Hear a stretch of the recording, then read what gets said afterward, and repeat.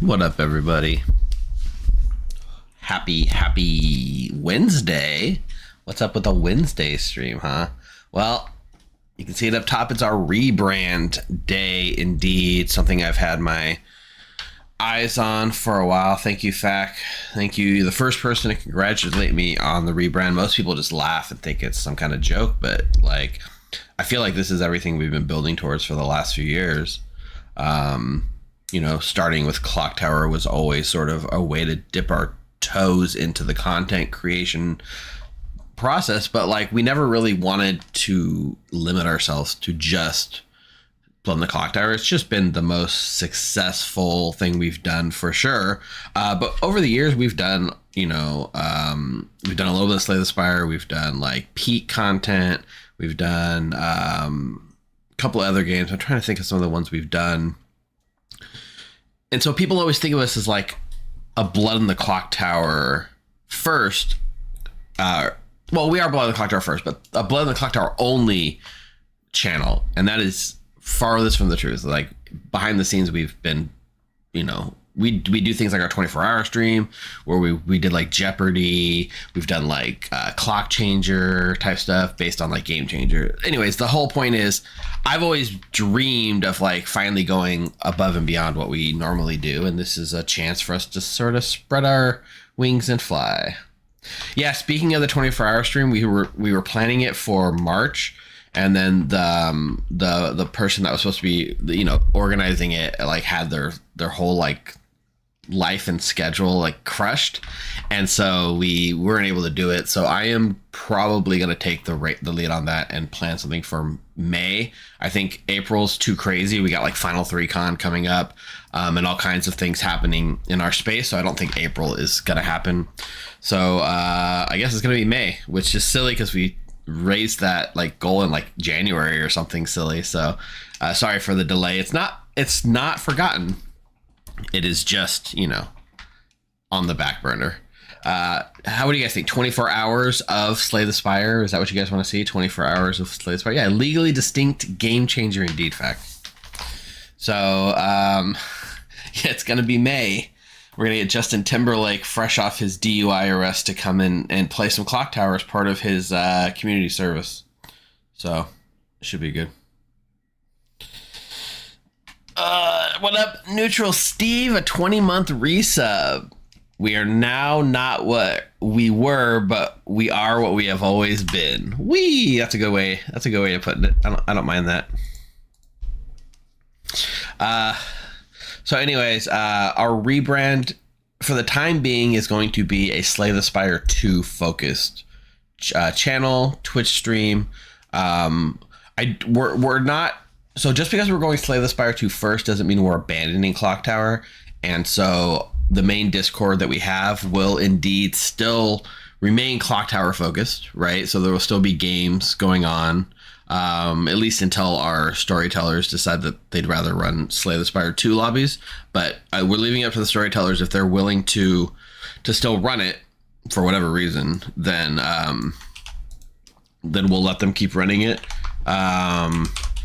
I'm going to post this real quick.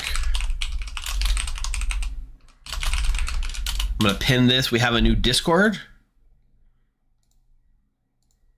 The Discord is for all of our Slay the Spire 2 focused discussions. If you are interested in learning, if you have questions, that's the place to go. That's the place to find someone to answer your questions. And that's the place to go to find somebody to basically play with you, right? If you're like, oh, I want somebody to hold my hand, do a run, let's just do it. That's what the channel is for. So please join that if you can. It would mean a lot to me if we can reach 5,000 members a lot faster than we did on the main channel, because, if we're being completely honest, there's a lot of people on the admin side, on the mod side that says, Steve, this is the stupidest thing you've ever done. Like, why would nobody cares? Like, we are a Clock Tower focused thing. Why are you turning your back on what made us, us? But I just think that they're wrong. And I think there's way more potential in growing to a new audience than just trying to like continue to eke out subscribers and followers in the old space. So help me prove Mike wrong and we can collectively say suck it, Mike, in that what we're doing is right. Another big question is like, why now? Pathfinder channel. That's we can do some Pathfinder. I mean, we're waiting for Pathfinder 3E to drop, and then we'll probably pivot over there. Maybe Starfinder 2E. We can do some Starfinder 2E. That's like a new thing, right? But like a lot of people did wonder, like, why now? Like, what about this specific day kind of caused us to change our mind? What are we doing Slay the Spire now? I see it as 2 or 3 real things, kind of like perfect storms events. First of all, like Slay the Spire 2 itself, we've had our eyes on for like a long time. I really was thinking about doing this at the start of the year. Slay the Spire 2 was supposed to come out at like December of last year, or actually November of last year, before it was announced that it was being delayed. So that kind of put a hitch in my plans. So I've always had it kind of ready to go and pull the trigger on. Secondly, you know, the game, like, so yeah, I mean, the game basically finally came out. Secondly, like Blood in the Clock Tower, you know, we've played it. I think we've almost run everything that the game has into the ground. I don't think there's a lot of room for new, fresh content in that space. The base game is like pretty much done and like explored and perfected. I guess it's been optimized, right? You know how you're supposed to play the butler. And no matter what cute things they try to do by like releasing a fresh coat of paint and calling it the Cutler, right? Like I saw Clock Tower, they're trying to keep, I think in response to like things like us leaving the space, they put an announcement out that there's new characters coming out, the Cutler, who is like, don't be fooled, it's just the butler with a fresh like Q in front of it, right? So anyway, Blood in the Clock Tower, TPI specifically, have just no interest in their game, right? Like there's no content planned. They did all these expansions. They did the carousel. They cashed in on that. They sort of did this Lork thing as kind of a Band-Aid, I think, fix, right? They heard the feedback like, hey, why is there nothing new coming out? They panicked. They decided we're going to make a new character type, guys, but it's the Lork. You know, it's like not a character you get to be. It's the Lork. Ha, ha, ha, ha, ha. In fact, we're going to turn other characters that we had into a Lork. We're like, that's like, just because you took the gardener and painted it green doesn't make it a new content, right? And then when they didn't have any other good ideas, they started looking through the community, because obviously the community always has the best ideas. And they said, how can we make Lorks based on what the community is already doing? So they took Blind Man's Bluff and they said, let's take a Blind Man's Bluff and make it a Lork. Okay, perfect. Oh, wait, Minotaur's Labyrinth, you got the 2 storytellers gag. Let's steal that and put it into the game as a Lork. Perfect. You know, all these Lorks are just lifting things that the community is doing. And so they're basically relying on the community to create content that they can then monetize themselves. It's not the worst plan, but at a certain point, you just kind of, you know, you're just kind of like, whatever, it's time to move on. This brings us to like basically this year when we were starting to plan like what we were going to do this year. Because we knew there's no content coming out, we started this homebrew project, right? We're making a homebrew script together and kind of iterating through it and making characters. And that's because we're forced to make our own content. TPI is not making any for us. Is that something you want to continue to support? Right? I don't know. It's hard. It's hard. And when the script, and then we were the Lork, right? So we're like, hey, we're doing a Lork competition because, again, no content coming from TPI. We have to create our own Lorks and our own content to make new things so that people will actually continue to care about Blood in the Clock Tower. So all that to say, I'm really excited for when the expansions come out. We're going to go back to focusing on the expansions, right? Garden of Sin, The Tomb, and it's Midnight, House of the Damned, I think it's called. Are those the 3? I can never remember. I've been promised that they're coming like mid to late 2027 as an exclusive sort of scoop. That's when the scripts are coming. So we have about a year and a half to hang out, right? When can we expect the Twitch channel to be renamed? In fact, like, unfortunately, with the Twitch channel, right, like, it's not that easy to rename your handle. I could rename the channel on YouTube easily, but I couldn't rename Twitch. Twitch doesn't have channel names; they just have handles, which is kind of odd. So, anyways, this is Perfect Storm. Clock Tower it's still fun. It's still one of my favorite games. It's my second favorite game right now, right behind Slay the Spire 2. Real quick, let me just check this real quick. Let me bring my browser up. Okay. So Steam stats. I want to look at Steam stats real quick. So if we look at Steam stats for the most popular games, obviously, the top seller, Slay the Spire 2, is number 6 top selling game on Steam, right behind 2 free-to-play games, which I don't think counts. Something called Rackcoin, a coin pusher roguelike. That sounds interesting. So obviously the potential's there. If we're looking at the most 100 top, look at Slay the Spire is the fourth most popular game. Show me the stats. All right, let me come here. Slay the Spire 2 has... Oh, I gotta come down here. Slay the Spire 2 has an all-time peak of 574,000 people. In the last 24 hours, we have 335,000 people playing Slay the Spire 2. There's 240,000 people playing right now at this moment in the world. Okay, how many people do you think are playing Blood on the Clock Tower? Well, I can go to the Blood on the Clock Tower app. Did you see that for a second? It says 0 people are playing in games, which I think totally makes sense. But there are 139 people playing Blood on the Clock Tower currently. So if you're just doing the math, obviously people are sick of Blood on the Clock Tower. 139 people playing in 10 games in the world versus 240,000 people right now. Okay? I think what people want to see is obvious.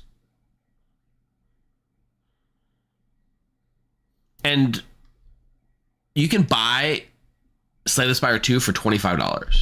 And it's yours to own forever. It's still in early access, to be fair, right? It's still in early access, but Slay the Spire 2, $25, it's yours. Blood in the Clock Tower, you can't even buy Blood in the Clock Tower for $25, right? You have to go to the Patreon. You have to give them a monthly subscription starting at $15 a month if you'd like to storytell or you know, at least reasonably get into games all the time. $15 a month, which means you're going to be paying a lot more. So there's a lot of... Awesome Pings are free, Mathlete. Awesome Pings are free. And Blood on the Clock Tower is awesome. It's just, you know, there's no Steam DB info for Blood on the Clock Tower, but if there was, the numbers would be plummeting. And I think they'll rocket back up. I do think when Blood on the Clock Tower releases the expansions, these numbers are going to shoot back up. Okay, probably close to the 240,000 number is my guess. But look at this window. Look at how big it was when the game came out. Like for days, it was like this high. Although my guess is they smooth out this curve and do like a single daily number as the peak and not like the highs and lows per hour. It's just like a daily high. Anyway, what's interesting is Blood on the Clock Tower and Slay the Spire actually do share a lot of bones, right? So if there's a lot of terms you're familiar with in Blood on the Clock Tower, you'll be familiar with in Slay the Spire 2. Like minions are a thing, demons are a thing. There are like slayers and knights.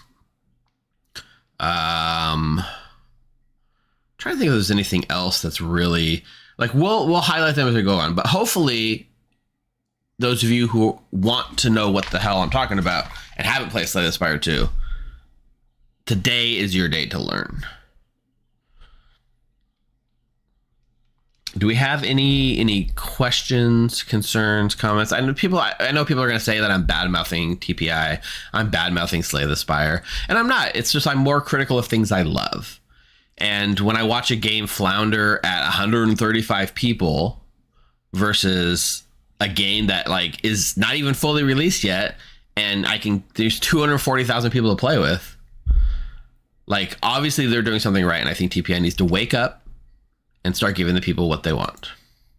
And what we want is not a cutler, right? We want a queen, which, by the way, is also in Slay the Spire 2.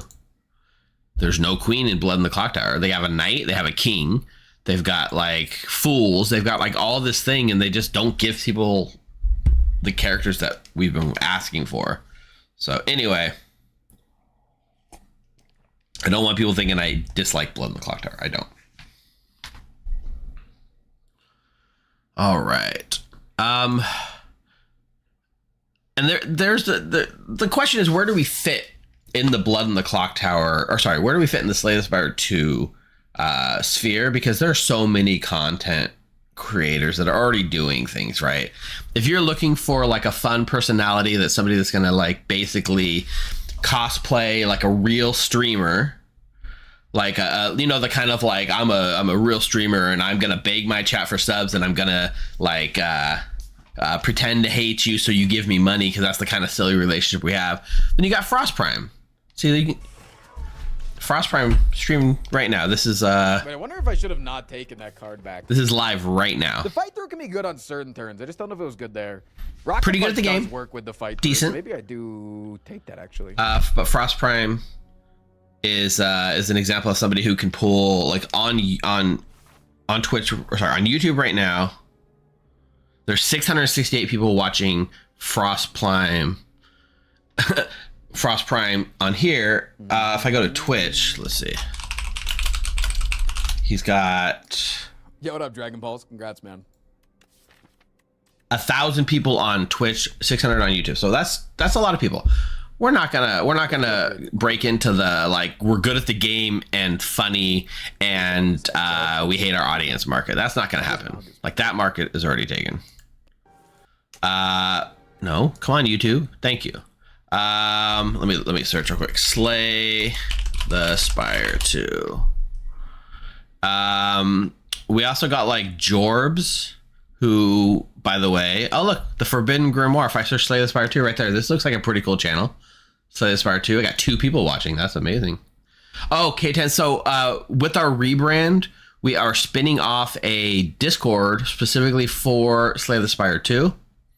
It's called the Forbidden Grimoire. It's a great place to learn how to play Slay the Spire 2, how to find co-op matches to get your questions answered, and just keep up with our Slay the Spire 2 content. And we're trying to get to that one to 5,000 members faster than we ever got the last one to 5,000 members. So if you join it, it's a great place to pick up Slay the Spire 2 shows.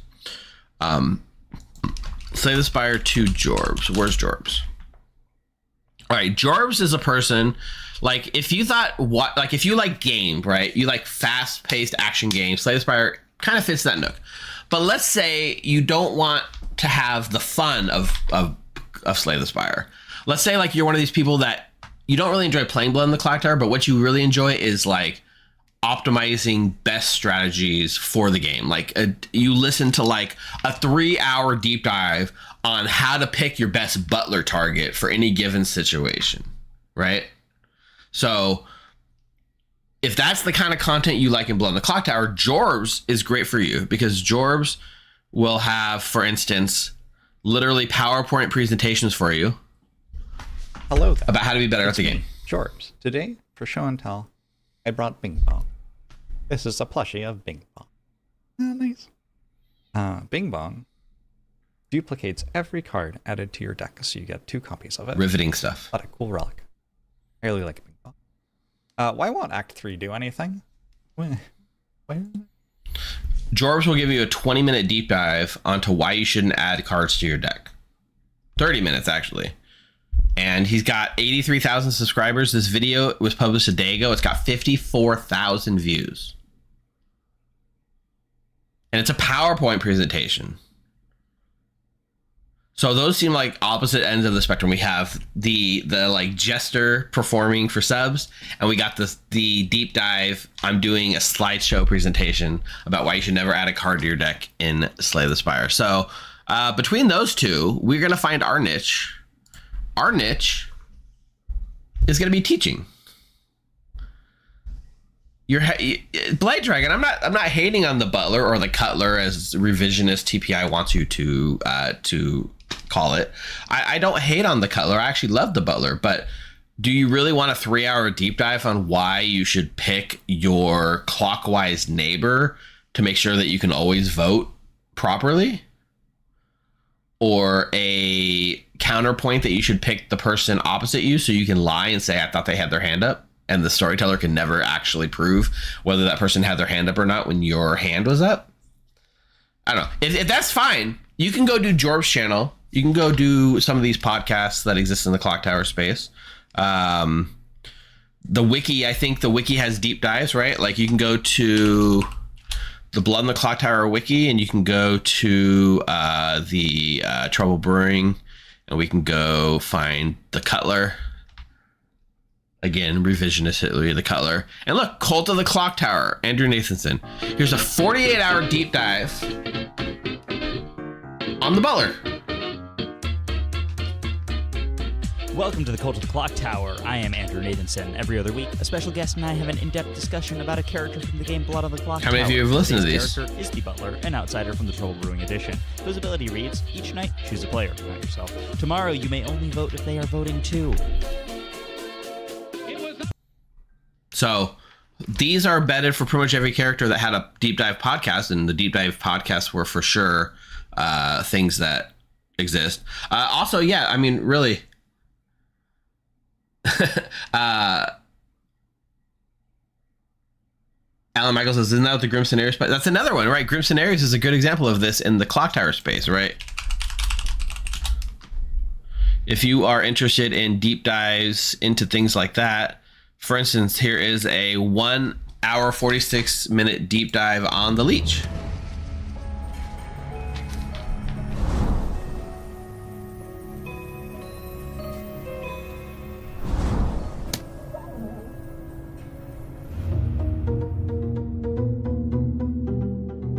What do we like, the jazz or the spooky music? Hello, everybody, and welcome to this week's episode of Grim Scenarios. We are here to talk about a character, but first, it's Milk, my co-host. It's me. So this content exists in both sides. Our content, the whole point of this is to show there's a wide breadth of content. Where do we fit in? So if I think about Blood in the Clock Tower, right, I think about our channel, the Grimoire, the Forbidden Grimoire, formerly the Grimoire, focused on really teaching new players the game, right? I do love the idea, reactionary content to the deep dives. So like we take other people's deep dives and we react to their deep dives. That's a good thing. I don't hate that, right?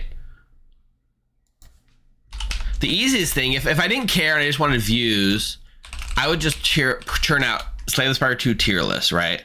Like, look, you put like ranking everything in Slay the Spire 2. Thoughts from a top Slay the Spire player.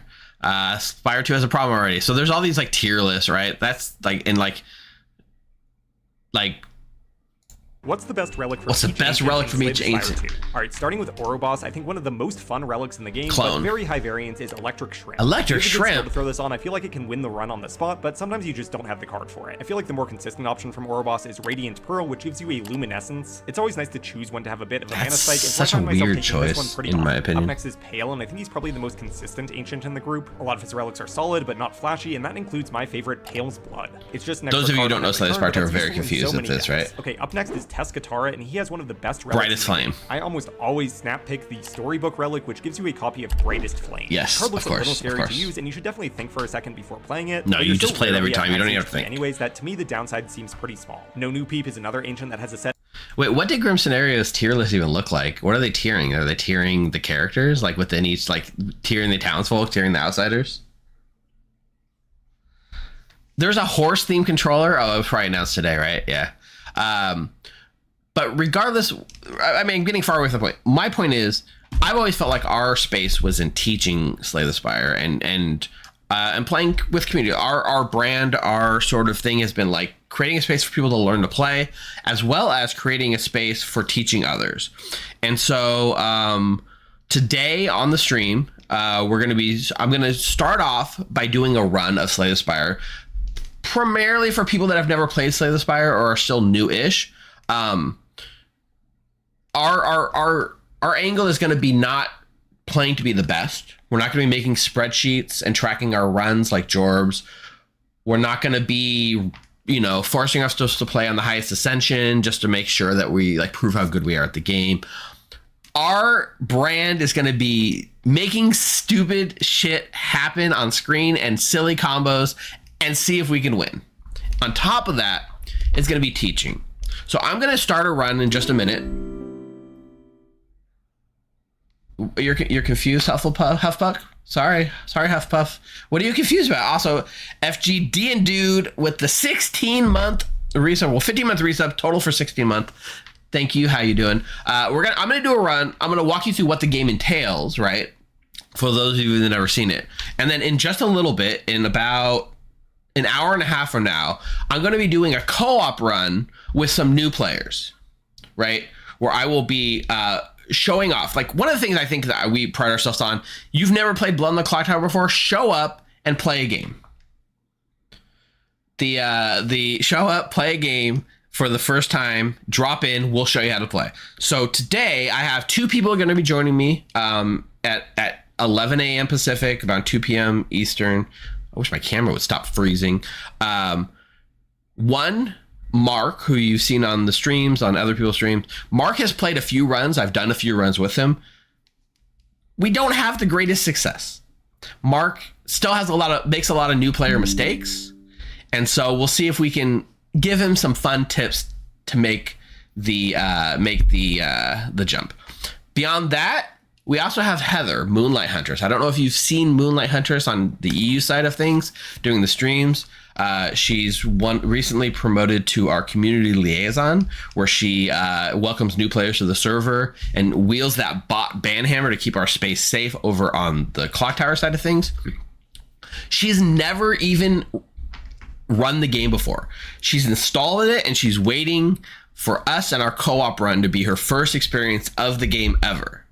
So it'll be literally akin to somebody saying, hey, come play Blood in the Clock Tower with us, drag you into a circle, sit you in a seat, hand you a script called Trouble Brewing, and hit the ground running. So I'm really excited to see how it goes with Heather playing Slay the Spire. Also, if you are somebody out there who is new to Slay the Spire that is looking for a way to learn, technically I have a third spot open for the Slay the Spire new player group, but you have to join our Discord, which is pinned in the Twitch. It's also in the YouTube description down below. So if you can, please join those servers. I'll be honest. I'm being honest again. Mike told me this is a stupid idea and that no one would ever join my stupid server and that I was wasting my time. This is just my plan to prove Mike wrong. And we all want to prove Mike wrong. Co-op is a lot of fun, Blight Dragon. It's so much fun. Mike knows nothing. And yeah, Lexi, I do agree we would never do something silly. Play for 50 hours already? Yeah.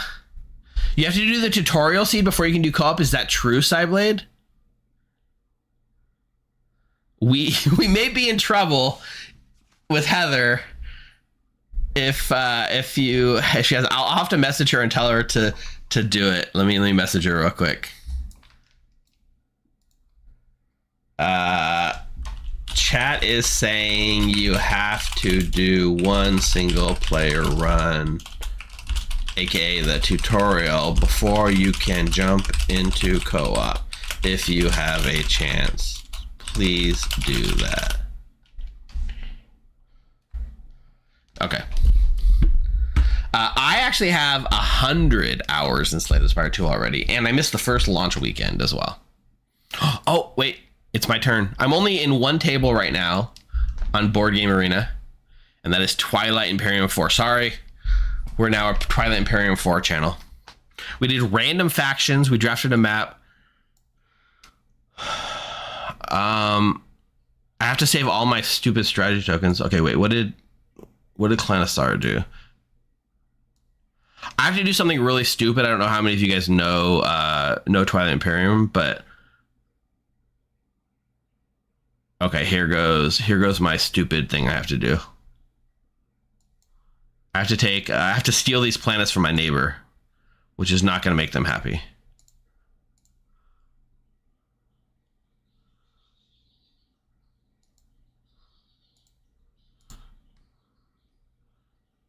And then I'm going to bring one from here and one from here.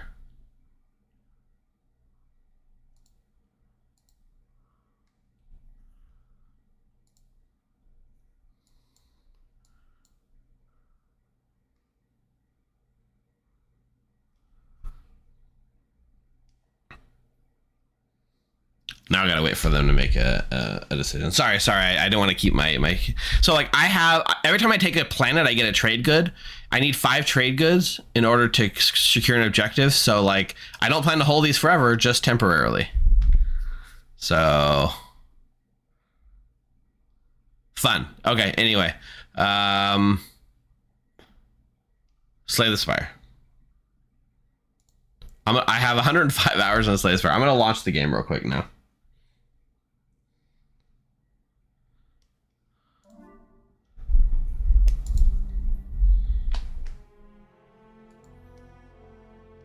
Come on, game. You can show up any second now.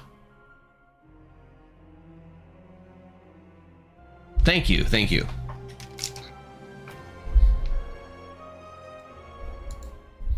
Okay. Slay the Spire 2. What is it? So, people will tell you it is a... Wait, I have a run going?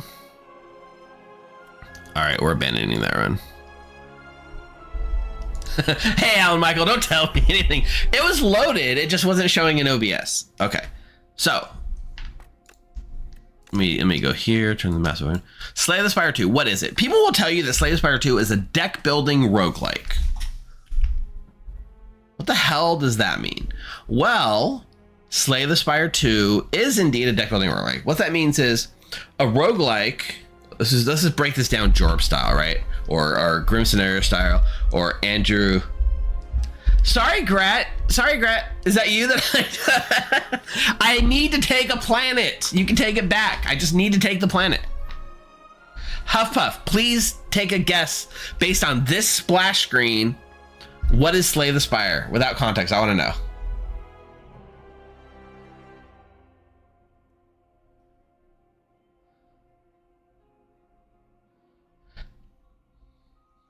I am curious as to what you think Slay the Spire 2 is. It's only one of the most popular games on the internet right now. 4th highest on Steam. 2nd or 3rd if you take away like free-to-play games. By the way, completely side thought while we wait for Huffpuff. OBS had an update today and it has a new soundbar, so instead of being vertical and like scrolling down, they're just horizontal, going up and down. I guess they were horizontal, now they're vertical. It's a lot nicer now. That is true, Alan Michael. I had a 41% evil win rate as Evil Steve. How could I live with myself? That's why I'm now Regent Steve, and you are all my minions.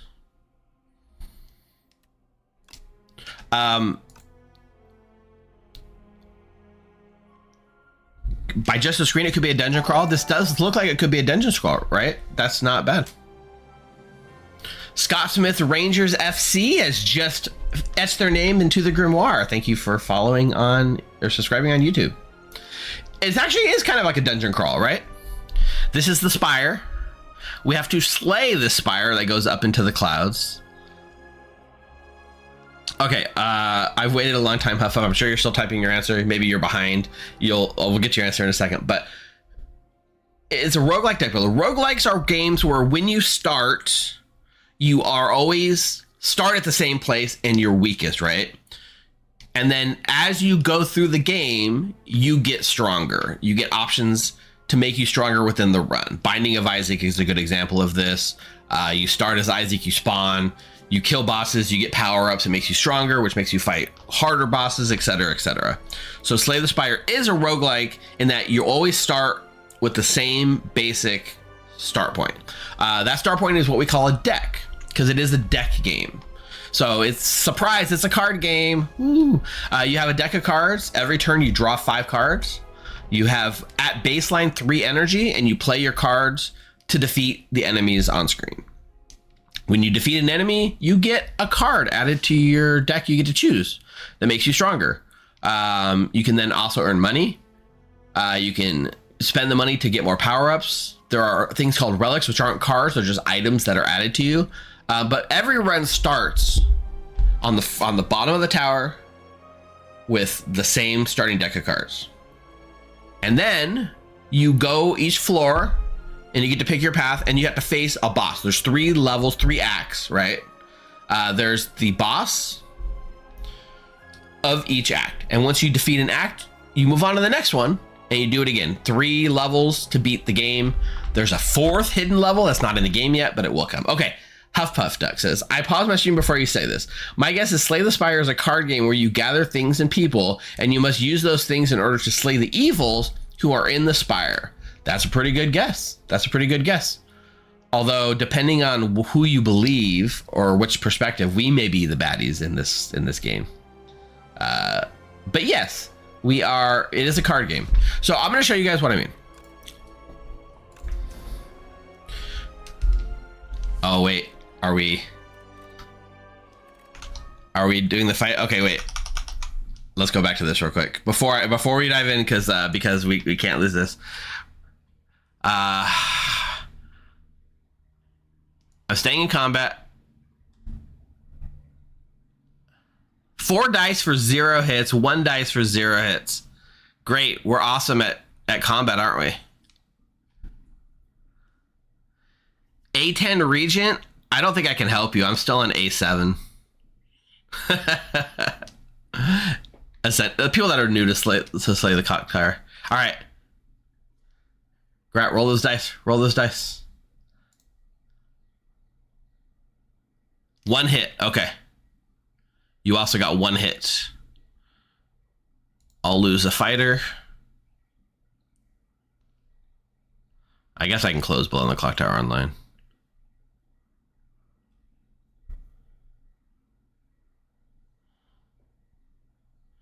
Okay, chat. Do I have a better chance at committing 2 people to 1 planet or 1 people to 2 planet?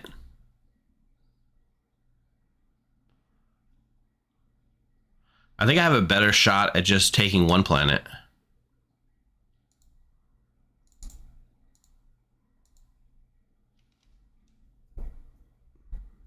A rebrand within the rebrand. Am I gonna lose this? Am I gonna lose this ground combat? Oh my god, I lost the ground combat.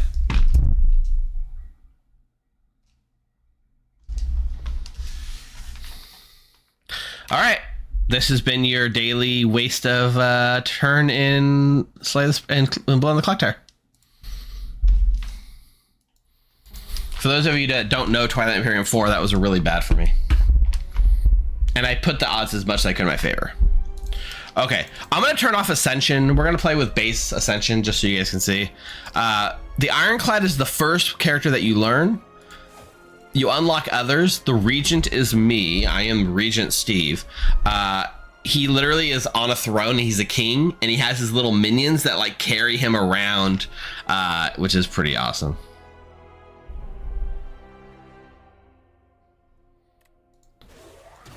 Necrobinder, like a necromancer. So we're gonna start with the Ironclad because I think this is the first This is the first. It's the first one you should play. Okay, so we start. Niao, this giant space whale, says that they have reborn us, and we must kill the architect. Okay, well, that's a weird, ominous thing to say. I can click on map. This is our map. We can see at the end of this map, we're fighting the soulfish. And these are all the pathways we can take, right? So we start here, and our goal is to go up one node at a time. So if I go to this one, then I have to go to this one next. If I go here, then I can choose to go here or here. Okay? These little things, let me just clear this really quick. These ones are here, you can see, are regular enemies. They give you a card for defeating them. These are random events that can be good or bad for you. These are elites, which are tougher monsters. And those elites can drop, they drop a card, but they also drop a relic, which are like these items that help you. Campfires let you do rest to get hit points back. They let you upgrade a card to be stronger, or there are other options that can be unlocked as we go. And then last, in the middle, you have these treasure chests. The treasure chests always give you gold and an artifact. Sorry, a relic. And then the last thing are shops, which let you basically spend your money. So if I'm just analyzing this path, right? If I go to this shop and I go this way, there's two shops in one path. That's bad, right? I'm not going to have enough money to spend at two shops unless something crazy happens. So interestingly enough, I probably don't want to do that. If I come this way, I'm not getting any elite fights. So more than likely, I'm probably going to try to aim for a path like this. Well, all the paths suck. So I don't know what we're doing. But we're going to start here. Multiplayer is actually so fun, and it works really, really well. And we're definitely gonna get to that. So Niao gives us what we call a starting bonus, a boon. So these are randomized. So Niao is an ancient. Ancient gives boons. They have a whole list of them, essentially like between like 9 and 12 options, and they give 3 random ones each time. So I can start with the free upgrade on my cards. I can get 150 gold to start the game, or I can remove 2 cards from my deck and take 13 damage. And I know what you're thinking. Whoa, Steve, why would I remove cards from my deck and take damage? Isn't that bad? Don't I want cards? Well, yes and no. Ironclad starts with 10 cards. Each one, these all cost 1 energy, strike for 6 damage. These are all 1 energy, block for 5. Bash costs 2. It does 8 damage, but it puts vulnerable, which means enemies take 50% more. These are by far the weakest cards in the game. And getting rid of them lets us draw our better cards more often. So removing crap out of your deck for 13 damage is generally an advanced strategy. For our purposes, I'm just going to take the gold, and we're going to go to our first fight. All right, here's how fights work. This is us. We're the Ironclad. We've got 80 health, 249 gold currently. We have an artifact called a relic called Burning Blood that says at the end of combat, we heal 6. So at the end of every fight, we're going to heal 6 health. That's pretty straightforward. This is our enemy. The Sea Punk is about to do 11 damage to us. In our opening hand, we can see we only have 1 block. So I will play my block, and then I will bash this person for 8 damage. His health goes down to 36, and we can see for 2 turns, because I put vulnerable 2, it'll deal basically more damage, but I don't have any other damage this turn, so I just got to take the 6 damage. Okay, now he's going to attack for 8, so I will block twice and attack for 9. All right, he's taking a turn off. He's now gonna block and increase his stats in some way so I can just deal damage without blocking. Once again, I'm not drawing my blocks, which is just unfortunate, but I'm just going to strike. It puts him at 10 health, so just 2 strikes kill him next turn. All right, not the greatest showcase, but you can see why our starting cards suck, right? They're not that strong. So I get 17 gold, I get a potion, which I can cash in to get 2 energy as a one-time use. And then I get to add a card to my deck. So here are our 3 options. I can do, this attack costs 2, does 12 damage, and the next attack we play is free.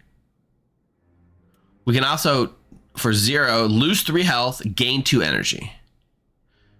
Or Tremble allows us to apply 2 vulnerable on an enemy for 1 mana. You're gonna take my planets now? You can't take my planets.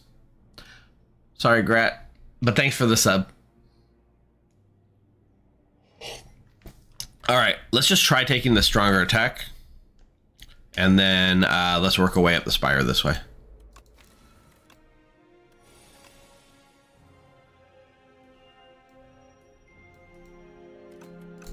All right, part of this game, part of the things in this game is that in addition to just getting better as a cards and stats, you can actually just get better as a player. So each enemy has unique attack patterns that you can kind of learn, unique strategies and things like that. What I know about these slugs, because it says they're ravenous, right? When an enemy dies, the corpse slug eats it, becomes stunned and gaining strength. So if I can kill one, the other becomes stunned for a turn. So I will do Unrelenting into Bash. If I kill him now, this guy will be stunned and get stronger, but that's okay. So now I'm taking no damage. I'm gonna draw a bunch of my strikes this turn, although I didn't draw enough. Okay, so strike, strike, strike.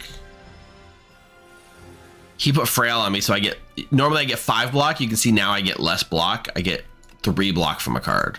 That's fine, I can kill him. And we heal our 6, and we get a new card. So Body Slam allows us to deal damage equal to our block. Armaments lets us gain 5 block and upgrade a card in our hand. And Thunderclap. So I'm gonna take an Armaments here. And we're gonna keep going. We're gonna keep slaying this spire. Let's do Armaments into Unrelenting into this into this. Take a little bit of damage, but we can kill this really easy. We're gonna see he just put a thing called Thorns on himself. So he has 2 Thorns. So anytime we attack him, we're gonna take damage back. All we gotta do is block first. I'm gonna upgrade my strike to deal more damage. Kill it. And look, I'm back healed to full. If a card is exhausted, gain energy. We're gonna take Battle Trance, which lets us draw more cards. Draw is king in this game. Once again, not drawing defends. We'll put vulnerable in 1 block.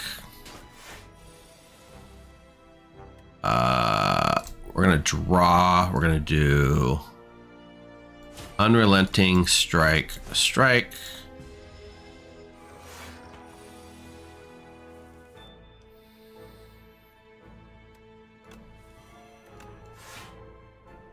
We can upgrade a block here. Take no damage. Unrelenting bash, strike. We should be able to kill him next turn, barring we get a good draw. Perfect. So now you can see we're slaying this spire. You can also skip. You don't have to take cards, and one of the best strategies generally is taking skips. But we're still in the weak phase. This does all enemies, which can be okay. We're fighting the Soulfish. I'll just take a Twin Strike. I really don't think Twin Strike's very good. So here we have a choice. I can either fight this big scary monster, which I don't feel very strong right now, or I can go to the campfire to make myself stronger. So that's what I'll do. I can rest and heal, but I'm already at full health. So we're going to Smith. So this is a permanent upgrade for the rest of this run. This card will be stronger. And because I've played this a lot, one of my favorite upgrades is Armaments. So Armaments goes from gain 5 block, upgrade a card in your hand, to gain 5 block, upgrade all cards in your hand. So we can upgrade this and kind of cheat out more upgrades as the fight goes on.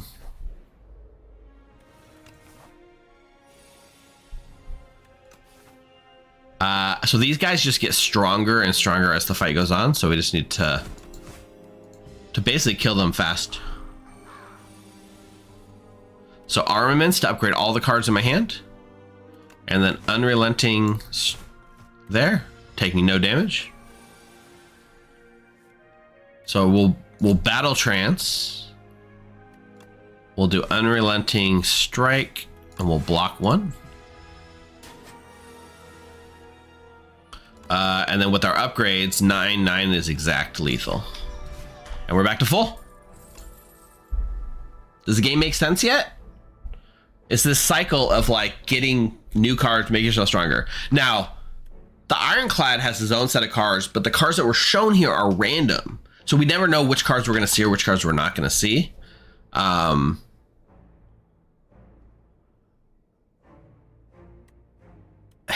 can be good. It lets us manipulate things. In fact, we'll put a headbutt just so you can see how it works. And then our next most impactful... I feel like I do like the Unrelenting. We need more damage. All right, so this is going to be our first elite fight. Elites are bigger and scarier and stronger, and we probably will take damage, but the rewards are bigger. All right, this is Skulking Colony. 79 hit points, but we can see he has this thing on him called Hardened Shell. Can't lose more than 20 health each turn. So we're going to do a headbutt. Headbutt, put that other card, the defense, back on top of our deck, which maybe was a mistake on my part. And he's shuffling Dazed, which is going to clog our deck with junk. We can't play it. It burns itself at the end of the turn. So we're going to draw all these cards, and then we're going to Armaments to upgrade all of them.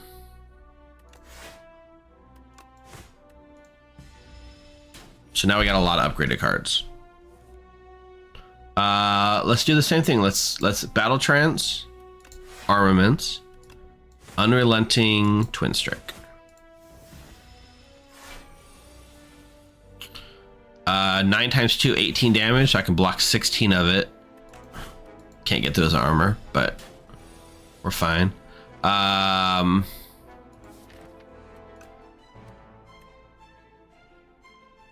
Honestly, let's headbutt back.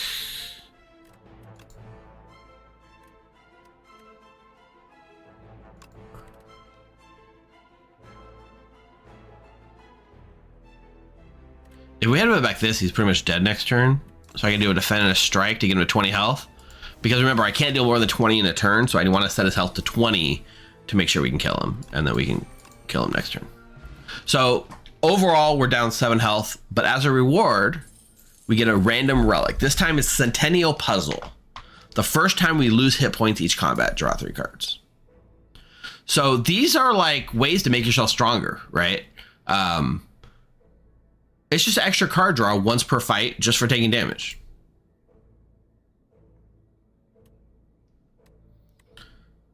Which we can actually combo with Bloodwall, I suppose. You know what? I'm taking Second Wind. And I'll explain why this is more of an advanced thing, but I know what Soulfish does, and Second Wind helps us with Soulfish.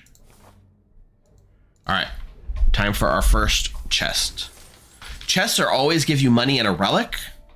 So here's another way to get a relic. You can fight elites or you can go to the chest. You get 1 relic per floor. Anchor, start each combat with 10 block. So on the first turn of every fight, I just have 10 block. And then I did say I wanted to hit a shop. I have 400 gold, so let's spend our money. This is our shopkeeper sitting here nice and peacefully. This is all the stuff they sell. There's 5 cards across the top for your class. 1 is always on sale. This is Hellraiser's on sale for 74. We also have 2 colorless cards that are, these can show up for any of the characters in the game. We got 3 potions, 3 artifacts. Sorry, I keep calling them artifacts. 3 relics. Artifact is a different thing in this game. 3 relics. So tiny mailbox. Whenever I rest, I get a potion. Red Skull. If I'm at half health or lower, I get 3 strength. And Abacus. Whenever I shuffle my draw pile, gain 3 block. All solid options to make us stronger. True Grit lets us exhaust a card. Uppercut allows us to apply weak and vulnerable to someone. So first thing I want to do is I want to remove one of my old weak cards. I never want to draw a strike. Strikes are bad. Get out of here, strike. Hellraiser, though, is interesting because Hellraiser says whenever I draw a strike card, it just plays randomly. So for the rest of the game, if I draw strike, these 4 strikes, also twin strike, it'll just play it against an enemy and I don't have to waste my energy doing it. You can go infinite with things like this.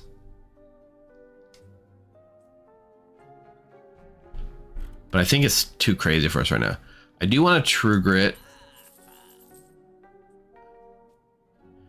And I think I'm going to take an Abacus here. And then we're going to see some question marks. So these are our first question marks we've seen.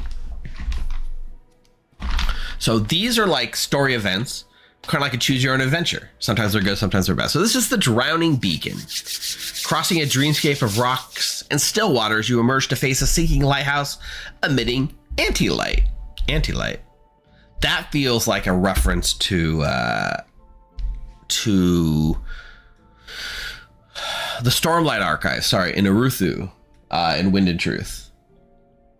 You can bottle up the eerily glowing water that is pooled here or climb up to gain the lens. So if I get the potion, which is exhaust your hand, draw 10 cards. That's great, especially against the Soulfish. Or I can obtain a relic. It says whenever I add a card with block to my deck, it gets 2 extra block for the rest of the whole run. But I lose 13 max hit points for that.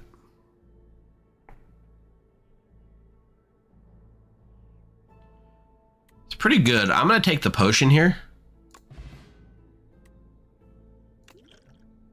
Using a nearby bottle, you calmly scoop up the glowing liquid as the lighthouse peacefully sinks into the mud.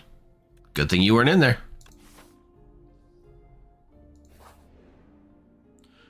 This question mark ended up being another random treasure chest, which is probably the highest roll you can get.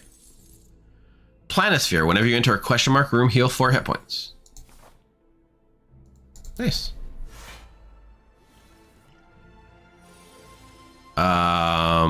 Unrelenting Strike. So this is a mechanic we haven't talked about, exhaust, which is kind of an ironclad thing. When you exhaust a card, it goes away for that fight. It comes back in future fights, but for this fight, it's gone. So if I was to play this, it's going to do a random card. So one of these 2 blocks is now out of my deck. It's in this pile of like gone for the fight. You can also say I started with the 10 block, so I didn't have to really block. Now, I think what I'm going to do here is I'm going to headbutt and put Unrelenting Strike back on top. And then Battle Trance to get it back.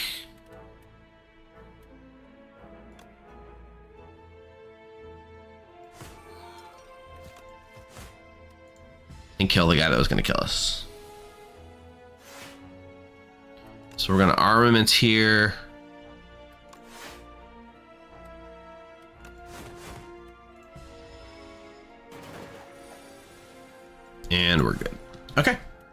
more down. My potion slots are full. So, like, is it worth losing one of these potions to gain a block potion? Probably not. Havoc, Blood Wall, or Pommel Strike. I'm going to take Pommel Strike. More damage, more draw. We're going to fight one more elite. So this elite is called the Phantasmal Gardener, sorry. These are some of the most annoying elites in Act 1. Probably the most annoying in Underdogs. So, 4 enemies. They're all 3 are attacking, 1 is getting stronger, and then it'll be stronger to attack next turn. The first time you damage them in a turn, they gain armor. So if I hit this guy, now he's got armor. If I hit this guy, now he's got armor. And then, so they're dealing 5, 12, 15 damage, so I can just do this and we're good.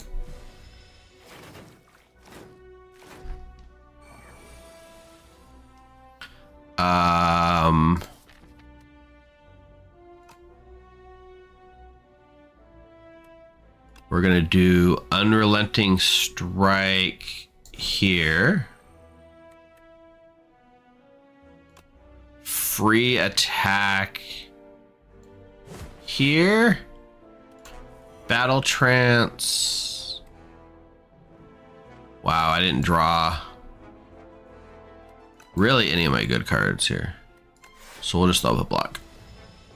Next turn, our draw pile is going to shuffle. Oh, actually, we saw our Centennial Puzzle. So Abacus just gave us 6 free block because we shuffled our deck. I'm going to Battle Trance to fill my hand to full. Armaments to upgrade everything. Now, True Grit, once it's upgraded, we can choose what card we exhaust. So I'm going to exhaust this Second Wind. And then we're going to kill this guy.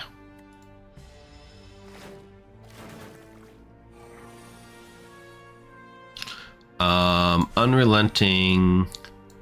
Bash. And we'll block a little bit.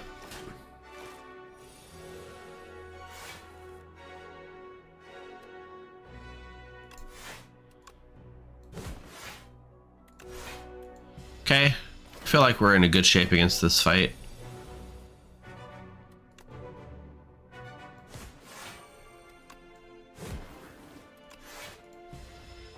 One last guy. And we're good. So we did take some damage there, but we're okay. Another potion, 10 to all, would be good against this fight, but not against the boss. Juzu Bracelet will no longer get random fights in question marks, which can happen. Iron Wave, deal 5 block. Aggression at the start of your turn, put a random attack in your discard pile and upgrade it. So powers are something we haven't talked about. A power is a card you play. It goes on your character, and it for the rest of that fight, it does this thing automatically. So at the start of your turn, you get a random attack back from your discard pile, and you upgrade it. I don't think that's really what our deck's trying to do. Also, the meme reference, right? There's a lot of meme references in here. Ashen Strike is deals extra card for every card we exhaust through like True Grit and through Second Wind. It makes this attack deal more damage. And honestly, I feel like this is probably what we want to do. All right, one last campfire. I can either rest to heal, or I can upgrade. So I'm definitely upgrading here. I'm strong enough. We're going to upgrade True Grit because I always want to have control over what I'm exhausting. All right, we're about to fight our first boss. Chat, who's with me? How many people are like, okay, forget this, I'm going back to Blood in the Clock Tower? I told you this game is very similar to Blood in the Clock Tower, right? So far, we haven't seen the similarities. But there are a lot of crossover references we'll get to.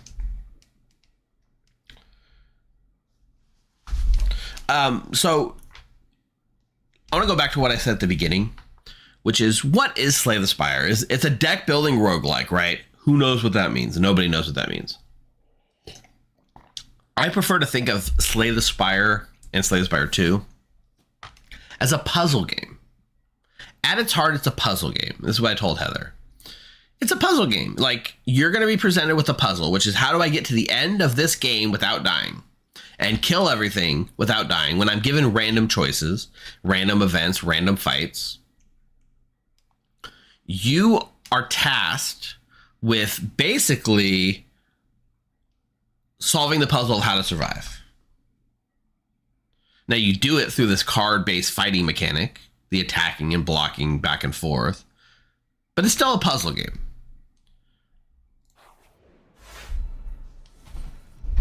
And so here's our first boss. He's a little bigger. You can see he's got 211 health. I say it's a he. I don't see any genitalia, so it could just be... It could be a she. I don't know how you tell fish apart. It's one of these clear fish. Look at the graphics though. The little breathing organs, the intestines, the heart. Are these eggs? If these are eggs, then it's got to be... I guess I would make it a woman, right? Is it a female soulfish?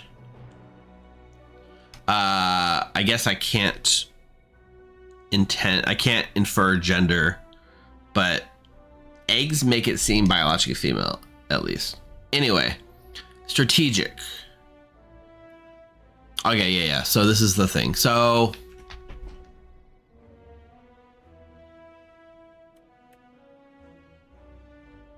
I'm just gonna go through the fight. We have our potions if we need them. Potions are good on tough fights, so in bosses and elites generally. I'm gonna do armaments, unrelenting, and then ashen ray. Yeah, so this boss is gonna give us 2 status cards, right? On this turn specifically. Now, the thing I was saying earlier is that the Soulfish puts status cards in our deck, but the status cards that they put, and they continue to put a lot in this fight, that's true. You got me, Sarah Isacorn. It's not a woman, it's not human. I guess that's true, right? Women implies a human. That's true. So we'll see in a second. It's gonna put 2 status cards, and I knew this is the case because I've played this game before, right? So it put 1. I don't know if you saw the graphic. It put 1 in our draw pile and 1 in our discard pile. So this is the card Beckon with the scary fisheye. It's a status card. At the end of your turn, if this is in your hand, you lose 6 hit points, and it costs 1. So if I play this, it goes out of my hand and it doesn't have the effect, but you lose 6 hit points. Now, in Slay the Spire, lose hit points is different than take damage. So no matter how much block I have, I can't stop losing hit points. So I don't want these to be in my hand. Okay, and now we see the Soulfish is doing 16 damage to us. So I will Battle Trance. I will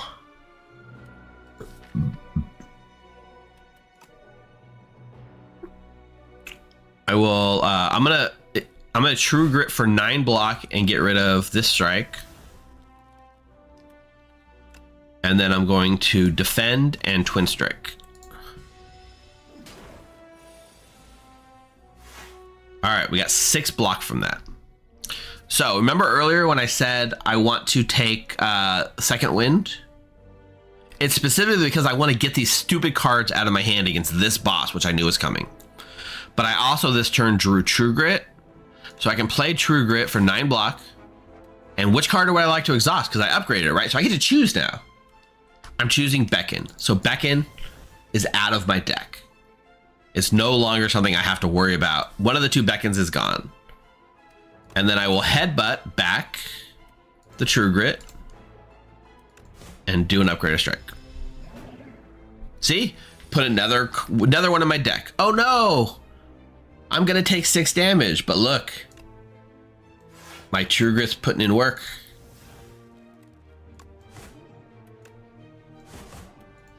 This is why. This is the kind of, when I say it's a puzzle game, this is the sort of things that, like, there's player skill and there's like character power, right? Knowing what the Soulfish is going to do has nothing to do with what happened in the game, other than I've had so much time in it, I understand how to what's going to happen, right? So this is a sad turn. The Soulfish has intangible, which means they can only take 1 hit point per hit.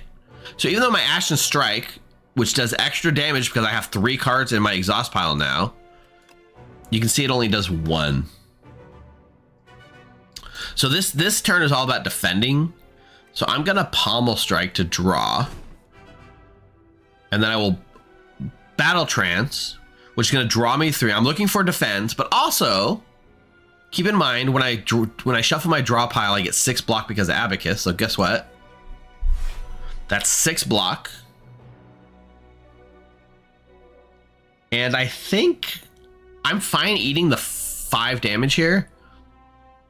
So I will do Unrelenting Bash because I want to put Vulnerable on the fish for next turn.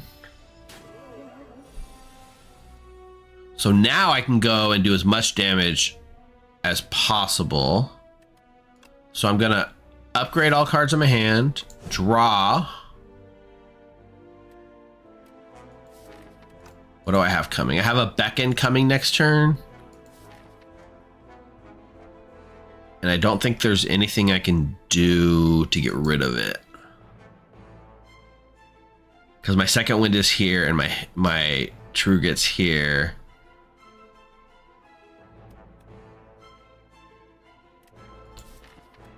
I think I can headbutt back the draw card to give me more chance to draw the cards I want. So 2 fishes here. Battle Trance. Here's the second wind I was looking for. So I'm going to play second wind. It's going to exhaust all non-attack cards in my hand. Beckons are statuses. Defends are blocks. The question is, do I want to keep 1 defend around? I don't think so. So watch. Goodbye, all non-attacks. 34 block. I got 7. What was it? 7 per. I now have 7 cards in my exhaust pile, including all these stupid Beckons. And then I will strike and headbutt, and I'm going to put back a Battle Trance. All right, so our Ashen Strike is now dealing 34 damage. If I can get a vulnerable, if I can get the bash here, I might be able to kill him. But I'm not going to get greedy.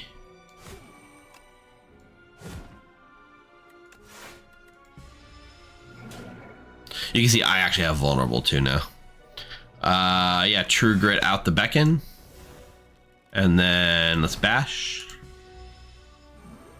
Oh, intangible for a turn. Great. Armaments, Beckon, strike. And if we can just deal 30 damage, we win.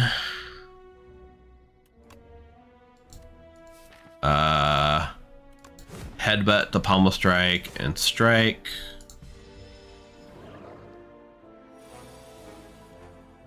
Ashen Strike, 38 damage. We've done it. We've beat our first boss. Congratulations. All right, first boss down. Remember, there are 3 acts and 3 bosses to successfully slay the Spire in the current version of Early Access. So 100 more gold, and we get a card, but you'll notice it's gold, right? So there are different card rarities in this game. These are starter cards. Anything that's like gray like this is a common. Anything that's blue is uncommon. And anything that's gold is a rare. So these cards are rarer, but more impactful. I don't want to say more powerful, though generally they are, but they're definitely more impactful. So Tear Asunder deals 5 damage and more. It hits more times the more damage you take in a fight. Why would you want that, you would say? Well, there's a lot of cards the Ironclad has that hurts themselves to play, and it makes this card go nuts. 2 energy for 30 block, exhaust, once per fight, just give myself 30 block for a turn. That's great. That's a great card. Pyres of Power. It costs 2, but you gain 1 energy for each turn for the rest of the fight. So we'd have 4 energy per turn to play with. So it's definitely one of these 2.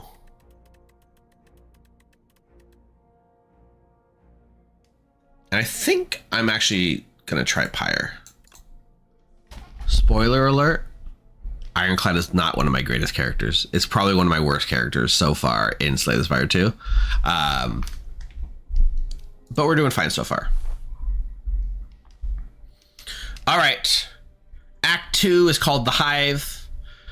We can see we have an ancient down here. This is I forget this character's name, like Orobos, the eyeball. Our boss is going to be Tamatoa the crab. No, it's actually called Kaiser Crab, but it's basically Tamatoa. We have a map to climb. We got a boon to get. Let's go to our ancient. So Orobos, the living rainbow, says, try this. So here's our, first of all, you get a heal. We healed the full. Second of all, we get to choose one of these 3. So Electric Shrimp says, enchant a skill with imbued, which means at the start of every fight, it'll be pulled out of our deck and played for free. What skill could we play that would be great on the first turn? Not much. Battle Trance off the top. Armaments, True Grit, Second Wind. I don't think in our case, this is doing much for us. Driftwood, we may reroll each card reward once. So at the end of every fight, you get a list of cards you want to pick from. Once, if we don't like any of the cards, we can hit reroll and reroll them and choose from the new reroll. It helps us find specific cards or find builds we're going for. Lastly, Archaic Tooth, which transforms Bash into... So Bash currently is 2 mana, deal 8 damage, 2 vulnerable. Break makes it 20 damage, 5 vulnerable. And you get a nice full art card. What do you get? What does chat think? If anyone's active in chat, let me know what you guys think. I'm partial to Archaic Tooth.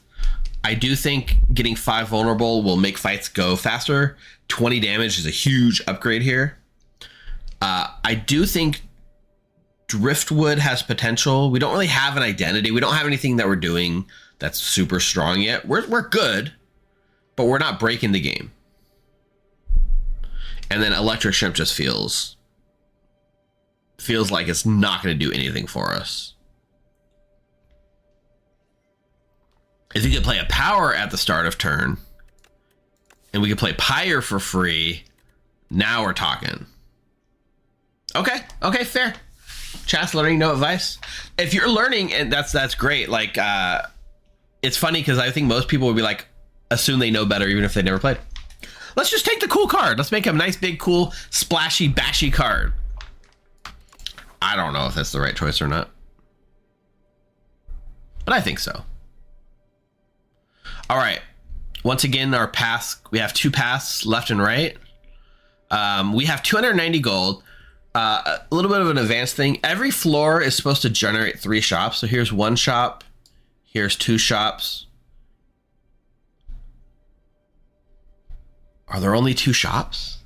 I've seen this happen before where there's only 2 shops. Wow. You shouldn't trust my 100 gameplay hours. I mean, to some extent we can. In general, I like to aim for 2 to 3 elites, depending on how strong we feel. So if we take this path here, that's 2 elites at the end.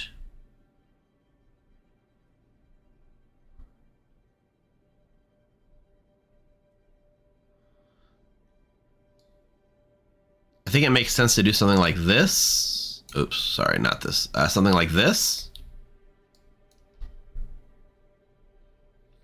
This goes fight, fight, question mark, fight, fight, campfire. Or we can do fight, fight, question mark, fight, campfire. Shop. It's basically the same, so we'll go this way. All right, this guy has a slightly unique mechanic. Let me draw. Maybe I can draw True Grit. Or sorry, I can draw armaments. I did not. So we'll break 20 damage vulnerable. And then I want to get rid of my strike because I don't like weak cards.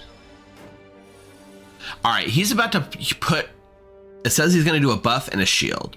What this guy actually does is he puts a shield on that gives him a ton of armor, and then he just attacks until we break it. This is a great turn to use our Pyre though. Could we kill him? 27, yeah. So I will armaments and play an upgraded Pyre. because he's not attacking us, so we don't have to worry about taking damage. So now with the Pyre giving us 2 extra energy, I have 5 energy to spend, which is just great. He's going to deal 23 damage unless I can break through all his block. Which, by the way, we probably can. I'm going to put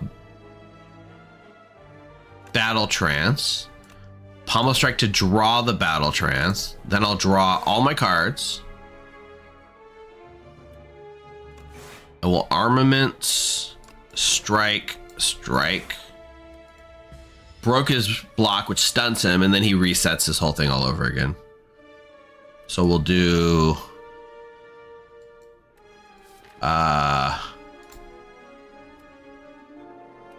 we'll do Headbutt to put back Battle Trance. We will Pommel Strike. We'll draw. We'll Unrelenting. Oh, he's dead. He's dead. This is the first time we've seen this, actually. So Body Slam Plus, this is... Sometimes your card rewards include pre-upgraded cards. So Body Slam normally is cost 1. When it's free, it costs 0. So for 0, we can just deal damage equal to our block. So let's try one of those. Ironclad's very defensive. All right, we are in the Hive, so there's a lot of bug-like creatures. These are like cockroaches, exoskeletons. Their gimmick, which kind of counters us, no matter how much damage you do, they can't take more than 9 damage a hit.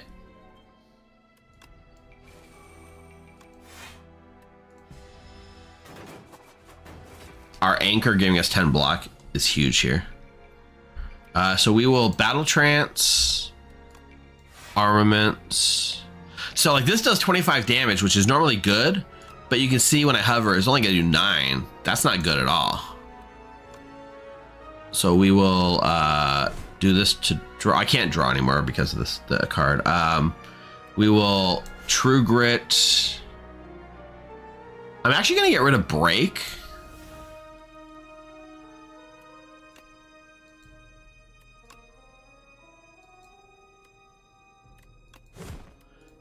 Because it's not doing anything for us in this fight. All right. We're going to do Block, Strike, Headbutt, back the Body Slam, Twin Strike, Ashen Strike. You can see once you get more energy, it allows you to do some crazier things.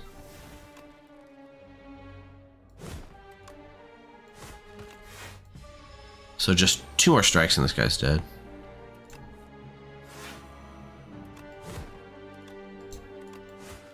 Okay. I don't think we need the weakness potion. Pommel Strike Plus is good. Uppercut combos. We'll take a Pommel Strike Plus. All right, another event. Stone of All Time. A massive boulder sits in the middle of an abandoned courtyard. A plaque reads, Stone of All Time. Its present shape and adornments indicate that this courtyard was built around the stone and that it has never been moved from the spot. So I can drink and lift the stone. I will lose my energy potion but get 10 max hit points. Or I can push the stone, which costs me 6 life, but I get to enchant and attack with Vigorous 8, which says the first time this card is played, it deals 8 additional damage. If I was going to put it on something, it'd probably be Twin Strike, which attacks twice, which would mean the first time we play it in a fight, it deals 13 twice. 13 twice.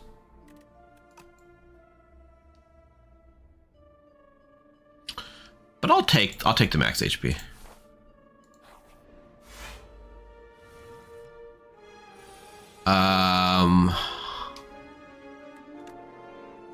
Pyre.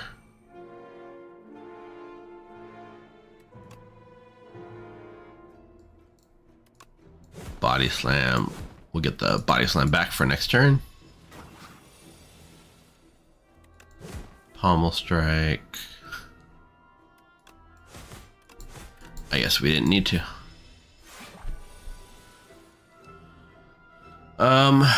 Battle trance, armaments. Get rid of the strike.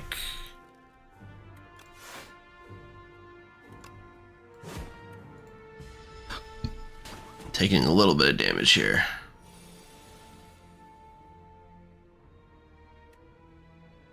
Let's do break into battle trance into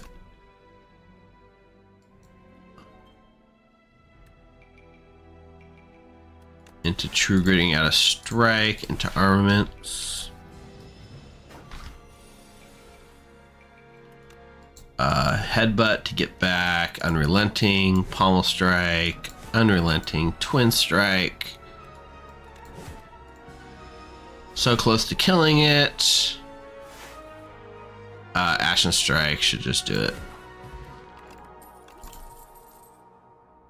Twin strike, thunderclap, armaments. I think our deck's in a good spot. I don't see any of these helping us, so I'm gonna skip.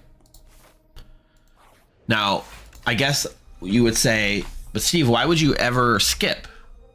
Isn't that a strong, aren't those cards good? Yes. But as of right now, we have 21 cards in our deck, which means if we draw 5 per turn, in theory, I see each card once every 4 turns. So if I have strong cards, having less cards in the deck means I see the ones I want more often rather than adding more things we do. And so I don't think I want more cards in my deck unless it's doing something very specific for us. Okay, this guy is really hard. This guy's not an elite, but he might as well be. He's got a debuff he's going to put on his next turn. Every time you play a card, it makes every card you play later that turn weaker. Luckily for us, we hit big and we hit fast, so we should be okay. I'm gonna pop a power potion. Aggression, Pyre, and Demon Form. I'm gonna pop so the power potion makes whatever this is free for the turn. So I'm gonna pop a Demon Form, so I'll get 2 strength every turn.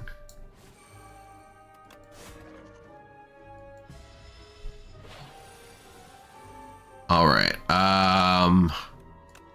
Armaments, break, defend. Great.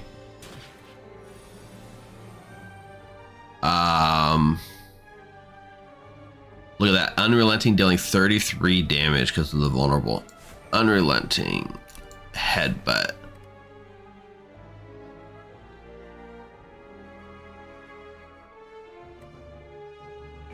We'll put back that.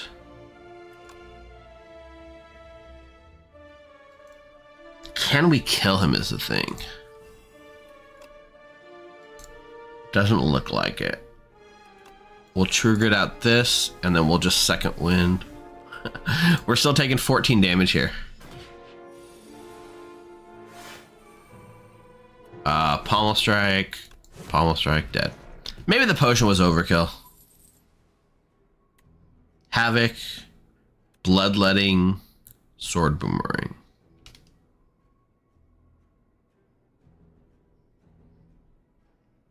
Oh wow, a bot on YouTube. How novel. Any mods on YouTube side right now? Let me deal with this real quick. I gotta kill the Spire and I gotta kill bots. Psh. And report.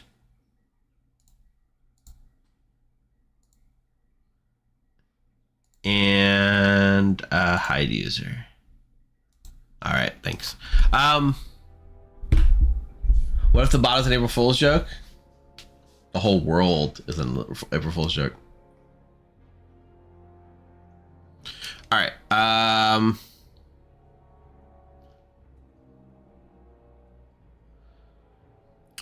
Again, I think this is a skip. If I had strength boosting in some normal way, sword boomerang, since it hits multiple times, the strength going up makes it way better. Bloodletting is actually really, really good though.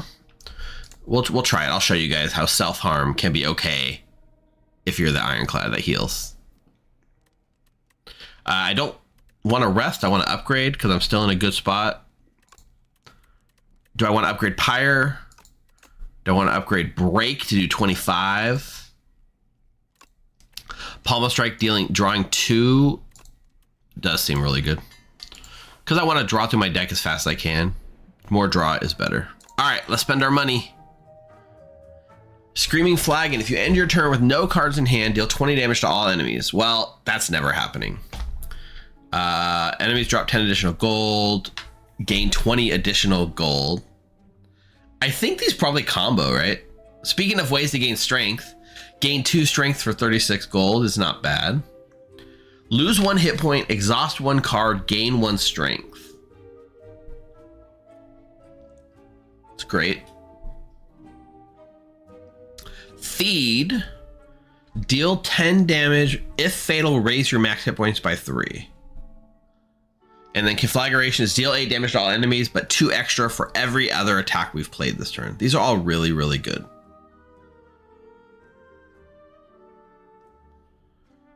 I want to get rid of a strike for 100 gold. We can no longer afford the bowler's hat.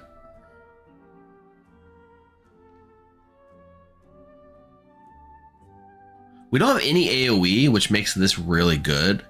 Feed is so good, but you have to like play drawing for it and trying to get the killing blow with it every time. Let's take Conflagration. And I think I'll show you guys how Expect a Fight can be really good. All right, Pantograph. At the start of each boss combat, heal 25. So that's even less reason to heal at campsites. All right, we're strong. We can take 2 elites. So let's do it.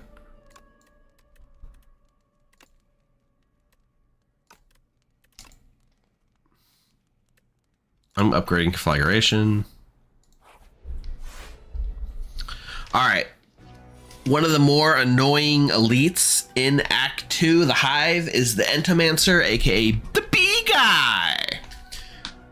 Every time you hit him with an attack, he puts a dazed in your draw pile. Which means if you're attacking him and not being careful, you're gonna draw nothing but dazed. So you wanna hit hard and big. So 20 damage, vulnerable seems good. And 22 damage seems worth it. I'm gonna take some damage, but there's nothing I can do about that. I mean, I could pop a potion, but we're fine. All right.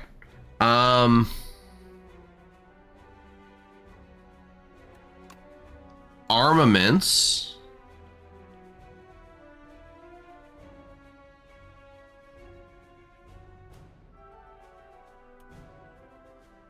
Second Wind, by the way, is really good against these because you can exhaust them for block.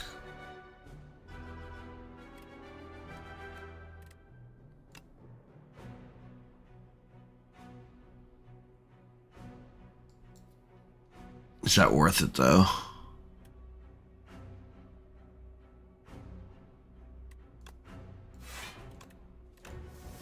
Let's just hold off. Let's just defend for now. All right. This costs 2, but it gives us 3 energy. So if I play this, I gain 1 energy. I can headbutt to make sure that we draw.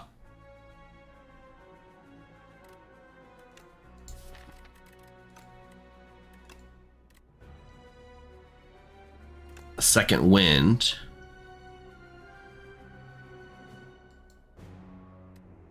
I'll leave it at that. So he got a strength boost, so now he's dealing 28 damage. I can do Battle Trance, which draws my whole deck. I can then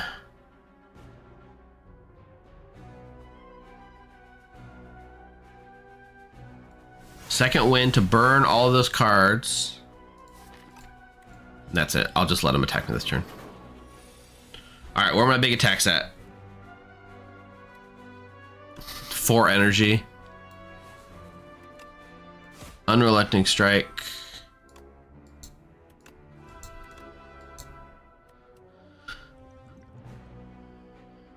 This could be a good use of Glow Water, but we're gonna wait. Oh, actually, this is the thing we never done this whole run. I actually forgot. Unrelenting Strike says your next attack you play costs 0. It doesn't have to be the same turn.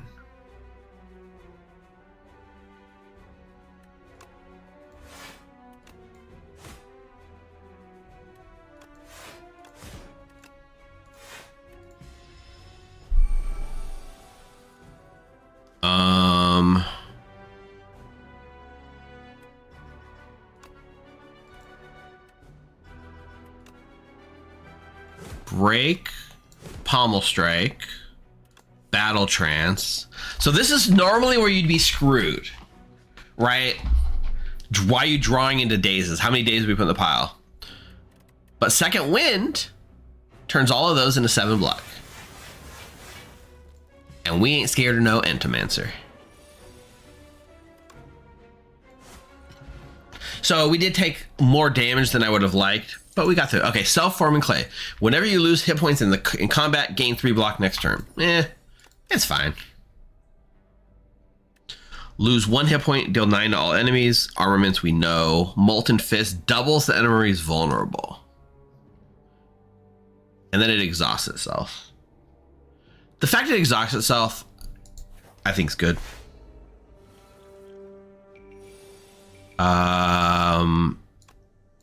Battle Trance, Pommel Strike, Headbutt, Strike. This guy summons like little guys like this. If we can get our conflagration, which of course we did not. Well, armaments. So this is an example of where bloodletting is good. We're going to lose 3 hit points, but we get all that energy back. So we can do this. We can True Grit out. Defend.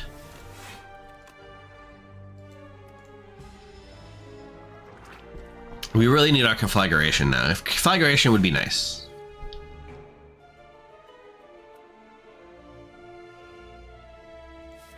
Of course, last 2 cards.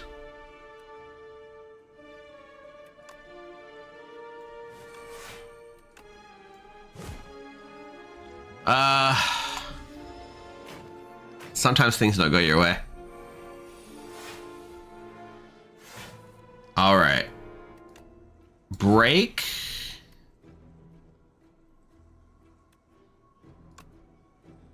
Body Slam. Molten Fish. Conflagration does 18 to all. That's enough to kill everyone. Thunderclap. Juggling. Add a copy of the 3rd attack you play each turn in your hand.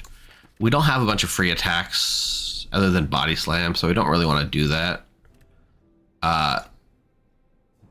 It could be nice with conflagration, because yeah. Let's take a taunt. We need more defensive options. All right, the Relic Trader. You turn a corner and suddenly a shadowy figure is just standing there. He wants to pivot to face you. Welcome, what are you trading? The figure inquires as he flares open his cloak to reveal a slew of suspicious wares. So we have to trade one relic for another. Look at all this cool art. These are relics I can recognize. Throwing Dagger, Eternal Feather, Shuriken, Snecko Eye, Gambling Chip. These are all like actually in the game. So if I give up Centennial Puzzle, I get Festive Popper, which 9 damage to all enemies. Trade Planisphere for a Whetstone, upgrades 2 attacks. Trade Juju Bracelet for Bellows. I'll give out the Planisphere. Whetstone upgrades 2 random attacks. We saw that it upgraded a Strike and Twin Strike. So, all right, last elite. This is Infested Prism. We call this the Dorito because it looks like a Dorito. It attacks hard. It does a lot of damage, but the first time each turn you hit it with an attack, you get energy back. So I have 3 energy. I'll play Pommel Strike to draw 2. I get my 1 energy back, but only the first time. Then I can do defend, defend. I should have done this earlier, but I didn't, but that's fine. Strike and body slam. So now I have 1 strength, 1 attack. All right. Taunt gives me block and applies vulnerable. Break applies damage when vulnerable. I get an energy back. Battle Trance lets me draw 3 additional cards. Bloodletting, lose health. Armaments, unrelenting.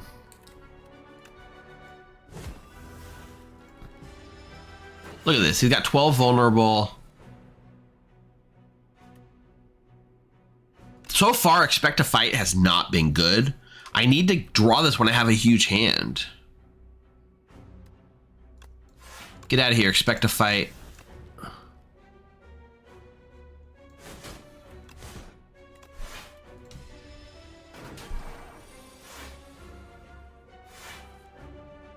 I don't know that I need Pyre to kill it, so we'll do Break, Headbutt.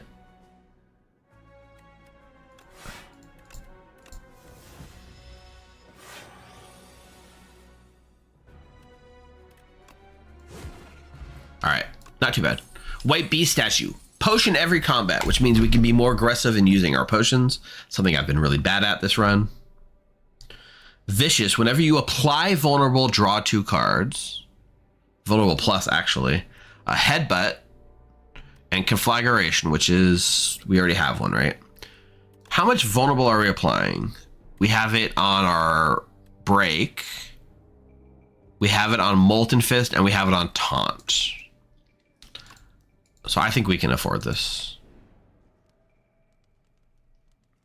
All right.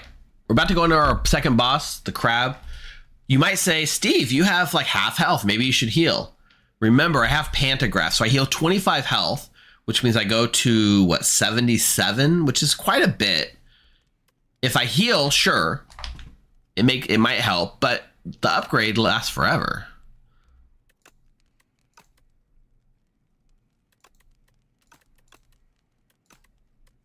Which upgrade is most impactful for us?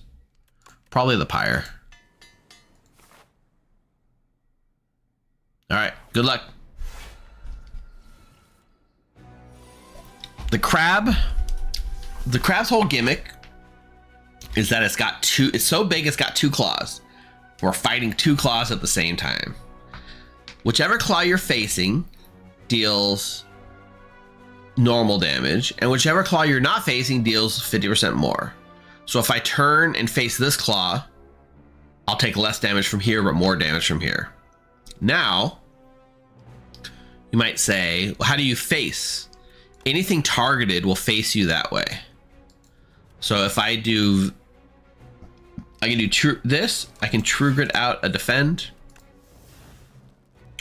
And then I could do this, but I'm just gonna defend here. Because we got our power off, so now whenever we apply vulnerable, we're stronger. So I can do Pommel Strike to draw.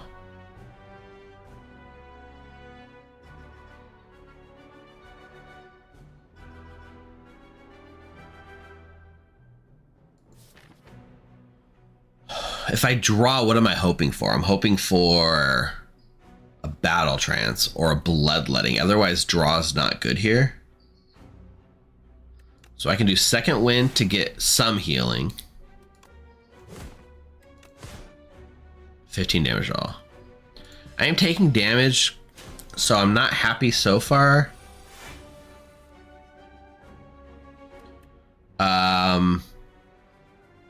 We'll Bloodletting to get health.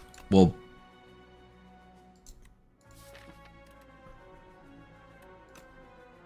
gonna Headbutt back Conflagration. I'm going to Battle Trance to draw all these cards. Expect to Fight now gives me 5 energy. Okay, it's finally paying off. So now it's at 7 energy. I'll upgrade everything. I'll do Unrelenting, Break, Pyre, Molten Fist into Conflagration. That was a pretty good turn. So on this turn, Crusher and Rocket's getting powerful. So I will turn and block here. I applied Vulnerable because of my Vicious. I drew cards. Not a great...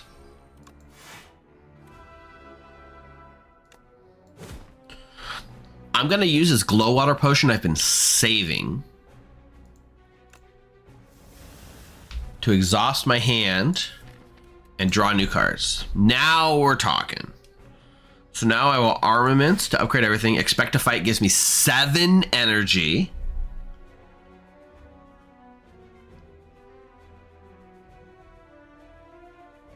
I can't draw anymore. Oh, I can. I never played Second Wind. I haven't played Battle Trance. Holy. Okay, we're going off. We're going nuts. Headbutt to get back. Expect to Fight. Pommel Strike to get that back again. We'll Expect to Fight again. Now we have 10 energy. Okay, we're cooking. Then we will break here. Applied Vulnerable, drew more.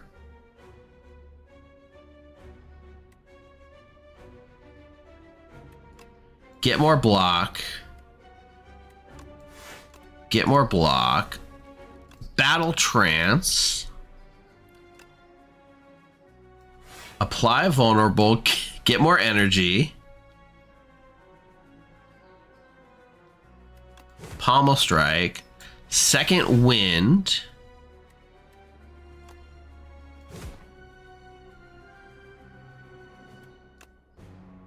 Conflagration to kill them. Oh my god, that turn was insane. That was one of the best Ironclad turns I've ever done.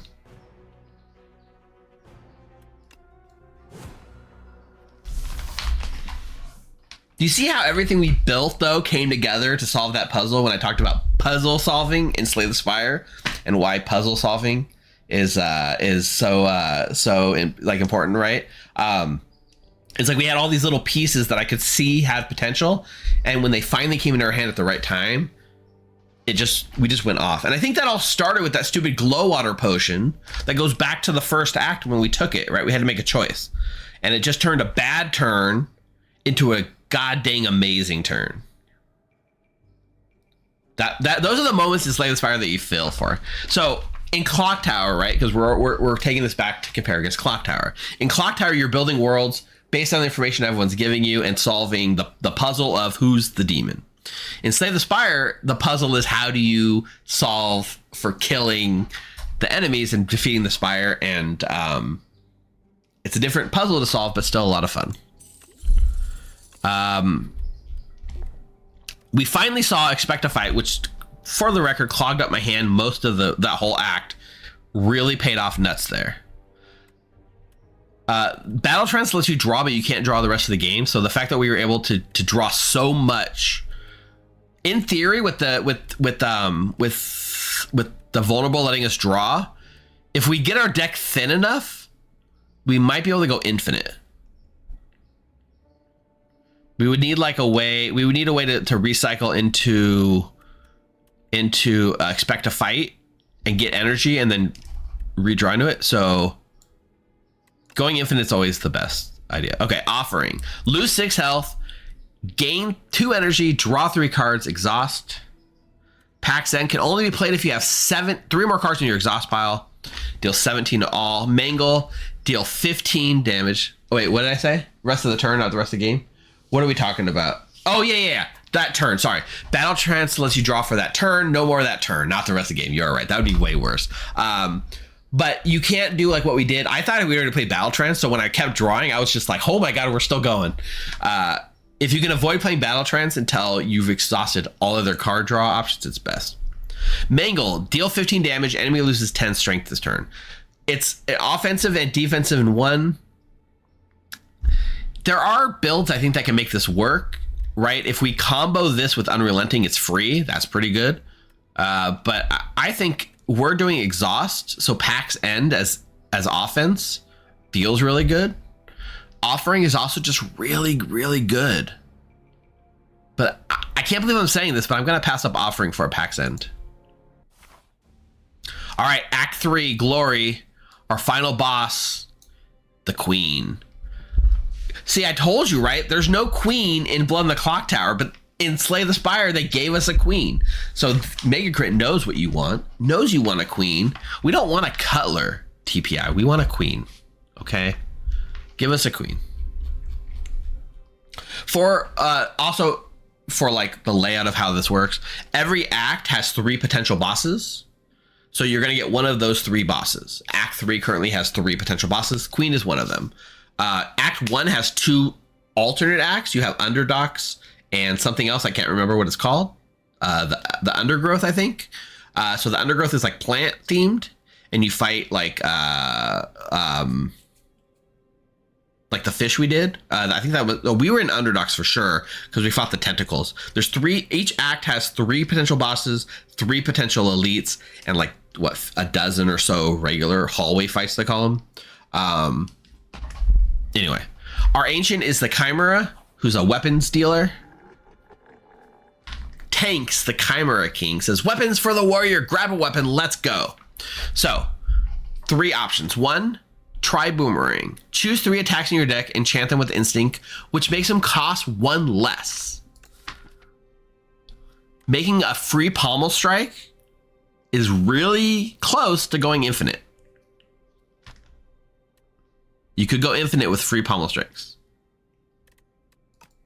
Maul, I mean, there's other things we could do too, right? We could make our break cost 1, which is good. We could make Conflagration free. Yeah. 2, transform up to 6 cards into Maul. Maul is really, really, really good. Vokir, you said you haven't done it yet. I've had such success in Maul runs. It's insane because you can transform up to 6 cards. So you can take 6 cards out of your deck that you don't like all your strikes, some of these defends, some of these cards that we're kind of, not so excited about anymore. They don't do a lot at the start. It's just 5 damage twice. So you pay 1 mana, so it's 5/5. But all future Mauls get increased by 1. So then you play it a second time and it's 6/6. And then it's 7/7, 8/8. So Slay the Spire has this concept of scaling, which is in boss fights specifically, the longer the fight goes, enemies scale, so you need to scale to keep up with them.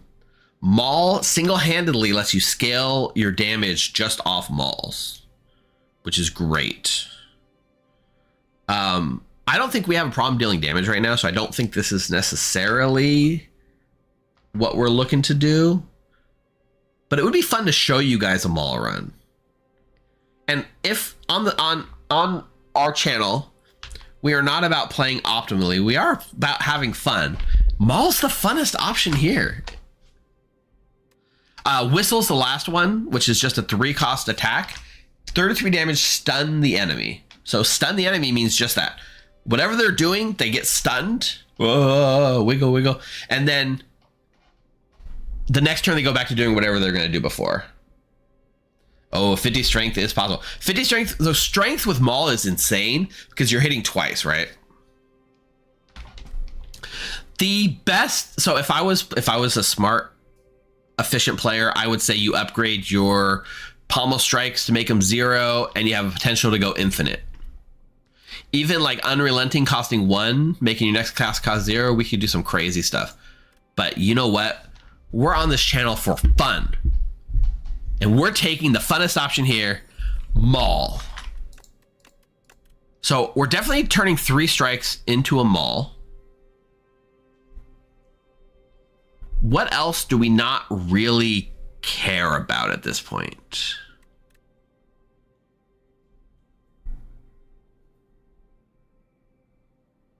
You know what? Maul, Twin Strike. Maul's just a better Twin Strike, so let's get rid of that.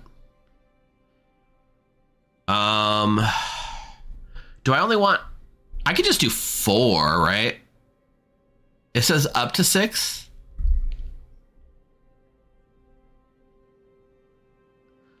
Lost the word achievement. What are we talking about? I'm confused.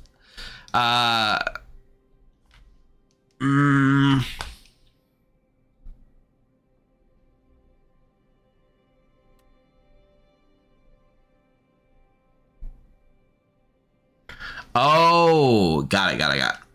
I got the 50 strength achievement. Got it. The first sentence. Wow, Amanda, you're having a hard time typing today, huh? Is that fat finger in it? Do we need unrelenting anymore?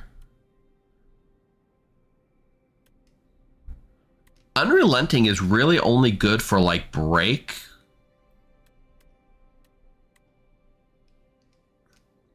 You know, that's not a bad idea. Body slam, even though it's free chip, we're not really building a lot of block. All right, you convinced me. Plus, it's a body slam plus. Okay, perfect. We're making 6 mauls. 4 of them are upgraded. All right, let's have some fun. All right, where are our shops? 1 on the left, 1 on the right. Later shops are better because we can spend our money more efficiently. If we go this way, we only get 1 elite, which makes us sad.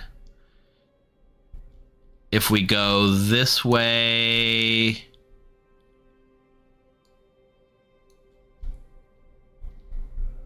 we can do 2 elites. We'll have a little bit of extra money at the end. But here at this pivot point, if we're feeling weak and we're scared, we can dodge the elite.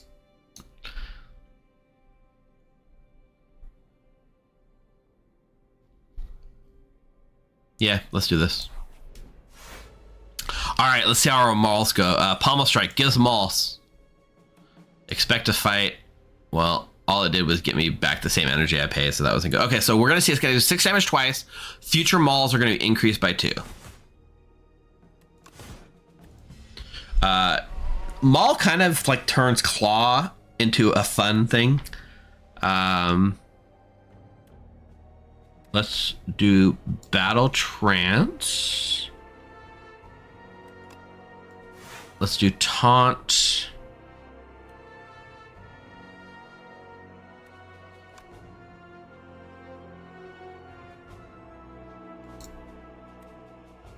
Let's put Maul back on top and let's block. All right, let's see how our Mauls do. 8-8. I don't know. I mean, we're taking a lot of damage here. I need more blocks. Oof, that's a lot of damage.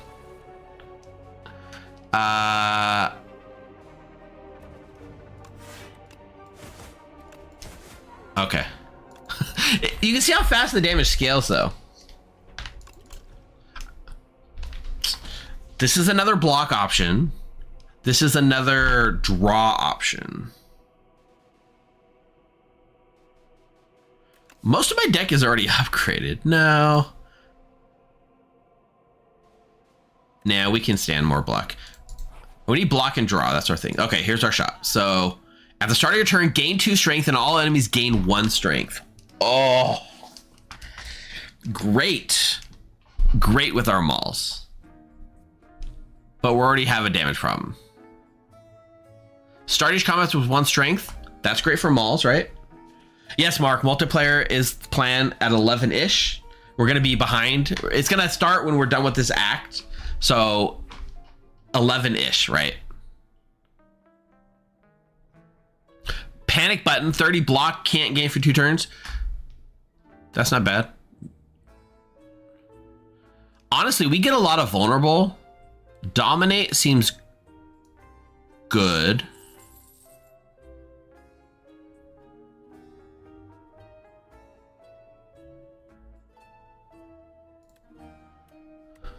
We can remove something that we don't need anymore, like Pack's End.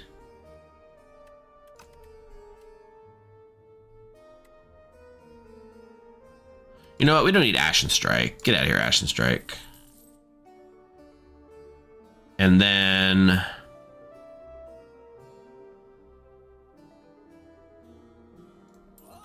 panic button. All right, sorry, I haven't been paying attention.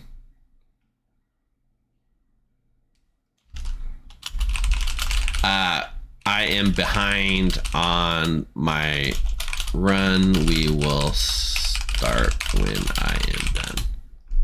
Also, Mark, I see your messages. We're streaming for sure, but we're gonna play. Yeah, so Heather's here, Mark's here. My new players for the next act are for our co-op multiplayer runner here. All right.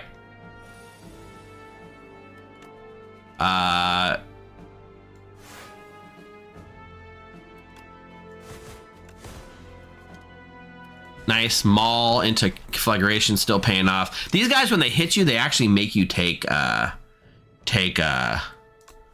extra damage. Am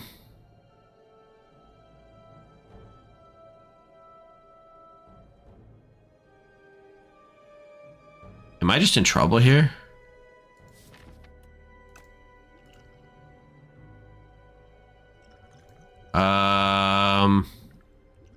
Let's draw 3 cards. I can't because I already played Battle Trance. Oh god, I suck at this game.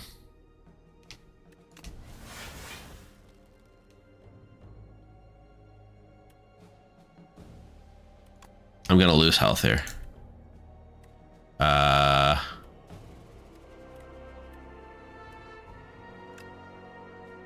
right, whatever. I'm bad at this game.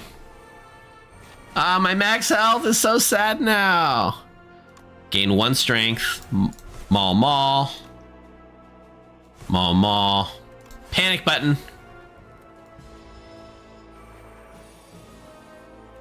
Maul, maul. Okay. I had to use a potion. It wasn't wasted.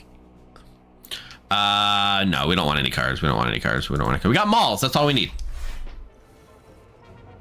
All right. Vicious into break. Into bloodletting. Into battle trance. Into expect. Into this. Into expect a fight.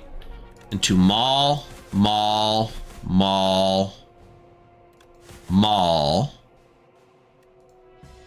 Yeah, I think that was a good turn. Into Molten Fist to double. Into Dominate to gain strength. Into 33 damage twice. Into I'm taking too much damage and I need to use a potion to find a little bit more damage. Ultimate Strike, perfect. Blood Wall. Yeah, I need more defense. Add Clumsy, gain a relic, lose 6 hit points to gain gold, whatever. I don't want a Clumsy in my deck. We're gonna smith up a Taunt.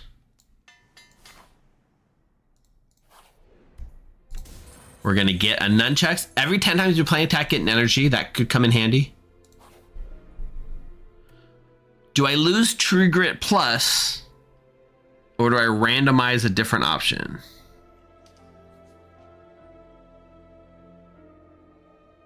Bye, True Grit. You served me well on the fish. I'll never forget you.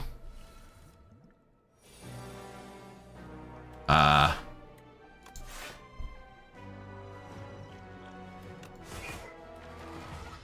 take 2 damage here, which lets me draw extra cards. That's fine.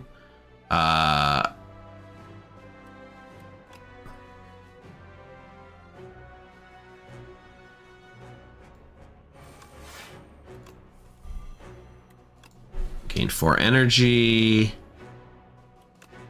Pommel Strike, Maul, Maul, Maul, Maul. Great. Keep going. I get the burns. I really wish I had the True Grit now. Right on time. Second wind. Get rid of all my burns.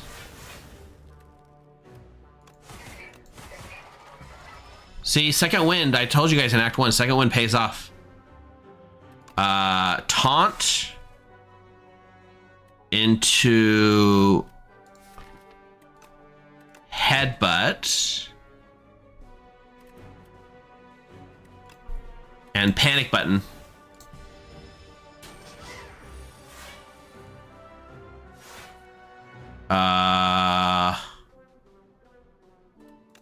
Battle trance. Maul, pommel strike. Bad use of nunchucks.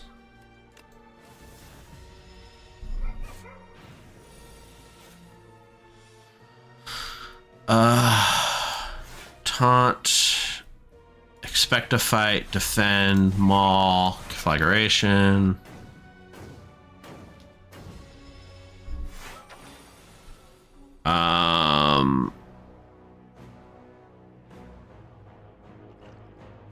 Armaments into blood wall, into triple my block, into let's kill this guy.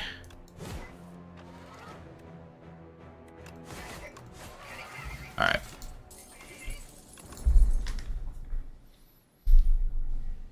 I think gain 3 strength is great with our mauls. Draw 2 fewer cards at the start of each combat, but get 20 more HP, or lose 15 HP and upgrade 3 random cards. Yeah, let's upgrade random cards. All right, what's our elite? The eyeball dude. We'll draw here. We'll armaments into expect a fight, into maul, into defend, maul. Great. Keep it rolling. Draw 1 card, an extra 1 for each turn.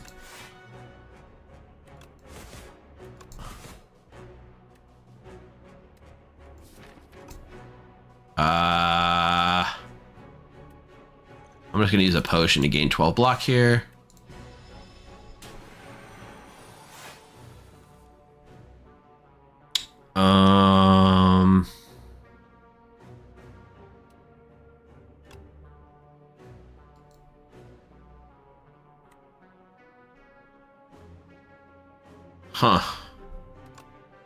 Break into dominate, into bloodletting, into blood wall, into maul. We are very dangerously low.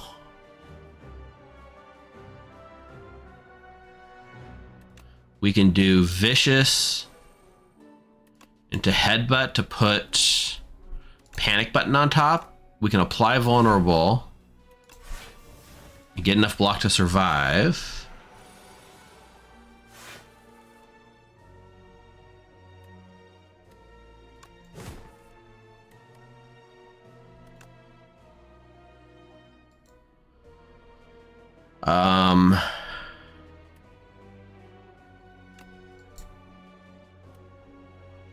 Am I dead here? So this is 23 twice, but it's the only attack I drew. So that's 46.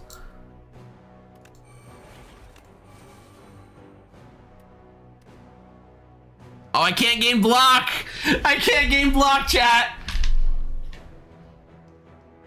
I forgot about my panic button.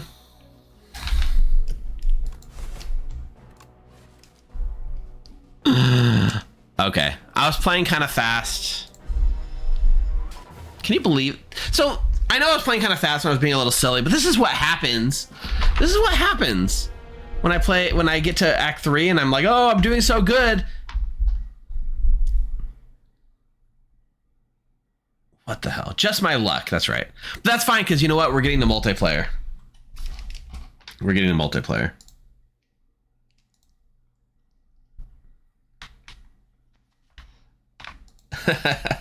All right. Let's take a break really quick because I've been going for just over 2 hours now. I'm gonna refill my water, and we're gonna get set up with with a multiplayer run, I'm going to bring Mark and Heather in, and we're going to show you guys what it's like to learn from new players. So, Joseph.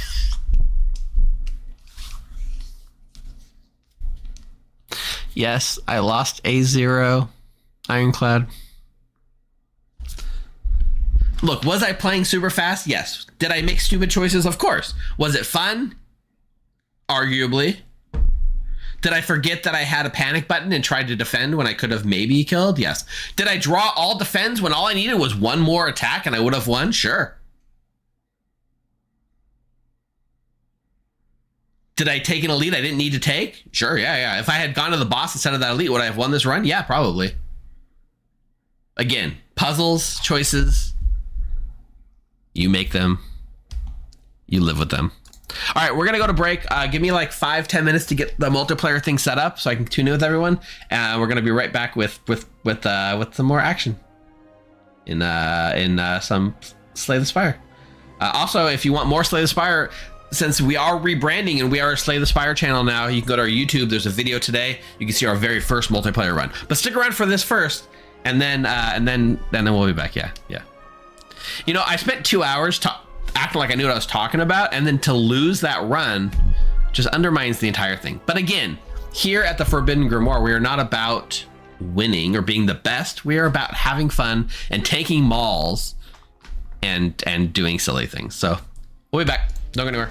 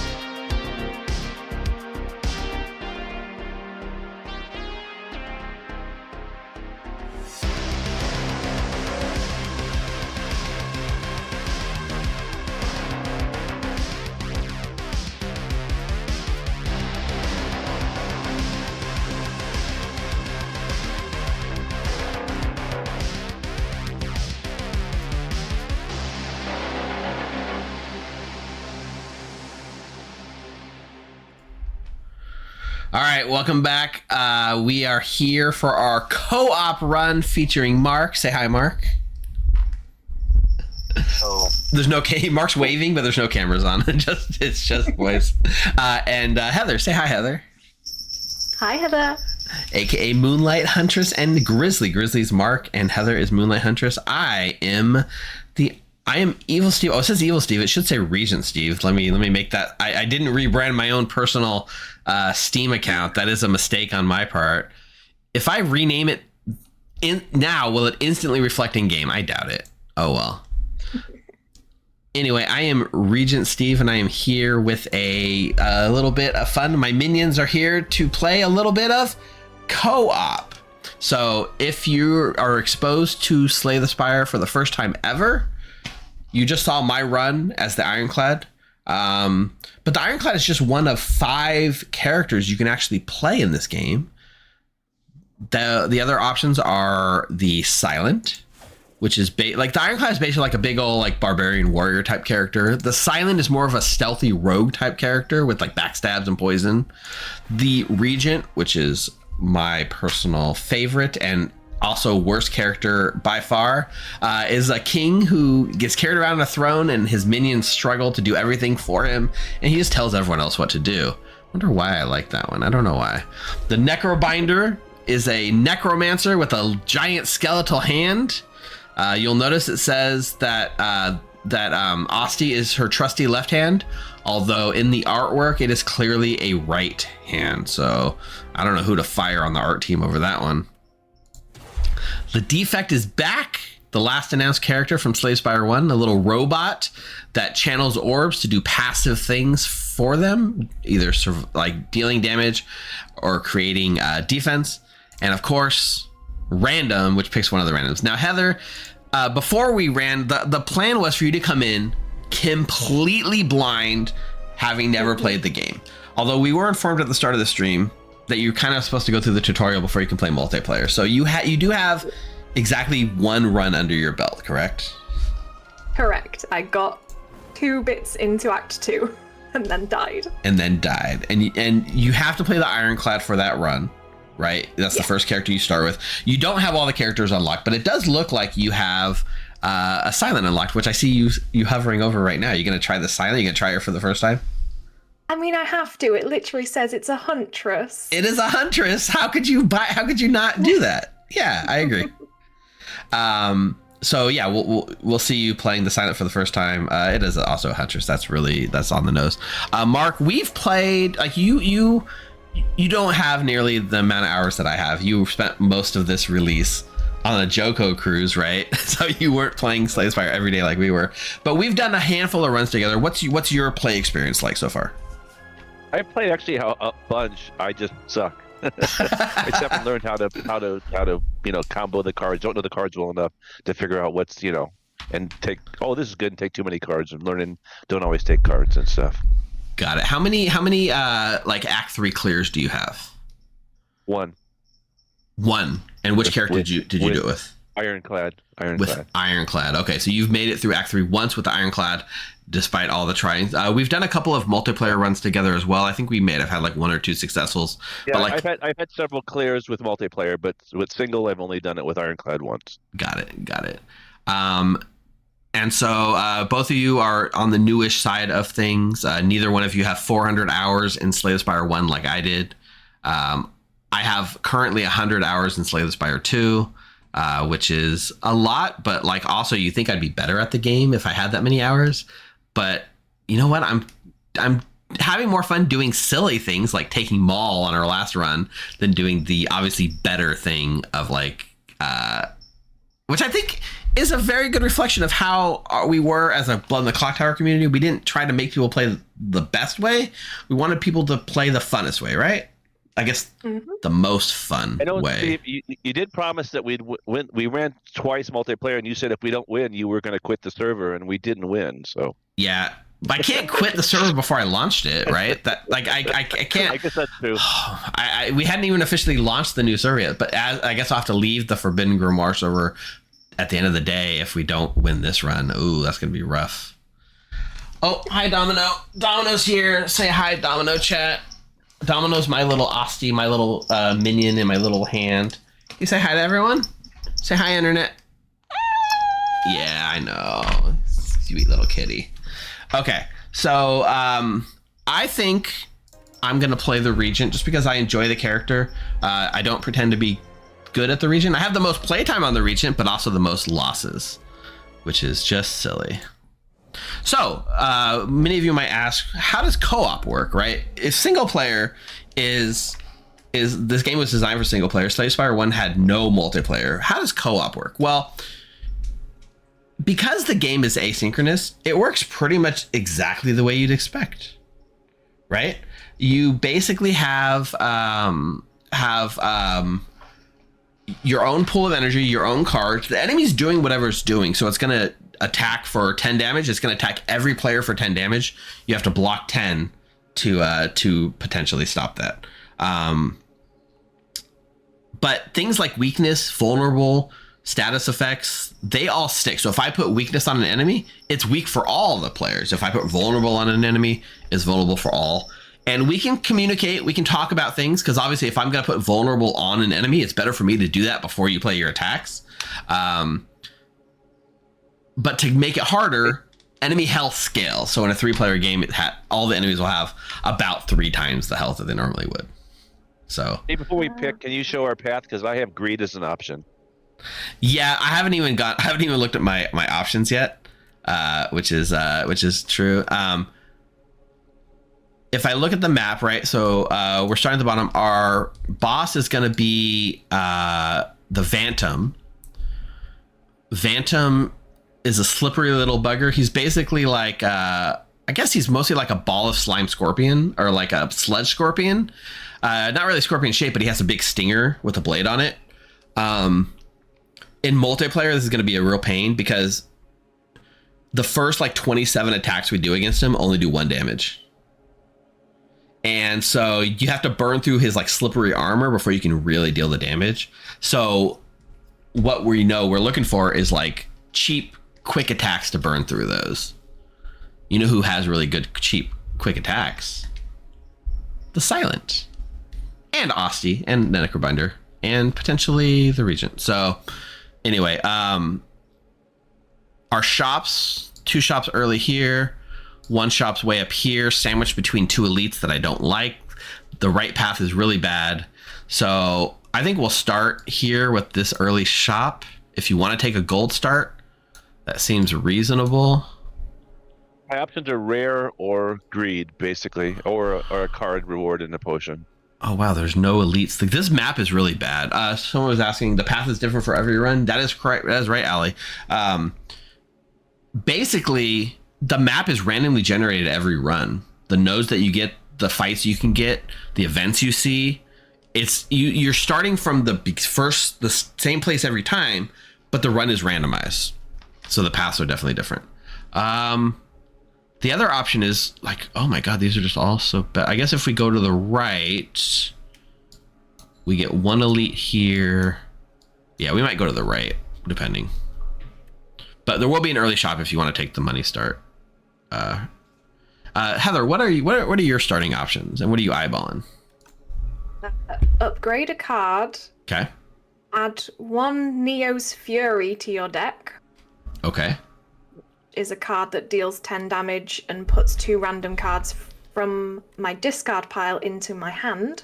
Right. Then exhausts. Or remove 2 cards from my deck and take 13 damage. Yep. The Silent starts with more cards than any other character because they have an extra strike and an extra defend in their deck. I was saying to chat, like, that seems like a weird option. Like, why would you want to remove cards and take damage? It's just getting rid of the crappy cards. If you play deck builder, you want to get rid of your crappy cards as early as you can. What was that first option again? Upgrade a card. Upgrade a card. So both are like interesting options. If you upgrade a card, you don't really have a lot of good options in the first starting deck.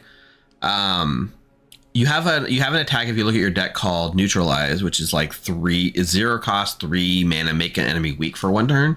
So you can basically upgrade your you can upgrade that to do weak 2, which helps multiplayer because it makes them deal less damage for 2 turns. Or you can take that Neos Fury, which is just a little bit of boost of damage. It's really up to what you're feeling. Even if you want to branch out, I do have the Slay the Spire board game. If you ever want to like stream, we could have a board game, Slay the Spire. The reason Slay the Spire works so well as a board game is because the video game itself is also pretty much exactly set up like a board game. It's like a board game masquerading as a video game, or a video game masquerading. Yeah, board game masquerading as a video game. Also, technically, wasn't the co-op board game and Slay this came after? It was before the video game co-op. Yes, that is true. The co-op in the board game kind of reflects how co-op in Slay the Spire 2 ended up going, which is true. I agree, Amanda. Removing 2 strikes out of the gate is amazing. Although I think it's you remove 1 of each. But still, my thesis and my thing that I will continue to say, and I think I told you this, Heather, is I view Slay the Spire as a puzzle game first and foremost, which is how do you use the tools at your disposal to get through this goddamn spire. And it doesn't play like a traditional puzzle game, but it is a puzzle game nonetheless. For my start, I'm losing 10 max HP and transforming 2 of my cards. And I'll tell you why. It's because my character has the worst cards in the game. So I got a Dying Star, which is not bad, and a Cosmic Indifference. Okay. And so, yeah, so here we see, when you guys click on that little thing, I can see your little faces here. So we can all say we want to go different places. So if we make different choices, we don't split up. It'll randomly choose one of the 3 choices and go there. But if we all pick the same one, then there's no random. Is it weighted if 2 people pick the same thing? Do they get? Is it 66% chance? Then, Yes. Or as far as I can tell, yes. So I can make this guy. Neutralize. Oh, perfect. Yeah. Pop the neutralize. It's free, right? Yeah. Makes them weak. That makes them weak. So now I put weakness on him. You put weakness on him. So for 3 turns, they're dealing less damage, which makes it easier for us to block. With Mark, you're going to see Mark's using the Asti. So Asti's a little hand. I don't know if it's a dude, but a little bony hand that gets summoned out. If Mark was ever to take damage, the little minion takes damage first. So it's kind of like... It is a left hand. See, that's his thumb. Or her thumb. It's a left hand on this screen, but it's a right hand on the other screen. They flip the art. I mean, that's my contention, at least.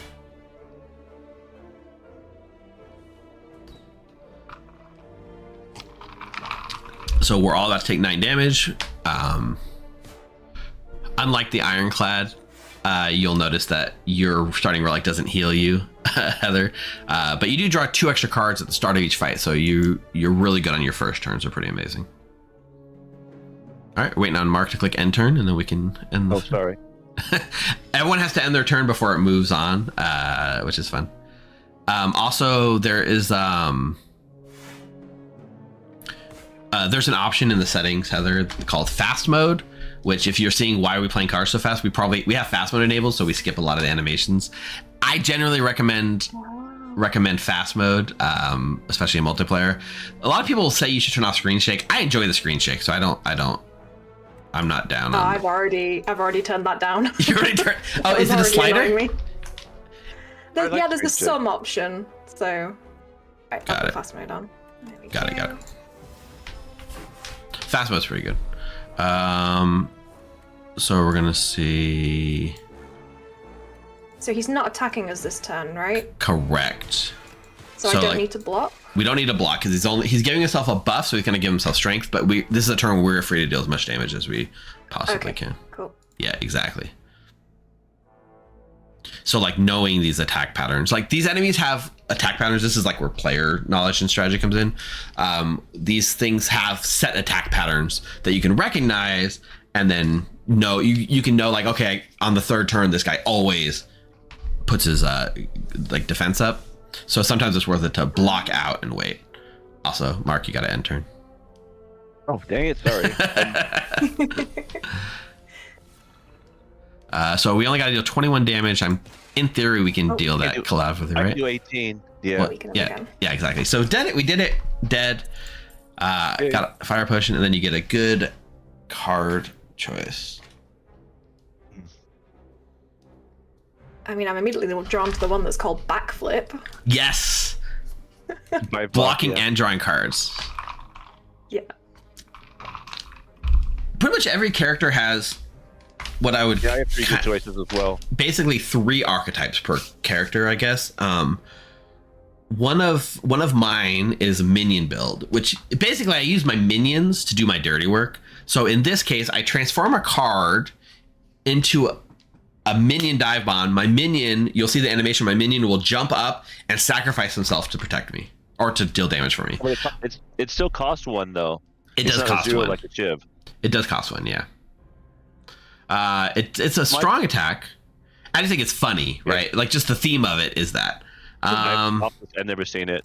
Yeah, I'm going to take the one that reduces enemy strength, which in theory helps us in multiplayer because I can reduce the incoming damage for everyone. Yeah, my choices are Grave Warden, gain 8 block and add a soul, which will draw power, which I like souls, or summon 6 exhaust, help by Austin, or the Defy Ethereal, gain 6 block, apply a weak.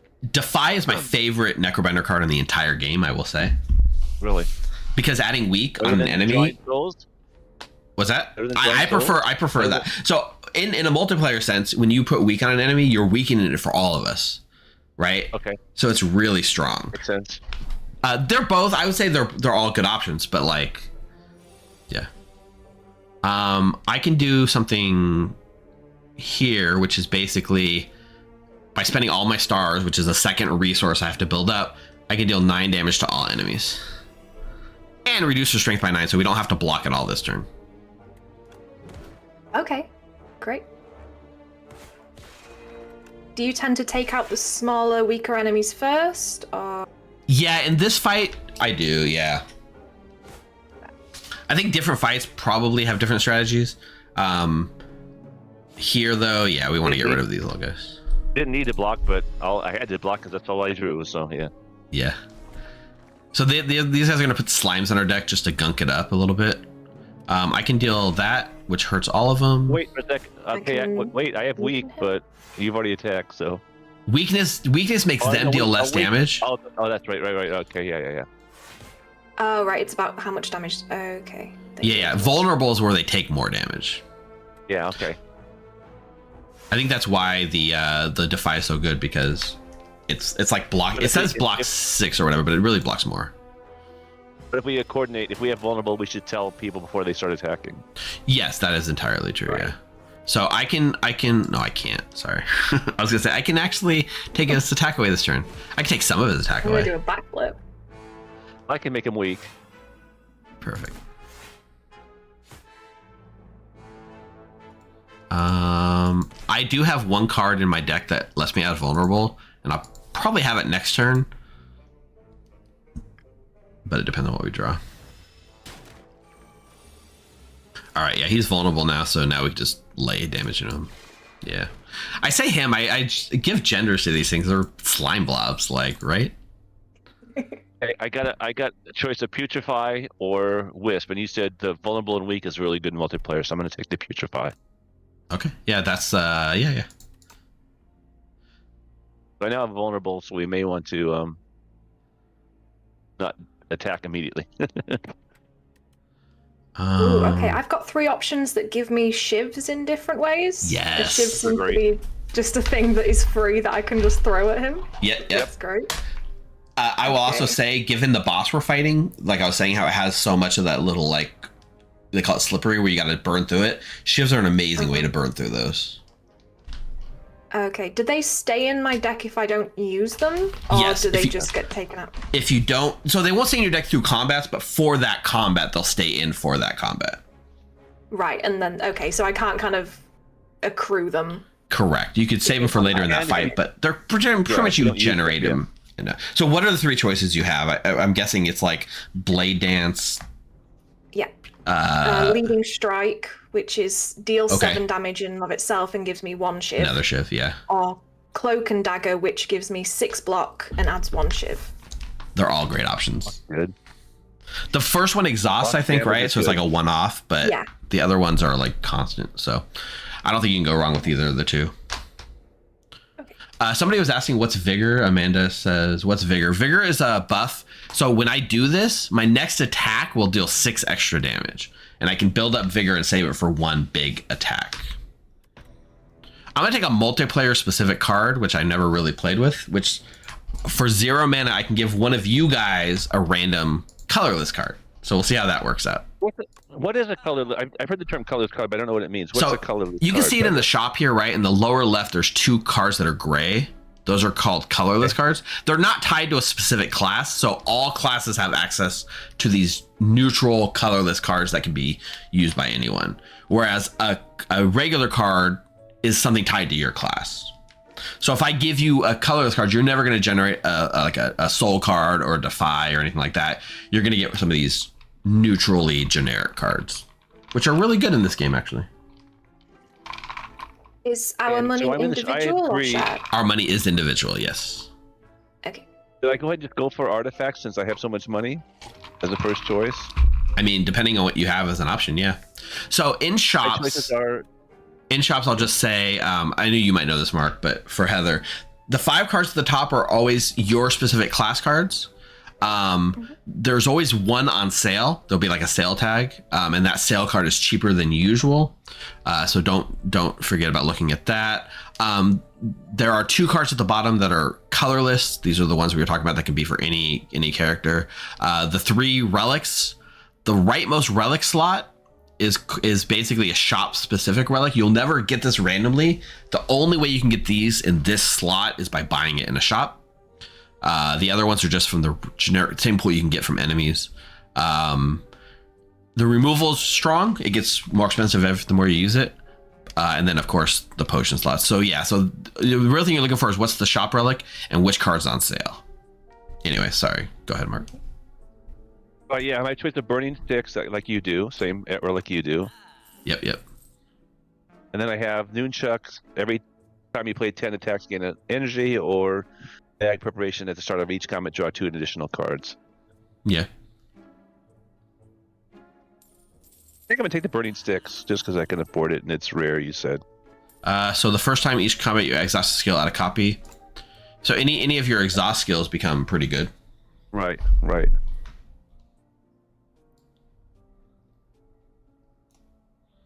Especially souls. That's my sale card. That's the 11X card. I never have a lot of those X's. X cards. X cards use all the energy you have, but they scale. So I see Heather took a 2-cost power. Whenever you draw a card during your turn, deal 2 damage to all enemies. Pretty good. You know what the saddest part is? The cards you draw at the start of your turn, when you draw 5 cards to start your turn, they don't count towards that.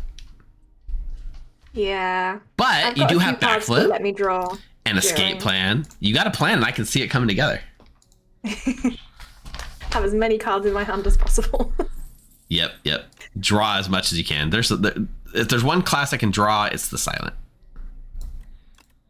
Also, every time you proc that, it triggers that Vantive Slippery. So that's another way to get through Slippery. Mark's got a lot more money to spend than we do because he took a greedy start. Okay. Ooh. So the brain leech, leech. Oh, clock tower reference spotted. We got a leech. A sharp pain is felt atop your head and a thought stabs into your mind. Share knowledge. You are unsure how to proceed. So you can choose 1 of 5 random cards from your class and you have to take one you can't skip. Or if you lose 5 health, you can get a choice of a colorless reward and you can skip that if you want. So at this point, we're probably looking for, we're still probably looking for our own cards, right?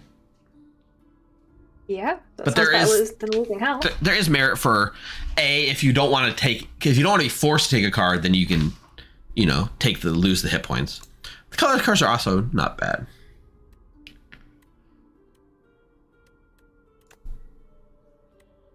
All right. I got a glow, which is star generation for me, and draw. I didn't really explain the star thing because it's unique to the Regent, but I have energy resource just like everyone else, but I also have star resource, which I generate through cards and abilities. Cards can cost energy and stars as separate costs. So the more powerful cards use stars, but you have to have a way to spend those stars, like generate the stars, or you can't play them. Some colors are more than not bad. Colors can be freaking insane. That is true. Are you guys having trouble making your choices? Yeah, I'm deciding if I want to take a Deathbringer or not. Deathbringer, Invoke, or Wisp. I'm just trying to decide. Yeah. Wisp synergizes with your relic, because if you play it, it exhausts, and then you get it back. Yeah. You get a second one.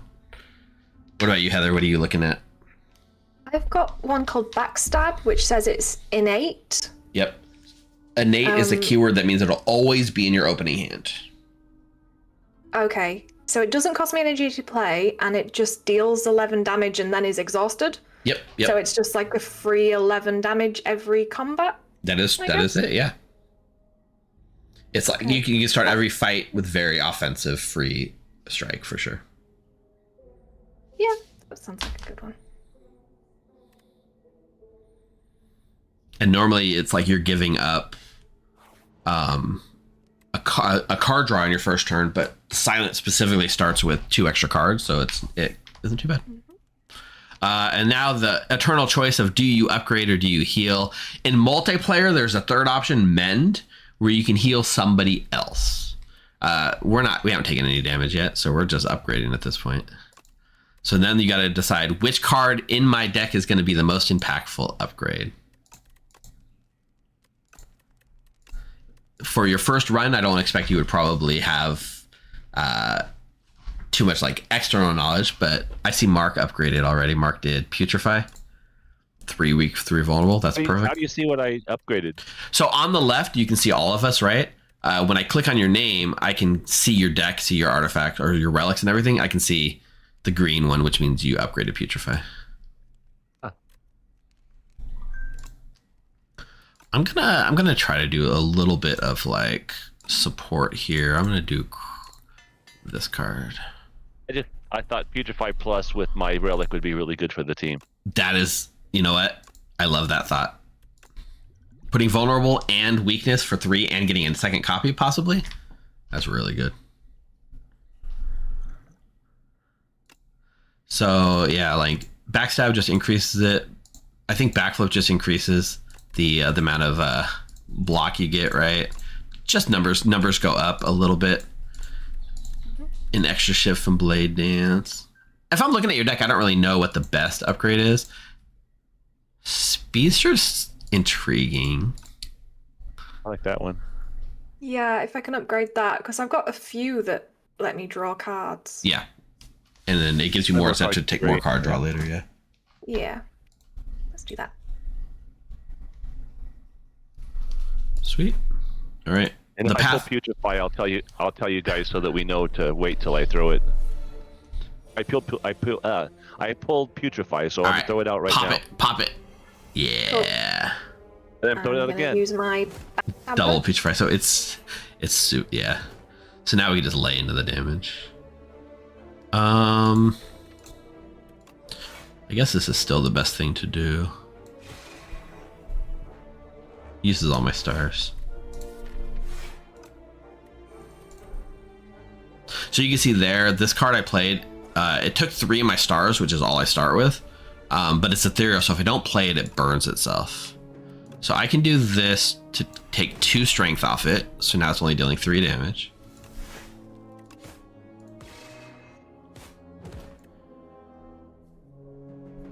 He shrunk us, by the way. That's why we're all tiny. Which is cute. The hand is still big. Asti is still big, which interestingly enough, if you have a card that makes Asti attack and not you, Asti deals full damage. Because that's by design, right? Like Asti isn't affected by you. So if you have negative effects on you, like weakness, vulnerable, strength down, Asti doesn't care. Asti is unaffected by that. All right, let's do something fun. Here, Heather, take a free random colorless card. I don't know what you got. Discovery. Choose one of 3 random cards to add to your hand. It costs 0 this turn. Perfect. Let's do it. That. Let's see what you get. Right, Open that Wheel of Fortune. And then I'll do that. Okay, I've got Sneaky, Deflect, and Ricochet. don't know what they all do, You want but to explain? Okay, You want to explain the sneaky. Doom Whenever. mechanic, Steve? explain He's gonna what? die at the end of the turn. The Doom mechanic. He's gonna Oh, die at the end of the Doom. turn. Doom, yeah. So Doom is a specific Necrobinder mechanic, which does this purple thing. So Doom means if the enemy ever has less hit points than their Doom counter at the end of their turn, they're swallowed into a hole and dies. So in this case, the beetle has 18 health, 21 Doom, so the beetle dies at the end of its turn. But if we can kill it before its turn, we can avoid the 3 damage coming in. Okay. Oh, Blade Dance it up. So I saw you took that one thing that did all that damage. That was pretty cool. Sly, I don't know if you've actually, I know for sure you haven't seen the Sly mechanic, right? Sly is basically, if you ever have a card that makes you discard it, it plays for free. It's so powerful. So I click it, I discard, and then it plays rather than discards it. It discards and plays at the same time, technically. But yes, same difference. You don't have to worry about the cost if you discard them and they're free. Exactly. So it's pretty cool mechanic. It lets you cheat out things for sure. But you have to have cards that let you discard. Yeah, at least, I mean, you have the Survivor, which is a starting card at the very least. A worse poison, Amanda. Kind of a worse poison. Poison deals this damage up front and ticks down. Doom doesn't tick down. All right, let me explain this fight real quick. This is an elite called the Frog Parasite. He's gonna put these stupid status cards in your deck that if they're in your hand, you take damage. Once we kill him, he's gonna spawn a bunch of baby frogs, and we have to kill all the baby frogs. So killing him is just half the fight. Okay.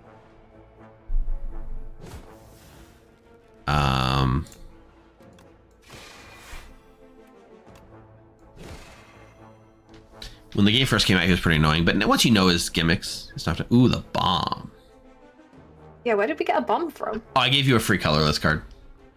Okay. Well, I gave you a colorless card. It's not free, but I gave you a colorless card. This time you got the bomb. Yeah. The bomb is great, right? It says at the end of 3 turns, deal 40 damage to all enemies. I like it. If we can time that to explode when all the frogs have spawned, it's pretty good.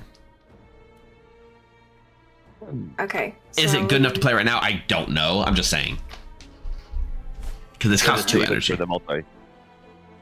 That's okay. I can use 2 energy. Okay. At the very least, it's 40 damage in 2 turns, even if it's against 1 enemy, right? Ooh. Okay. Got worms. I can make him vulnerable. Yeah, the worms, right? Those worms are so annoying. If you can discard them, then it's, something.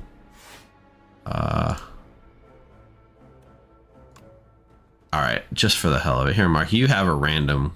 You can. No, wait, that's not. Oh, never mind. Next turn.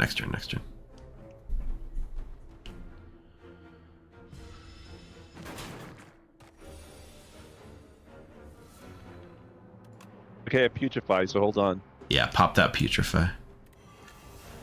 Doing it twice. Okay. Well, that might have been overkill because he's gonna die soon. If it costs you all your energy, right? Is the bomb going off this turn? At the end of this turn, deal 40 damage. Okay.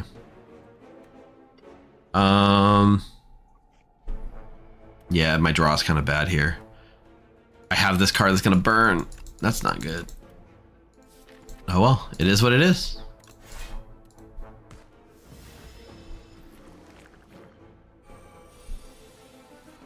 Okay, make it so.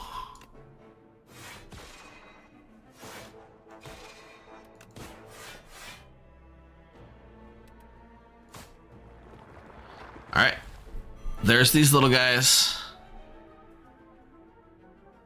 So now we've got to find a way to kill all these guys. 2 of them will attack, and 2 of them will put more of the stupid parasites in your deck. And then they alternate, so. Waiting on you, Mark. Oh. Ooh, the parasites. Okay, so this is decent here.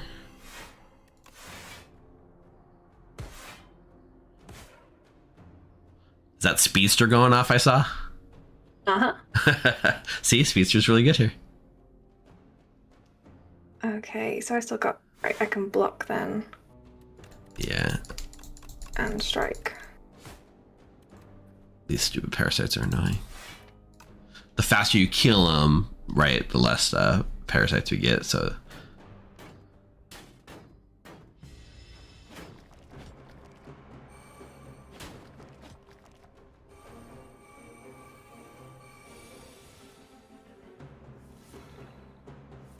Okay, so do...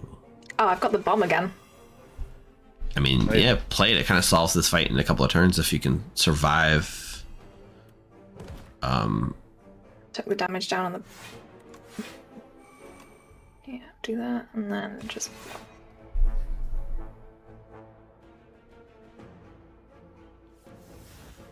Oh, dang it. I drew 2 infections, unfortunately. Oh, well. That is the problem with drawing on this fight. And elites are definitely harder fights, right? This is an elite fight, so like this is for sure the toughest fight we faced so far. Okay. Oof. I just drew 3 infections.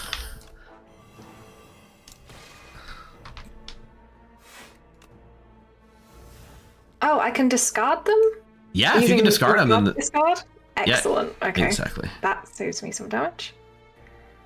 The one in the front, yeah. Yeah, the front 2 are going to die at the end of the turn. Yeah, I think I gotta take... I'm trying to decide if I should use my potion, but... No, we're good. And the bomb kills the last one next turn. I'm taking so much damage. I'm gonna take a lot of damage, yeah. This isn't Clock Tower. We don't not talk about Clock Tower around here, but I will say it's kind of offensive to come into this channel and start talking about Clock Tower. Like, TPI has kind of turned their back on the community, so we've turned our back on them, right?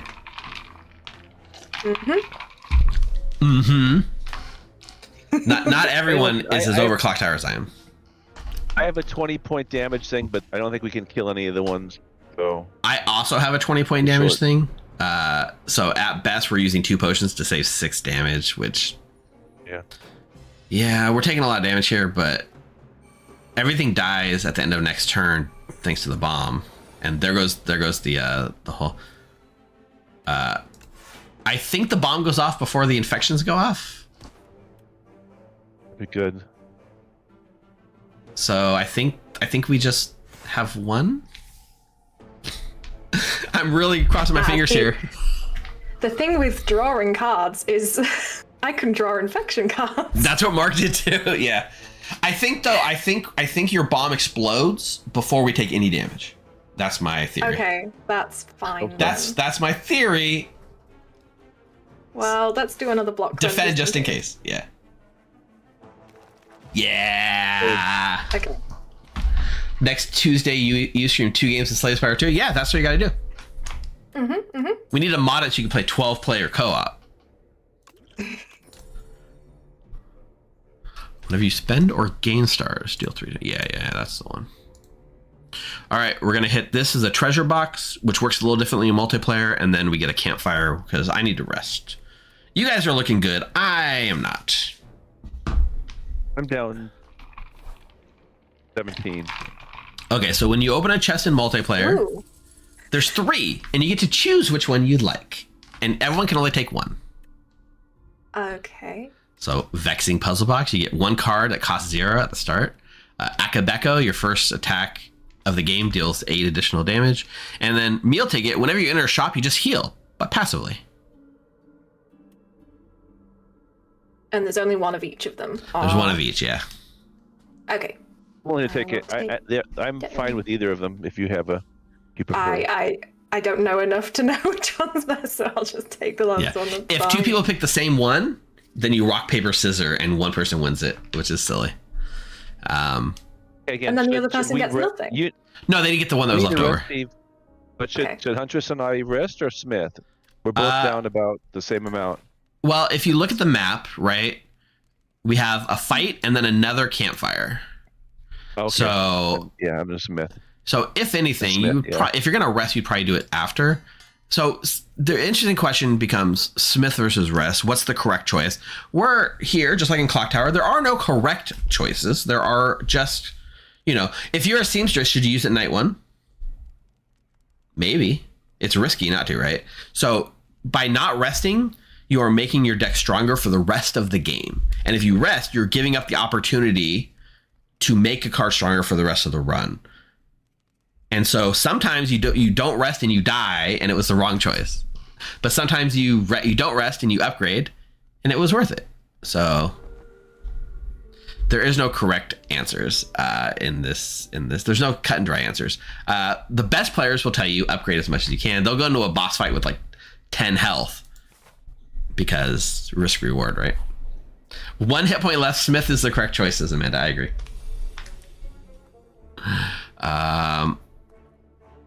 I can make one of them weak with the neutralize. Is there a preference? Is one of these more dangerous? I like this. The guy in the constrict. back. Yeah, the guy in the back will constrict us, but the weakness won't affect that. I think we burst the one in the front down, so maybe just put it on the one in the front or something. Yep.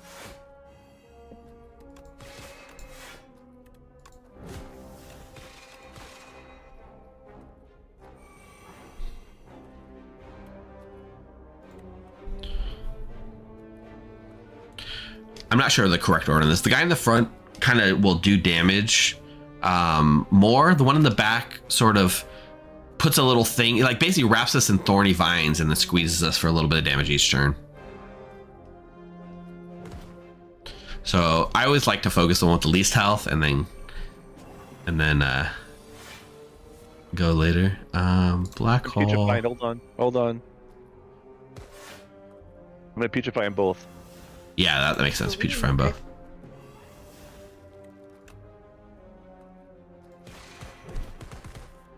Ooh, that speedster? I just drew 4 cards. That was so good. That was so good, actually. Was that acrobatics? See? Yeah. Now you're thinking like the silent. acrobatics. You're seeing the value in the Doom now, Amanda? Should I bother using a potion and just killing the front guy? It's only doing 3 damage. I don't think so. I think of opportunity cost with potions, like my baseline, and I read this somewhere, like block potion blocks 12, and so that's like the base value I expect. If I'm gonna use a potion, I want to save 12 health. If I'm not saving 12 health, I probably am not bothering. Ooh, secret weapon. Well, you can get any attack pile you want out of your draw.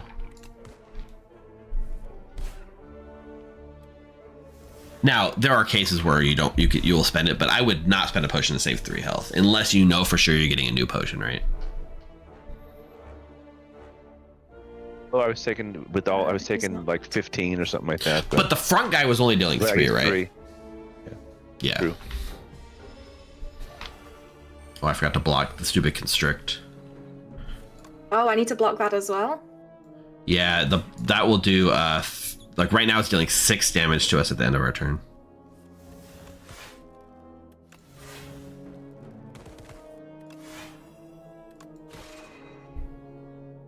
He dies to his doom, so as long as you can block. If you can do 21 damage, that's great. Otherwise, as long as you can block. I can do 13. 15. Oh yeah, I need to do 2. Speedster for the kill. I guess I'm taking defensive cards. Doom's an interesting mechanic. It's somebody's, yeah, I mean, if it scales decently, if you can stack multiple sources of Doom, it's even better, but there's only one class that has Doom, so it's almost impossible in multiplayer. It's just like a nice little bonus, right? You don't have to worry about anything, you just take up that Doom. We don't have a shop coming up, but I will smith here.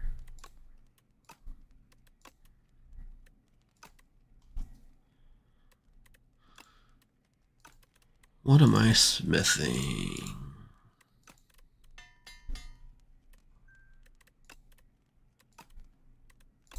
So we've got to have one more fight before the last campfire. Yep, and this question mark could be anything, including a Be a fight. fight. It could be a fight, it could be an event, it could be a shop, it could be almost anything. Okay. But yes, we have at least one fight before the end. So should I rest or should I smith? I would smith here. Hi, Smith. Yeah. The only way I would rest here is if you think you're going to get a better card in the next 2 rounds, and then you would smith that later, right? But I think you got some pretty good cards.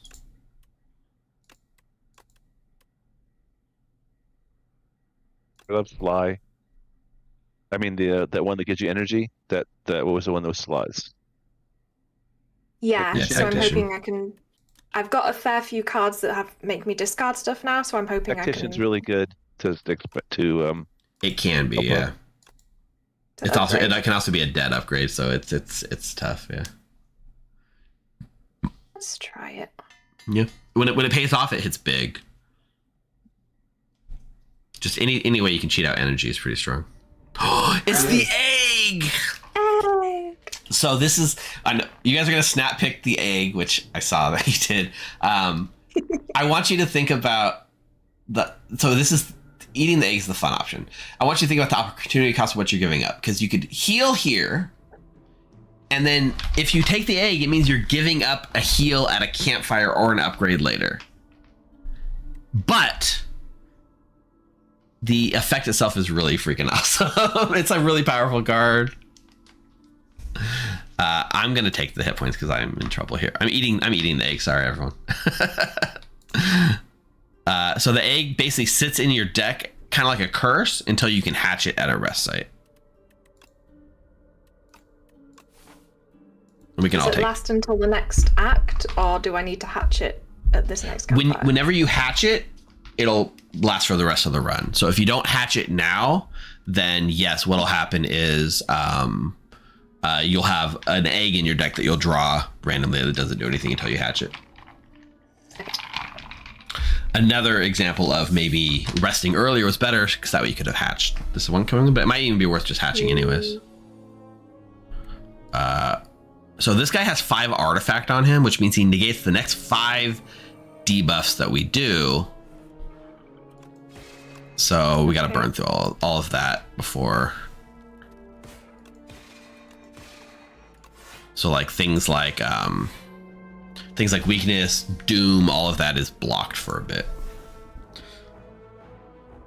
This guy buffs himself, gives himself strength, does a medium-sized attack, and does a really strong attack after that.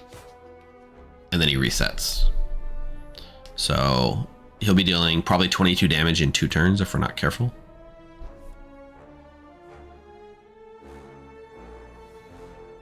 Ooh, I saw this. I saw you discarded that and got energy. This is complicated. I have so many cards now. I got too many cards. It's like that meme where you're holding too many cards and they're falling out of your hands.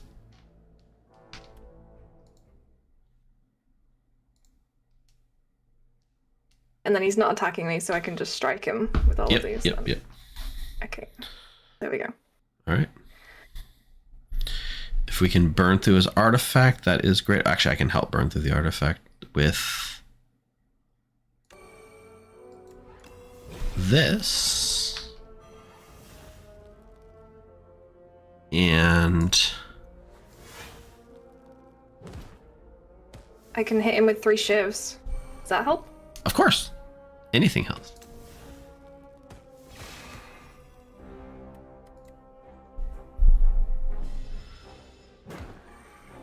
All right, so this is the... Oh, wait, he's only doing 8? Okay, maybe I misread his attack pattern then. I thought he did his big attack now. Maybe it's next turn?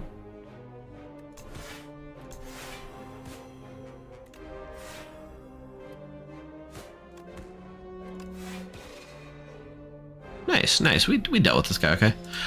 Just in case anyone's not clear what's going on, why does the card keep showing up in my hand? Make It So says anytime I play 3 skills, it goes in my hand no matter where it is. So I get it back like a lot.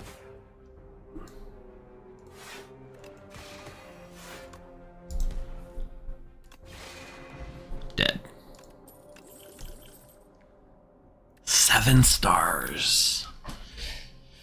Deal 7 damage to all enemies 7 times. I don't know that that's worth it.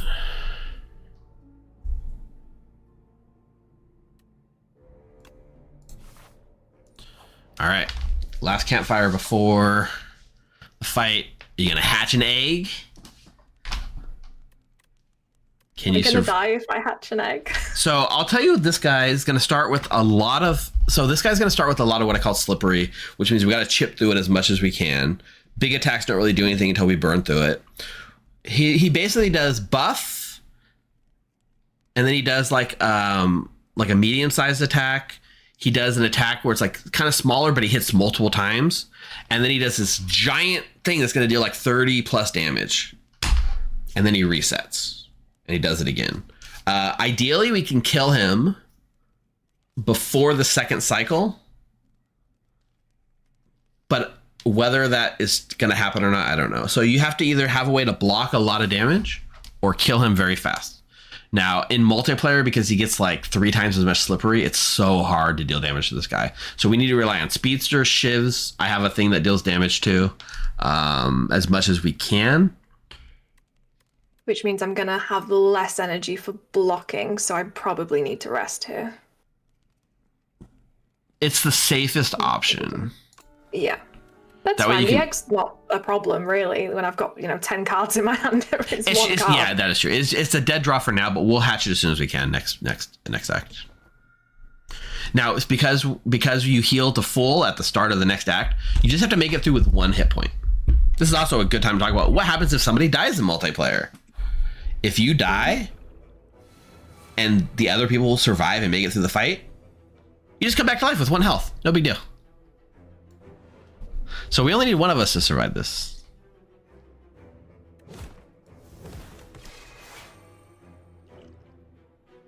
Oh my god, he's got 42 slipperies. You guys want to... I've got a card that says all allies draw 2 cards. I would love to draw 2 cards. Okay. If you got the energy to spare, I would love... Yeah, go for it.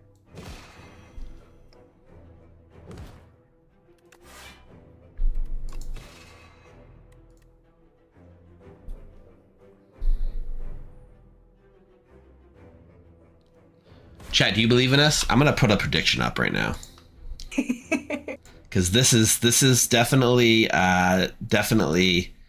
dicey.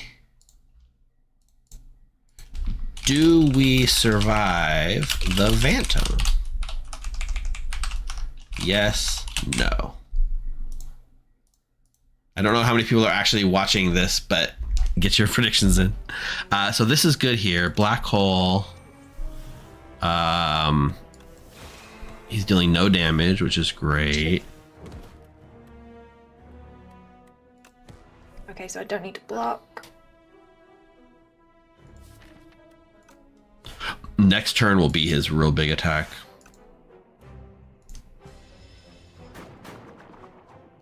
See how big the tail gets? 20 damage. It's only 20 damage. It's not as high as I thought. Maybe this helps you. Deal 14 damage, but... Well, it's only gonna deal 1 because it's slippery, right? Yeah.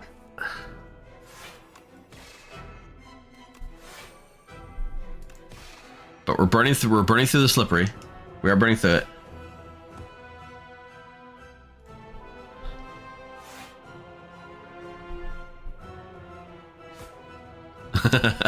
Deal 14? No, deal 1. It'll pay off later. I still clicked the bigger card even though I had just a normal strike, just in case. Just in case. Yeah, you never know, we might not notice. Oh, we've got potions and stuff. Yeah, don't forget about your potions. Keep forgetting about. The best time to use them are elites and bosses. Okay. Okay, that hurt, but we're still ticking. Glow.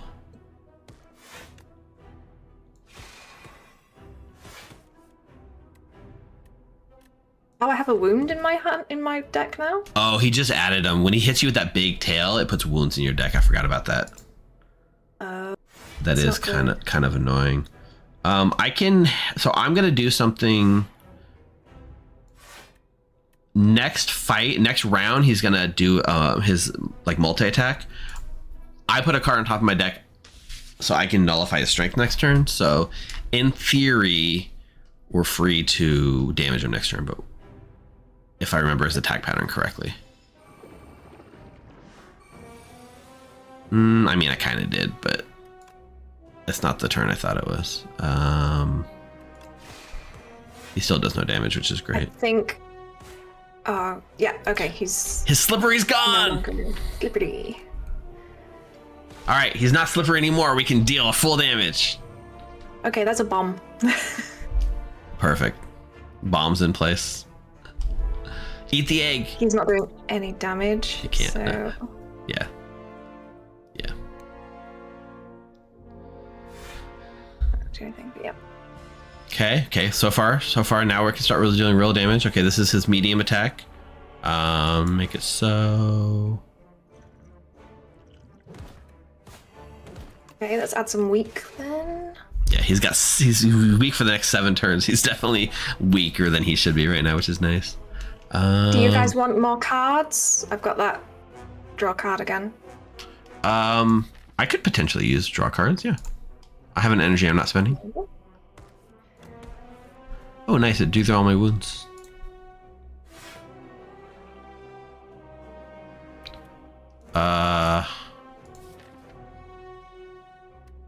Yeah, I can do this actually. I should have done that earlier. I didn't know I was gonna be able to do it until I drew it then. All right, here's his big attack. So this is a 21 damage one. I can reduce that a little bit. I can add some weak. He's already weak, so if it costs you energy, like, because you can see he's got the weak 9 on him. What in weak 9 means, it makes the weak last longer, not reduce the damage more. Right. Okay. So if it's an opportunity cost for you to spend energy, then you don't have to worry about it. I think this is where I use a skill potion.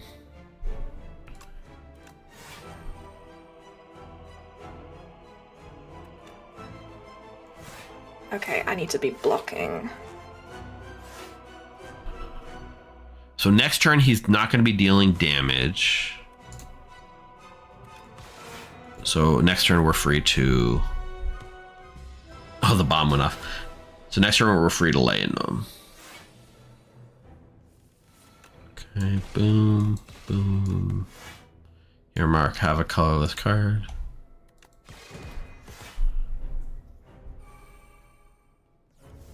Panache with souls, I like it. Another bomb. Set it up. I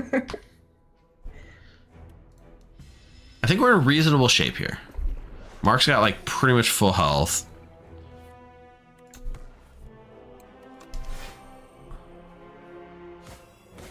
He's yeah, weakened. the card that I have that add was weak is a 0. The 0 cost, yeah, we upgraded that too, yeah. Yeah, I mean, that weakness is doing a lot of heavy lifting here because we are for sure taking way less damage than we would have normally. Heather's the Boom Dandy now. Boom Dandy reference, good call, Amanda. How about we take 0 damage this turn? Does that sound good? Sounds good to me. That sounds great. Let's do that.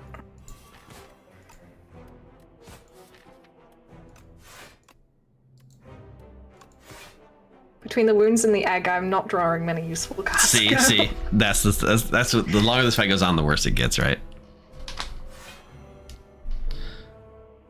We do have a big attack coming next fight. Oh, okay. Unless we can kill. Can we do 129? Seems unlikely. So we probably just try to defend as much as we can. I can deal 30 with potions if we really need to. But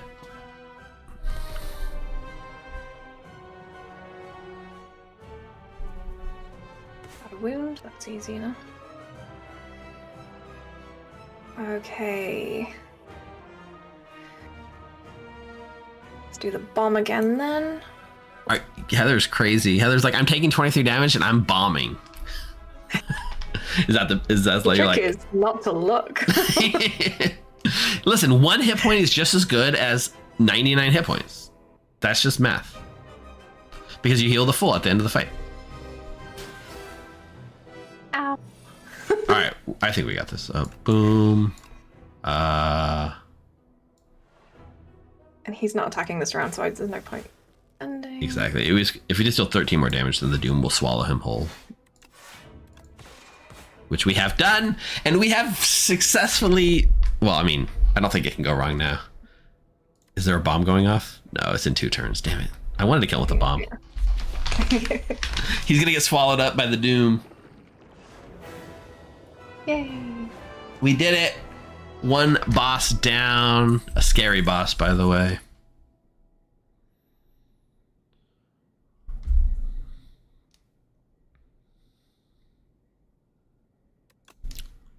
We're going to take a little bit of Tyranny. All right, recap here. We're 1 act down. We've been through co-op. How you guys feeling about your deck so far? You guys feel strong? You feeling good? Yeah, I think I've got a lot of cards, but I can get through them quite fast. You do. I saw you just took a murder. Yes. Murder's a fun one. Murder, for everyone who hasn't seen it, including Heather, who's taking it for the first time. 3 energy, but deal 1 damage, 1 additional damage for each card drawn this combat. So in short fights, when you're in the what we call hallway fights, generally those end fast. But on these big boss fights, that would have done so much damage against the Vantiv at the end. Yeah, I was drawing so many extra cards nearly every round as well. When you beat, okay, so there are rarities of cards. There's common cards, which are white. There's uncommon cards, which are blue. And there's rare cards, which are yellow. Every time you defeat a boss, you get 3 rare cards to choose from. They are sort of build-defining pinnacle of their class, like the things that they want to do the most. So they're always the most interesting choices. Not necessarily the best, but always the most interesting. The way card rarity works is like every time you see a card in Slay the Spire, it has a chance to be a rare. Every time you don't see a rare, it increases, and then once you see a rare, it resets back to 0. So at the end of an act, you're guaranteed it just because of the boss. But if you see a rare earlier in a run, you definitely see those yellow cards. You should pause because the yellow card are definitely build defining.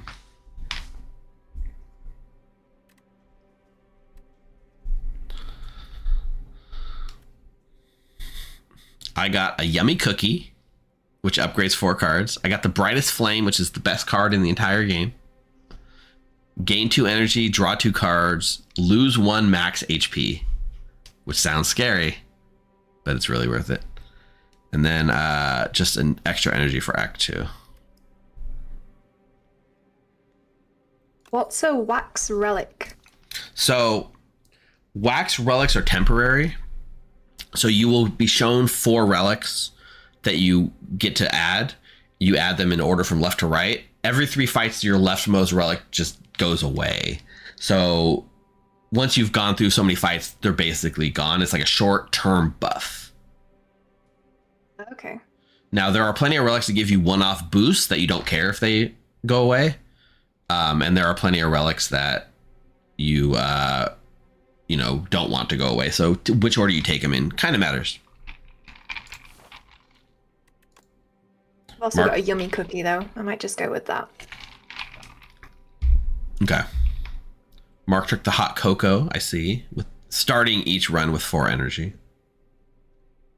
So I haven't heard you talking a long time, Mark. You've also been muted for a very long time, just FYI. In case you are talking, we're not hearing you because you've been muted. Oh, yeah. Sorry. Yeah. Yep. But starting each combat 4 on the first turn is pretty good. Yeah, I took a card I've never taken before, that Reanimate, which I thought could be fun. Oh, yeah, just summon 20. So summon is a keyword that means Asti gets bigger, so that little hand just grows 20 health. And if I play it at the start of a turn, he'll grow 40.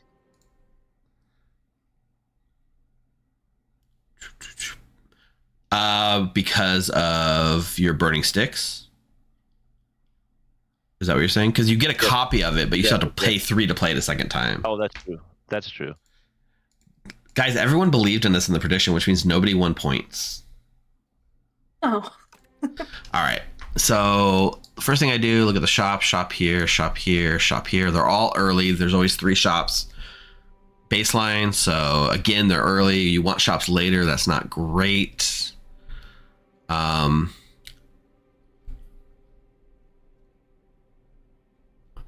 always want to take campfires before elites, but that's more of an Act 1 thing.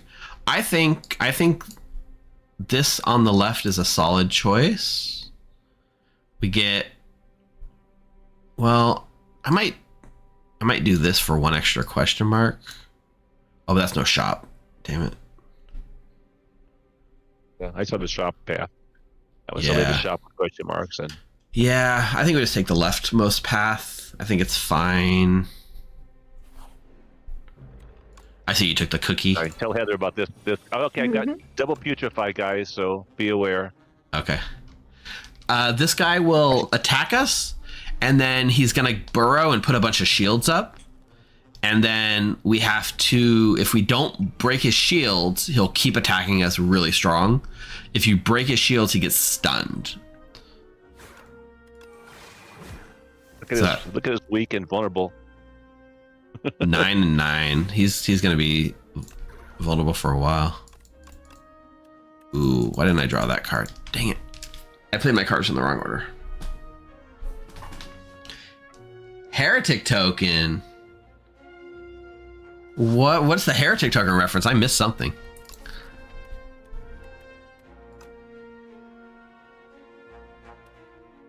I still need to block some damage there.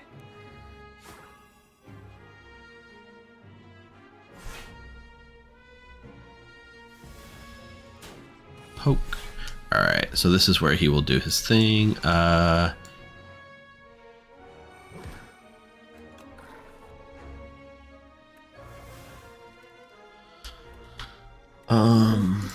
What are my cards here?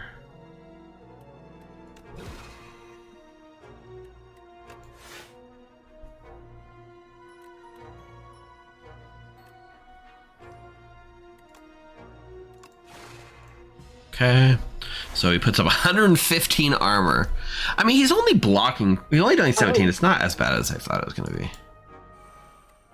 So, okay, chat. This is the card I was talking about. Brightest Flame. Lose 1 max HP to have a crazy turn. I think I would like that.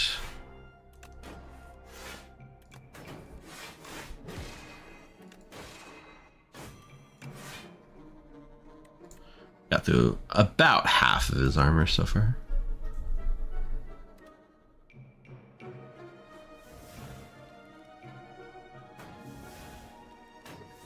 Ships.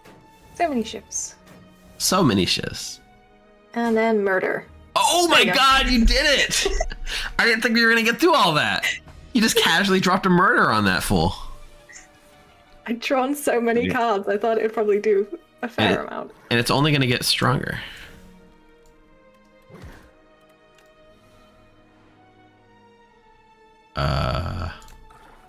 Ooh. Deal 10 damage to a random enemy X times. Yes. Your energy is. Yeah. You have 5 energy, so My do energy's 50 at damage. 5. To do 50 damage. Might want to block a But little that's bit. not gonna... Yeah, it's not that's gonna kill him. Well, also, he has vulnerable, so it's really 15 damage times 5, but it's still not enough to kill, I don't think.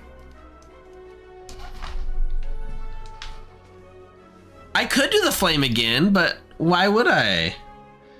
I have... Let's do it. That feels pretty fun. Now if you flame, he dies, right? If I flame... He's in the Doom bit, right? The purple bit? Yeah, but we can kill him next turn anyways. He's not attacking us.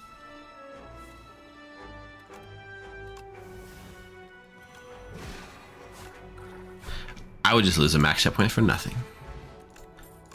All right. Particle Wall, Glow, and Conquer. Particle Wall it is. Oh, I can't take another potion. I've already got 3. Okay. Yes, you do. You are limited to 3 slots. You can get rid of one if you don't like it. Card, yeah. Yeah. I think they're all pretty good. What's the potion you're being offered? It didn't say. It was pick one of 3 colorless. Oh, so yeah, the potion gives you 1 of 3 colors. Okay. All right. I've got a card that says remove all artifact and block from the enemy and apply 2 vulnerable. That sound like that's exposed, right? Yeah. It's really, really good. There are a handful of enemies in this game that just rely on the artifact, and you just basically sidestep it. Also, that bug, for instance, we were talking about, when he gets like 100 armor, you just go nah and like erase all his armor. Pretty good. Pretty good. There are plenty of fights where it doesn't do anything, but at worst, it's just free vulnerable, right?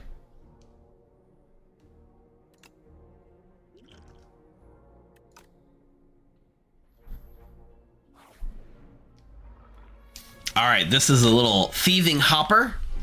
He's gonna go into your deck and he's gonna steal a card out of it. Forever, unless we kill him. I'm gonna putrefy him. Yeah, he's already got 7 vulnerable, 7 weak, so don't go too overboard. Like, don't.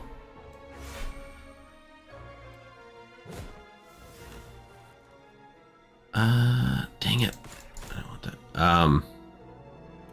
Yeah. He doesn't have any artifact or block, right? He does not, no. He will... I don't know if he gets any. Does it run away like the thief in the first game? Yes, it does. You can see here it says in 5 turns he runs away. So we got to kill him in 4 more turns, or we lose. Also, he's about to fly, which means he takes less damage. So he took my Largeth. Now, sometimes you don't want the card back, and that's fine. Sometimes you do. He's got... Oh, no, he doesn't have anything yet.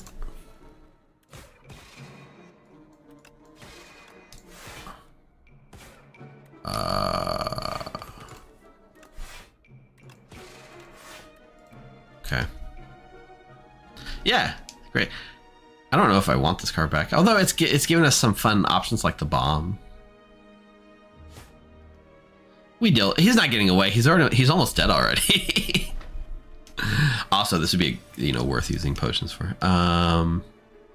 We'll exhaust, strike, and we'll do black hole, dying star.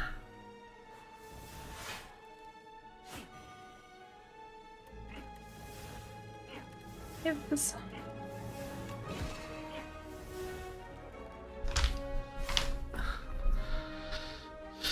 I guess I just take the 7. He dies at the end of the turn anyways. They can.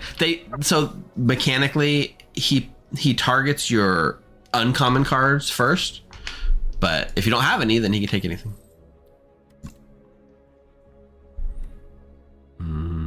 I'll take a black hole. I'll take my stolen card back. That's fine. Also, I'm surprised you guys aren't drawing naughty things on the... That's what happens. Everyone always draws naughty things. I can't draw, so I don't know how. How do I draw a clock tower? An eyeball?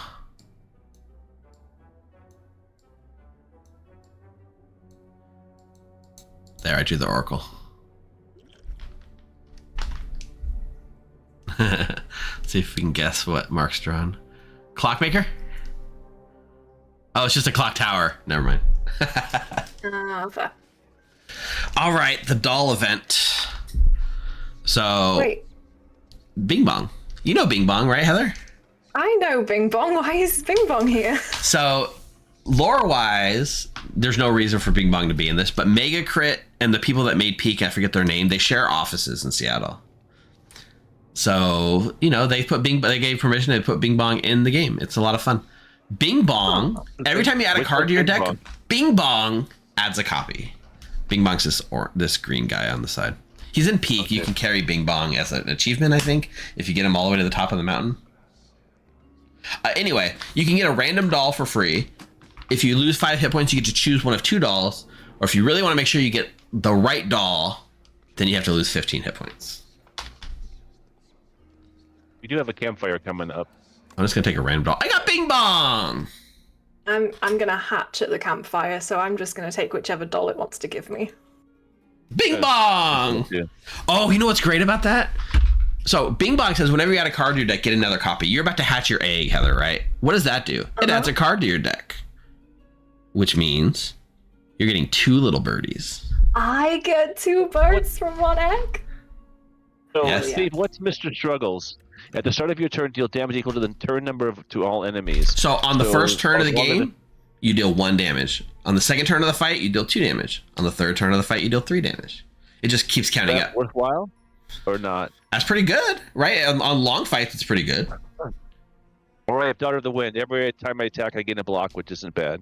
There's no straight up answer what's better or worse, right? You got to choose the one that you think fits your deck the most. How many attacks are you playing? So the one thing you got to be careful about, Heather, though, since we got Bing Bong, if you add a curse to your deck, that's also adding a second card to your deck. So don't add curses if you can avoid it. Frosty count as an attack or no? Yeah, I guess it does. Yeah. If it says attack card, then yeah. Jeez. I would take. I don't think you have a problem blocking. I would take the passive damage. It just scales. It's just good.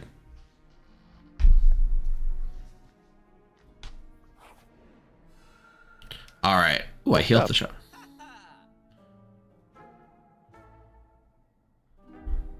Guards. So guards is a fun card.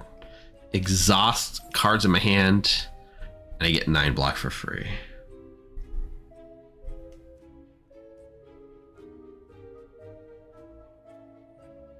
I'm being offered a card that doesn't cost me anything to play and gives another player 3 energy. Pretty dang good, right? And That guess what? sounds If you nice. buy it, you get 2 because of Bing Bong. I love Bing Bong. Bing Bong. I got offered like the most broken card, one of the most broken cards in the game. Is it worth it? Or do I take? Yeah, I'm taking it. Hidden Gem. Lay every shiv in your exhaust pile on the enemy. Yeah, if you can generate a lot of shivs, that card is nuts. Do make a lot of shivs. Okay, doing that. What do you think about the vulnerable T set? That's where you get 2 energy after every campfire. Yeah. I mean, you know that every boss fight starts after a campfire, so at worst it's start with 2 energy, but you already have the hot cocoa, right? So you're already starting with 4 energy on the first turn. How often are you spending all that energy? Yeah, that's true. I think I'm going to take the secret weapon. I've never seen that card, so. So your weapon is what? You get to choose a card from your draw pile and add it to your hand? Yeah. Let's hatch an egg for Heather. 2 birdies. Also, the bird is the cutest thing.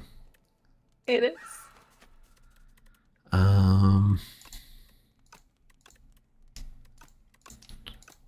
What am I upgrading here? Probably make it so. All right, let's see. 2 bird swoops. 0 mana, deal 14 damage. And best of all, you get a little pet in all the fights. I hate this guy. So yeah, this guy will add, like, when he does that little arrow up, he gets a bunch of thorns, and then he does a big attack. So when he's doing the big attack, we're trying to not take damage on that. Okay, I've got I can play that says deal 11 damage. The next attack another player plays on the enemy is played an extra time. Pretty good. Somebody got something good they are prepared to throw out after this? It would probably not this turn, but like next turn maybe. But next turn is a defensive turn. If you got better stuff to do with your energy, that might be. That's fine. Yeah.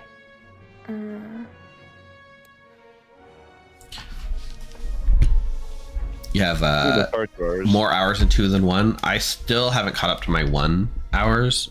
Slay the Spire 2, but it's only been out for a month. Give it time. I'm surprised you don't have any wins in Slay the Spire 1. I guess you probably just didn't put that much time into it. Is that what you're saying?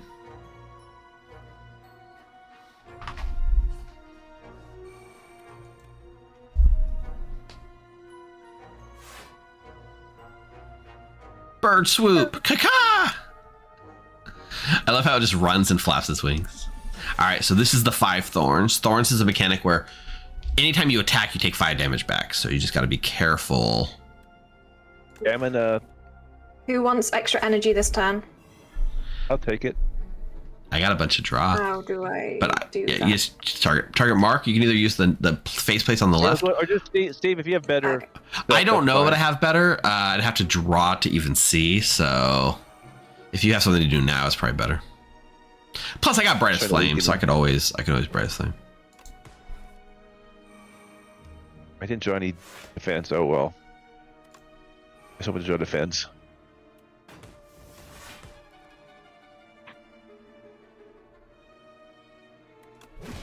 So I play a shiv, which does 4 damage. My attack does not. I forgot He about doesn't that have any board. artifact or block, does he? He does not. Okay.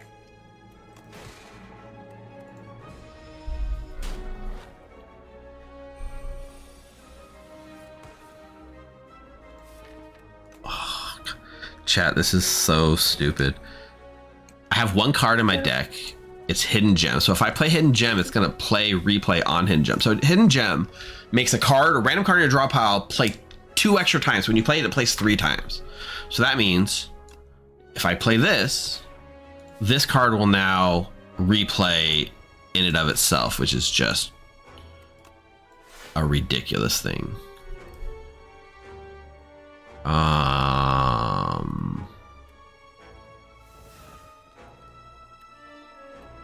I don't think it matters what I bring back.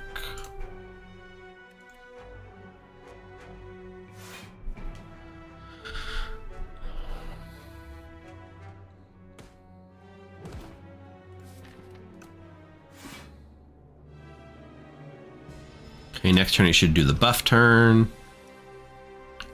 All right. So now, Putrefy, double putrefy. Who wants extra energy? I do. probably not me this turn. I do. There you go.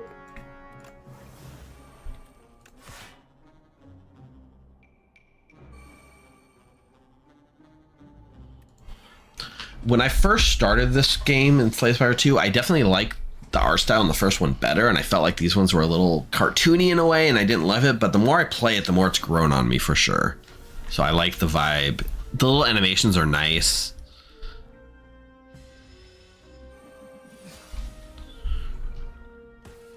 Oh my god. Glow with replay 2. Yes, please. Yes, please. Yes, please. Dying Star with Go, Burb.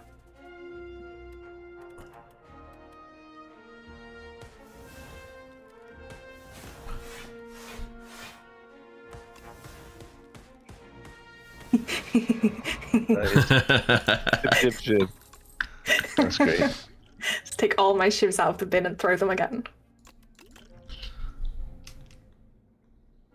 Alignment's great. 2 alignments. Thanks, Bing Bong. I forgot I had Bing Bong. I gotta be very careful. I gotta be more discerning about taking cards when I have Bing Bong. Wait, Heather, where's your health? Oh shit, where did my health go? Did you attack him when he had thorns? And you took 5 damage for every attack you did against him. Did he have thorns that last round when I Yeah. didn't need to attack him? The part when he had the giant thorns coming out of his body? Yes, he did. That's so Okay. he basically killed you. I wasn't even paying attention to that. Me either. You gotta watch the thorns. Yeah, it's scary. I didn't even need to throw all those shivs. He was already in the doom hell. I He's just like- wanted to. Yeah, he's already gonna die. I'm just gonna. Yeah, that's unfortunate. Yeah. Is there anything to give Heather health? We have to look for that. I think right? Heather needs to take Pantagrath, which means you heal 25 at the start of every boss fight. Yeah. But also Kusarigama is really good for silent too, because you're basically doing He's gonna shivs a die if lot. we don't- But yeah, you need. Oh, it's the boss. Oh. Is Well, it a he's boss not gonna make next it to though? the boss, though, Or am I probably, just right? gonna die anyway? Yeah, maybe. Yeah, I mean, I think the Pantagraph's good for you regardless. We have a regular fight and an elite fight before we get to a campfire. So Oh, what happened? rock paper scissors. No, mark 1. So you just gotta play a little defensive for the next few fights. I don't know how to do that. Okay, the bird can attack, right? Yeah, there's no That's thorns. okay. You're good. You're good. and I can stab it.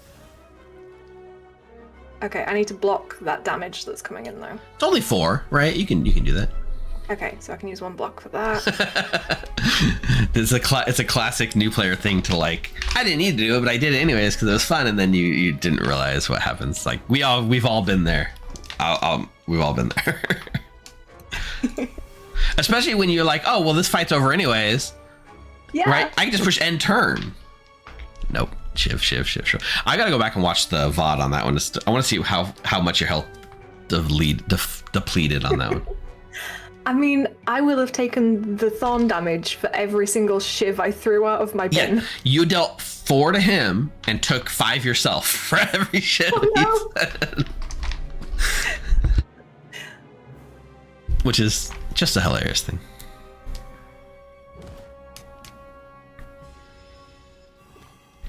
Okay.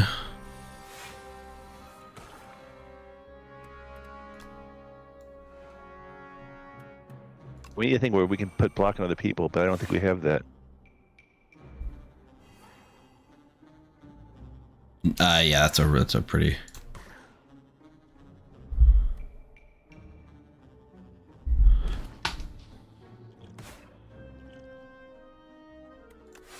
To defend, if I could put them on. Oh, can I put these on Heather? Nope, I don't No, think so. I guess Yeah, not. you need special cards to heal the other person. Oh well. I mean, Heather's got 14 defense this turn. We're okay. Oh, where did that come from? Good question. Where did that come from? Oh, you got I don't Horn think Cleat. it- Your artifact Horn Cleat says you get 14 block on turn 2. Okay, cool. Good. Yeah, no, will it's take great, right? Every turn of the second fight, it's pretty much blocking for you, so you can just do shenanigans.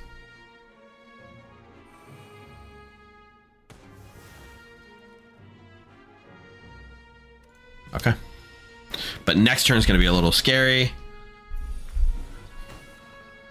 I can do boom, boom. Who wants extra boom. energy?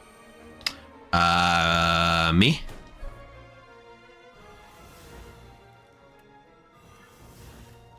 Get him, bird.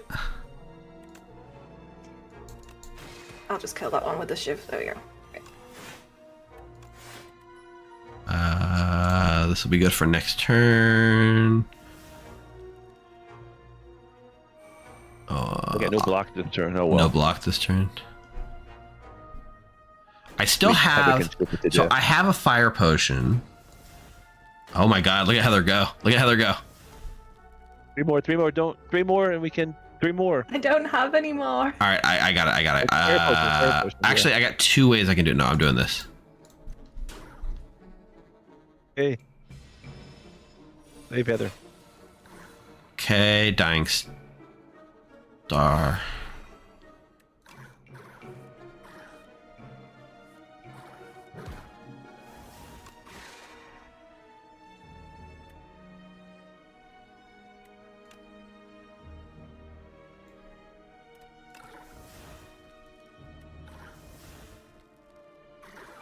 I get the bomb.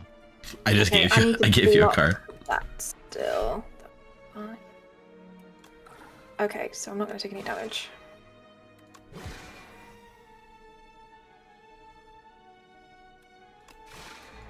All right, I got him down to dealing 1 damage. That's pretty good. Oh my god, knife trap! As long as there's no thorns, we're good. Yeah.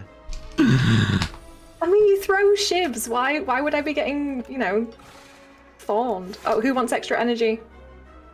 Probably Mark. I don't have anything I can do with it. Okay.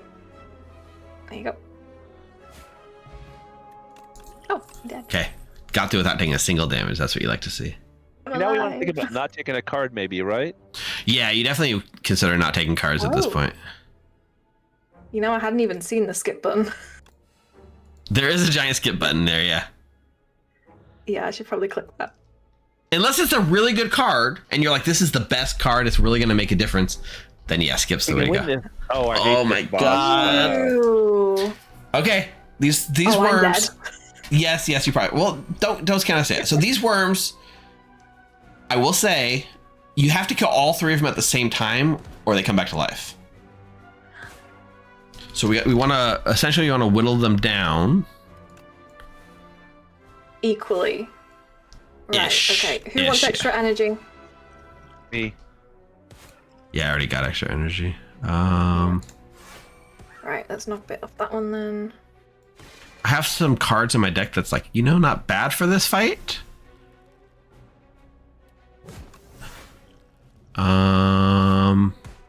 Do you have any defense cards? Because I can give you 5 Don't extra. currently. Okay. I'm going to draw 4 cards. Okay. That.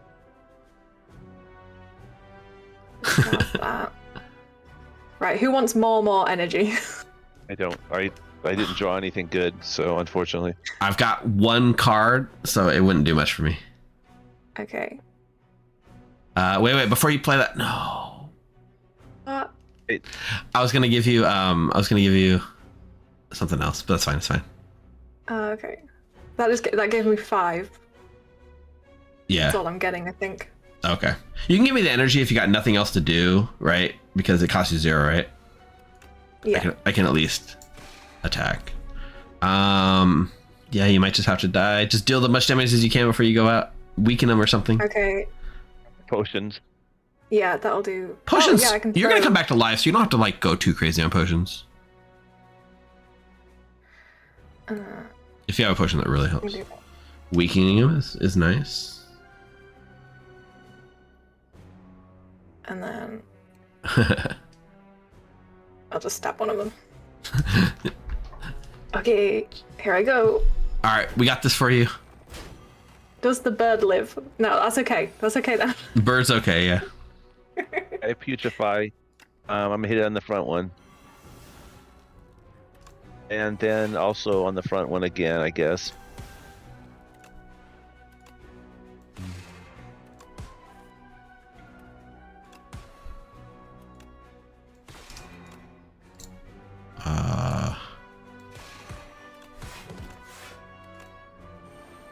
That was a pretty good turn.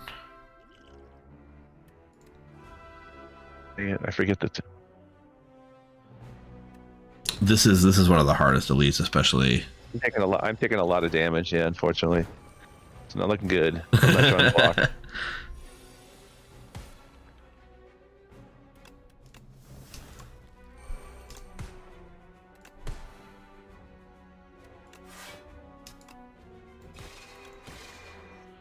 Yeah, I'm taking a lot this turn. Chat, do you believe? Do we believe in this run? I don't know. I'm dying.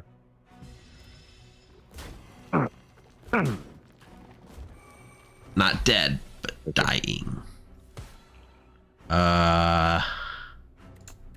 Okay, generate stars. This is a good one here, so we take almost no damage this turn.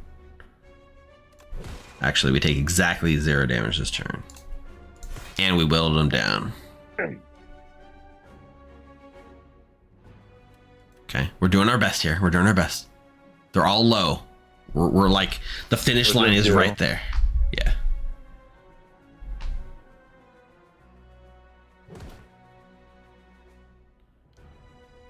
Bring that middle one down if we can a little bit.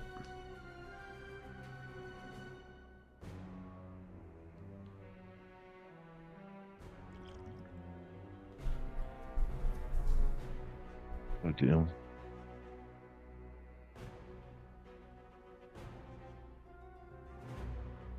You're taking no damage this turn, so you don't have to worry about damage taken.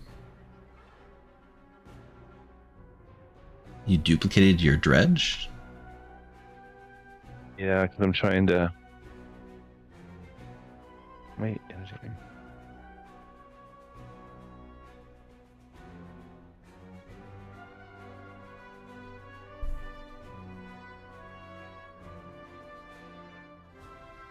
What are you trying to fish for? Zero cost cards. I see.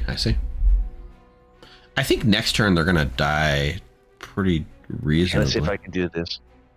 Mr. Struggles is gonna kill them next turn, right? Because Mr. Struggles is so nice. All right. Ooh, I got my own thorns now, so don't shiv me, Heather. Not that you can, but... Oh, I got a happy flower. That's cute. Just extra energy. Yeah. Okay. Oh, Heather's back. Oh, yay. Yeah, Heather's back. But Welcome one. back. At one. Oh, man. Yeah, we definitely gotta go to the campfire. I think we have to dodge this last elite because Let me dodge. we just go this way. Oh, I can go to the right. Shift to the right. Yeah. Definitely.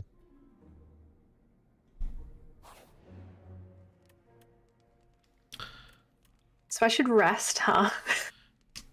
I'm resting. Let's see. I think resting would be the prudent choice here. Someone could mend Heather. She can heal twice or no?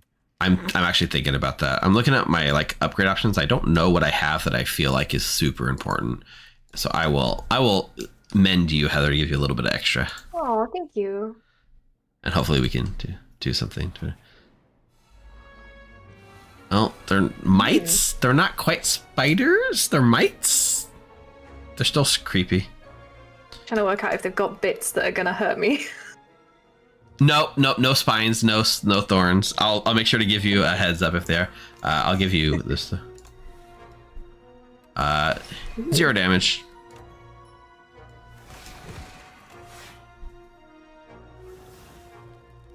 Yeah, plenty of hit points for a boss fight. We're fighting the knowledge demon, which, I'll just let it be a surprise for when we get there. Okay, so they're now not doing any damage. Yeah, I've reduced all their strengths. Rusty. Cost me all my stars, but worth it. I got Osty, Steve. The big old, oh geez, why is your Aussie so big? Got to summon twice or whatever. Summon and Very nice. All right, so these toxic cards, if you leave them in your hand without discarding them, you're gonna take damage. But Okay.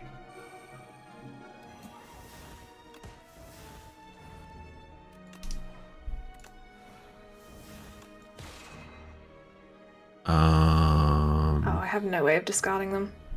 you can play them for an energy if you wanna. I did. Oh, that gets rid of them. Okay. Yes. But I also need to block 9 coming in from... Yes, that's the sad part. Okay. Strike. And then get rid of one of them.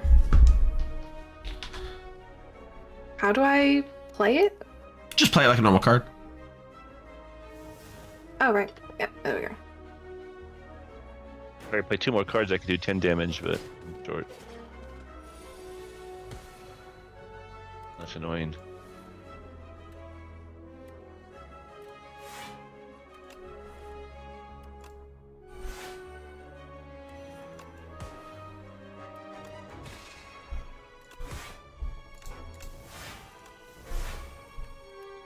Oh my god, I'm such an idiot.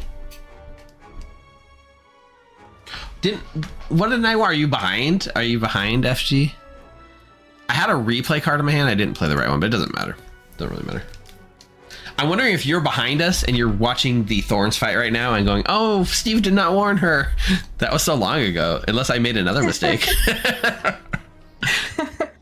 First of all, I'm pretty sure I mentioned the Thorns at some point in that fight, but second of all, that's the learning experience. You don't tell someone, hey, that's not how you play Slayer. You just let them learn. Live and learn. It's a fun game.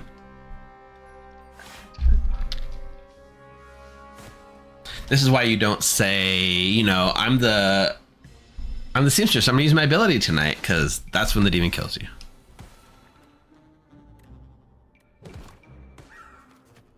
Who wants extra energy?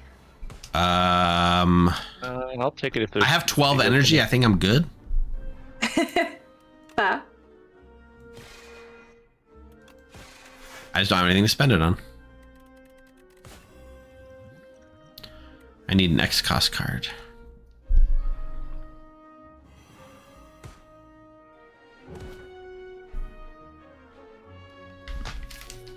Yeah, the best part, Amanda. The enemy was already dead on its own. Very nice, very nice. Very nice. They're both dying at the end of this turn. Look at that Doom animation. The Doom animation's like so awesome. Oh, I got fairy in a bottle. Heather needs that.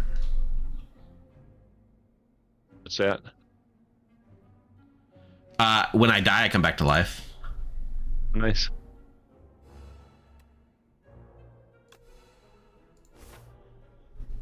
Yeah, we can take a question mark here. Might get some fun event. Obtain a random power. This is the defect, by the way. The infested automaton. There's a chamber filled with dead robots. A lone automaton steals a faintly glowing core, but it's engulfed by a grotesque organic growth and doesn't respond. I'm pretty sure this is the defect from the first game, before it got rebuilt. You think power is 0 cost?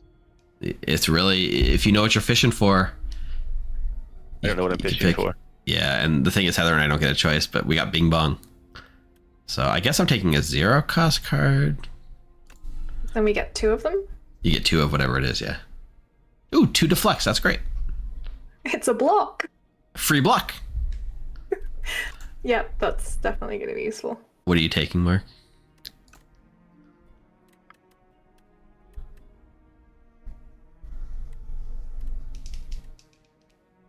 You're muted if you're talking, by the way.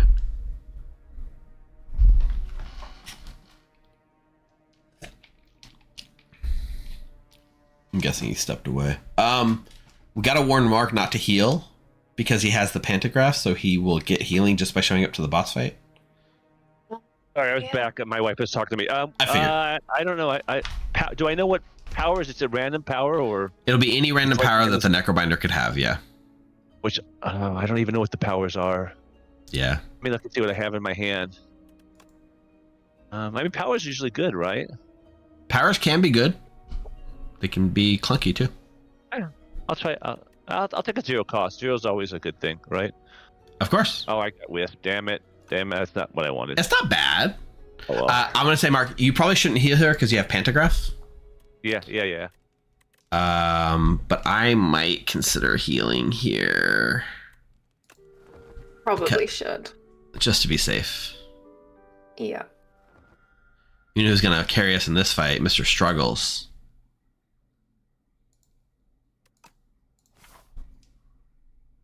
All right, the Knowledge Demon. This is basically. Have you seen Ghostbusters? Mark's probably seen. Have you seen Ghostbusters, Heather? A long time ago. Okay, yeah. The guy shows up then and he says, "Choose the form of your death." That's the Knowledge Demon.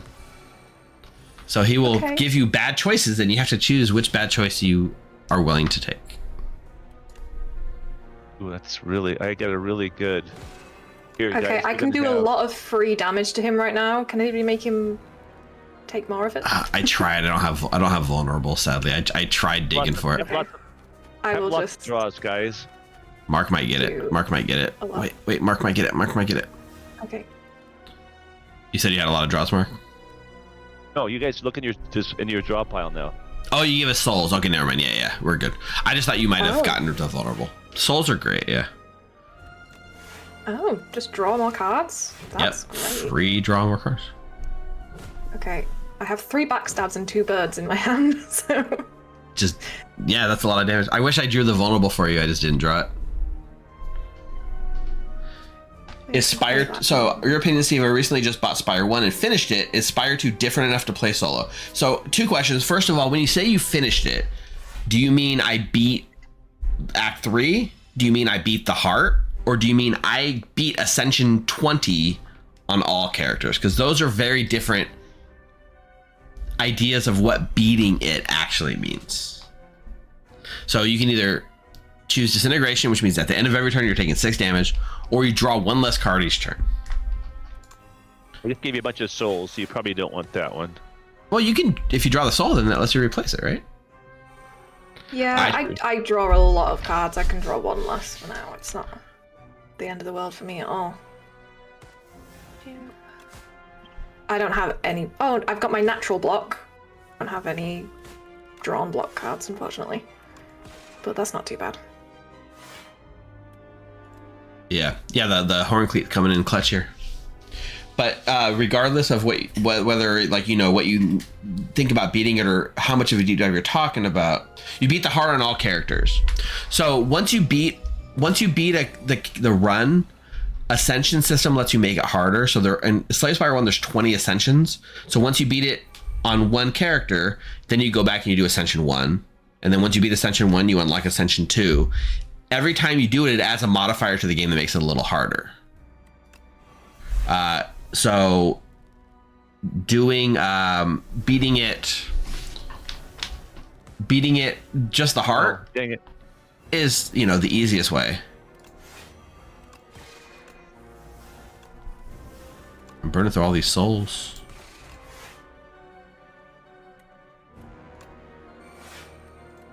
Do I think it's different enough? I do. The 2 new characters are really fun. I really love the Regent and I love the Necrobinder. The way that the acts are different and the characters are different, all the strategies are different. Even if you're playing solo, I 100% recommend Slay the Spire 2. Now, it is still in early access. There's more content in Slay the Spire 2 than 1, even though it's early access. But it's still in a state of flux. So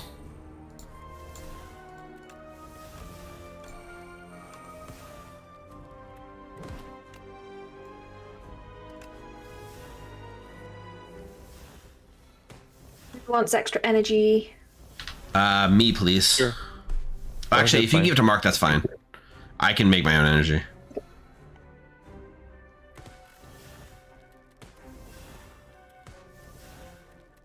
We'll do this into glow, into hidden gem, into alignment, into glow, to hidden gem, into glitter stream, into alignment, into dealing 0 damage, into this, to that. Yeah, that was a pretty good turn.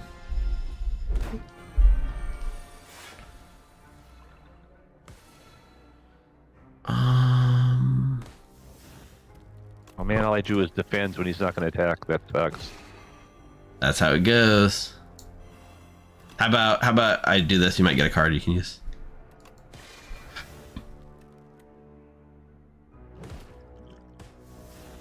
We're about to get given another bad choice. Okay. That helps. There you go, Mark. So I think the next choice is more damage at the end of your turn, or I don't remember what the other curse is. I don't think it's the one where you can play less cards, but maybe. Oh, I think yeah, you can only play 3 cards a turn. I'm not going to take that. That's a tough one to take. I'm taking. Need the block. Don't need the block. I'm holding my time's up. If I get some more Doom, I'm going to do 75 to him. If we can, Okay. and more if we can get more. Get that Doom up vulnerable on higher. him. Yeah. Vulnerable's already on him. For 6 turns.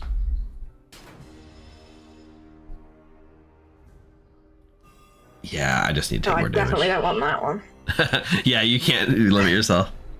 So many cards. Strike. All right, brightest flame. Oh man, I'm short. Shoot. If someone give me energy, I need 1 more energy if anyone has it. But if not, then No, I don't have anything that does that, unfortunately. Do not. I'm gonna do time's up.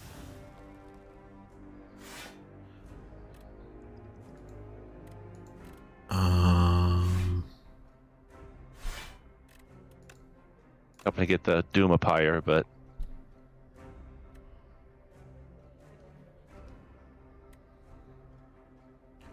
the Dex potion it's only for 1 round, right? Dex. So Dex potion, if it's like speed potion, says gain 5 Dex at the end of your turn, lose 5 Dex. If it doesn't say that, it lasts the whole fight. So strength potion, Dex potion, it's the whole Dang fight. it. And I'm putting it on myself late. Okay.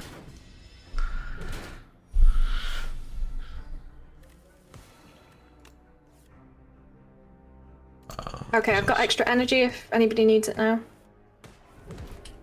Probably Mark. I'm good this turn. No, I only have 2 cards left in my hand, so Okay, then I'll take it. if you I'll don't take want it. it. But Cool. I can make him deal 0 damage, FYI, so don't worry about blocking. I'm worried about the 13. I'm Okay. taking You still gotta block the 13. That is true. You still gotta block the 13, so don't forget about that. And Osby doesn't block that, right? Aussie cannot block that for you, no. What, 13? Because we're taking 13 at the end of each of our turns because of the curses we chose. Oh, I'm taking 7. Okay. Oh, so you're just drawing less, so you didn't take the first one, yeah. Yeah. Okay, so I want to do that.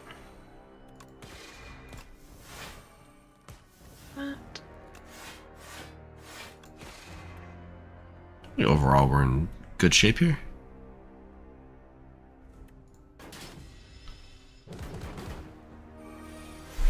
Okay.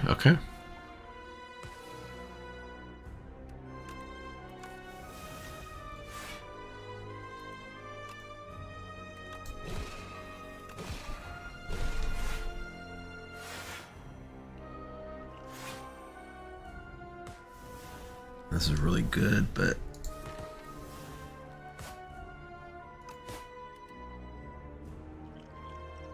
is this enough? Like Deathfinger?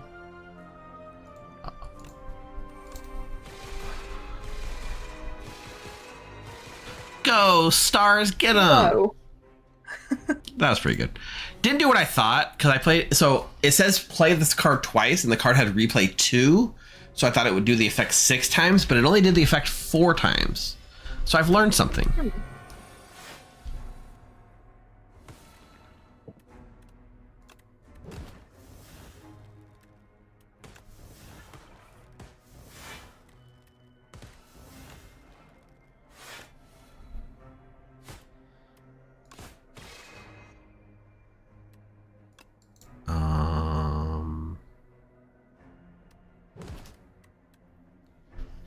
We're gonna get another curse.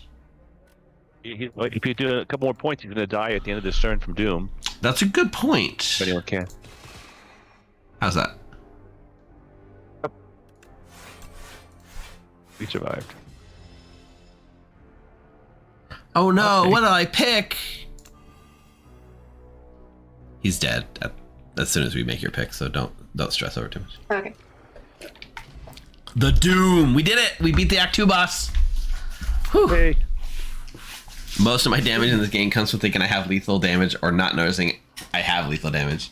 Yeah, playing too fast sometimes is a thing. Maybe we play a colors card. No, I don't want any of these, especially not with Bing Bong.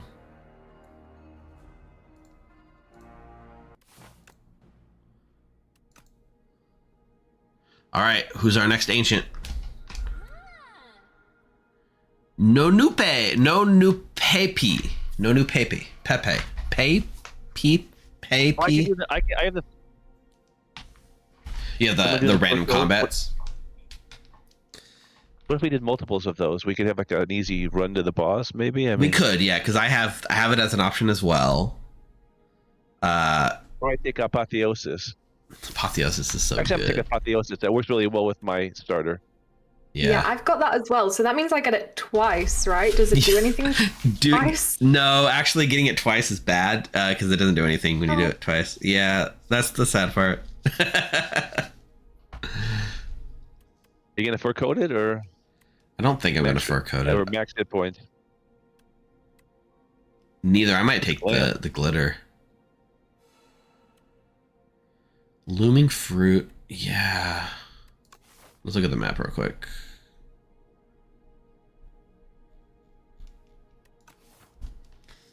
Chat, what's the There's a late funnest shop on option? the left side.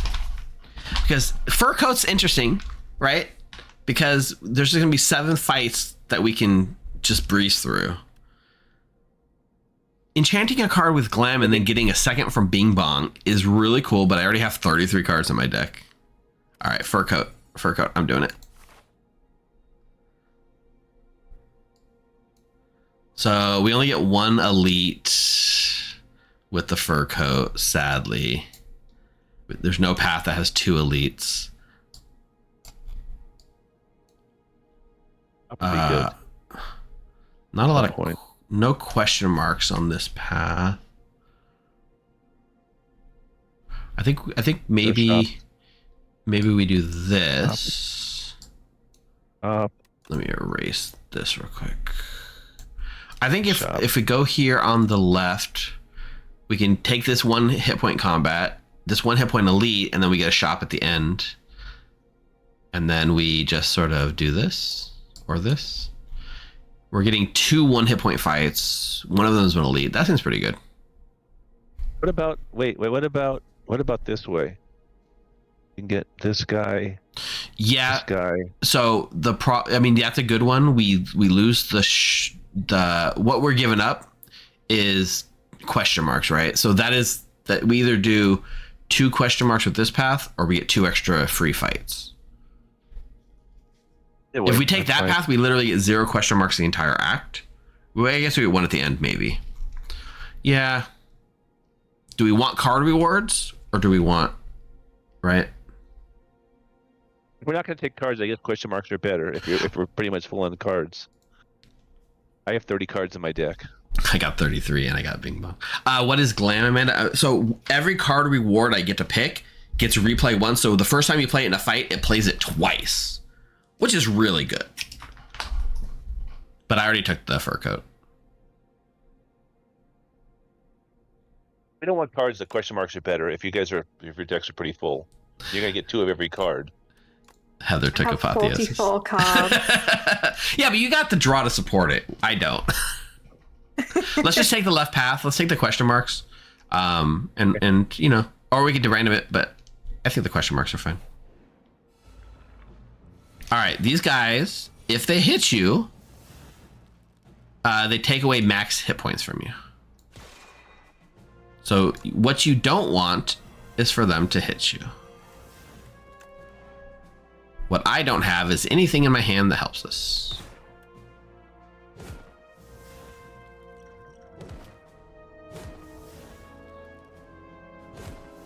Wow, you guys do.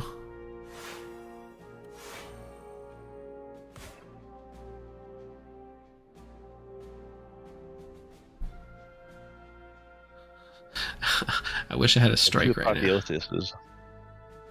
Yeah. And exhausted, your hand goes away.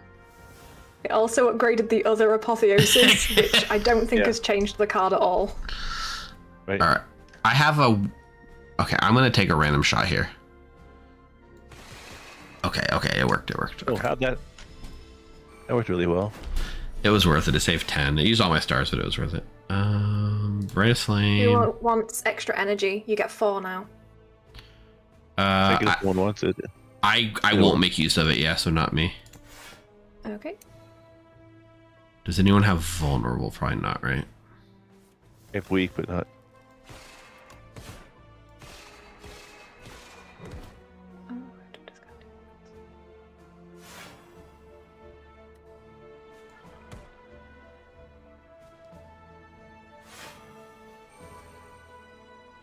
My max health is already really low because of the stupid Brightest Flame I keep playing.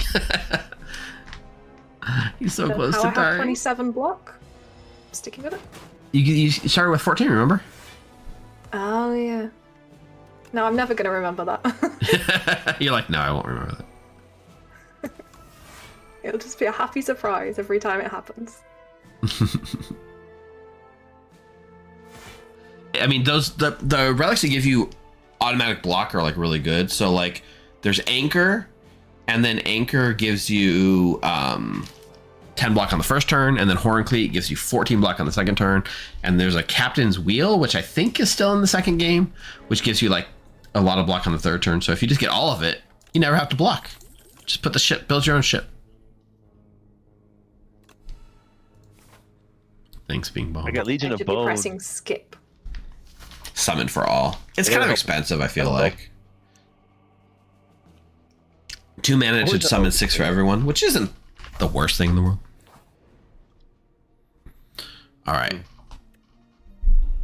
Draw 2 fewer cards at the start of each combat. Raise your max hit point. Which one? I think I have to do with that. With apotheosis, it's not really worth. You would never want to upgrade, right? No, true. I hate to run 2 fewer cards though, but whatever. Yeah. More health Drawing is 2 good. fewer on the first turn is unfortunate. All right, these guys only have 1 health, and thank you, Mr. Struggles. Okay. Okay, that was hilarious. Yeah, thanks, Mr. Struggles.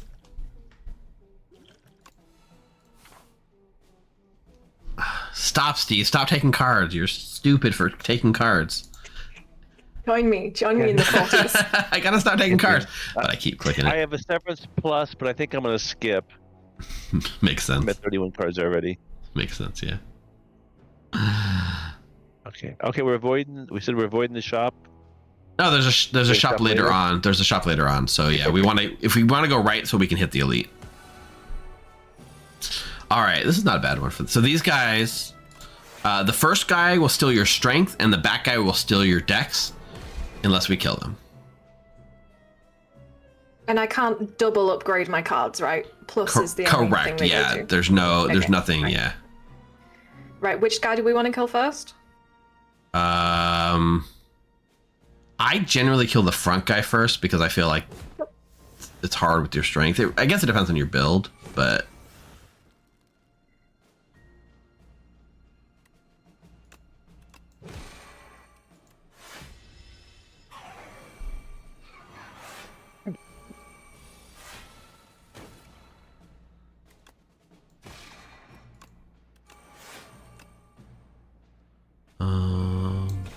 Don't have any extra energy? I can throw something fun if you guys have extra energy. nope. Let me see if I've got anything that lets me draw. No. Oh, then it's still worth it. Oh, I have an Austin. I didn't know you got a fan of knives. So now all your shivs hit all enemies? Yes. That's fun. Yeah, unfortunately, I don't have ways to give energy. Can draw 2 cards. Yep, I got it. Here you go. Nice. Oh, I need it. I got it. Yeah, I needed it before, but that's fine. Now it doesn't. I play a different card. Oh, this is good. I've got it now. Who wants it now? Take it. Yeah. Sure. Have some Doom. Do you notice how big we are because we all took the big Or mushroom, by the way? Oh. So chat, this is a fun turn where I get to deal. Oh god, he took our strength away. He stole 2 strength from us. That's so close. Wait, is it there? Is it in the Doom? No, but close. I mean, he is now, yeah.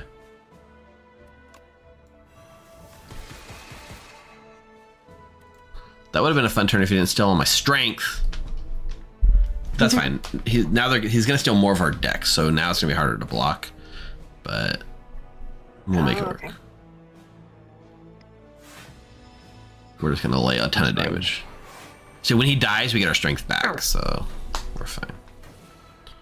Oh yeah, we're more than fine, actually. You still have your Osties? My Asti is dead.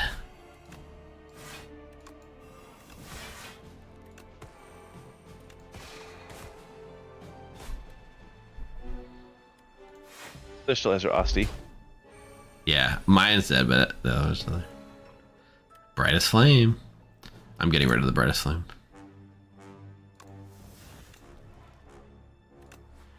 How does this feel? I think that felt pretty damn good. There we go. No thorns this time. Dead? I mean, he's dead to Doom for sure. Let's see what I can do. Does it make a difference if he dies to Doom as opposed to Not anything else, or is it just... no. I mean, so Doom does apply at the end of their turn. So if they're doing something scary, you have to deal with it. But Right. But yeah. I gotta skip. I gotta skip.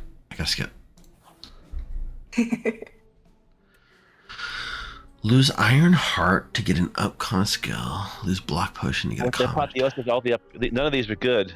But you gotta give up something. Against a vulnerable.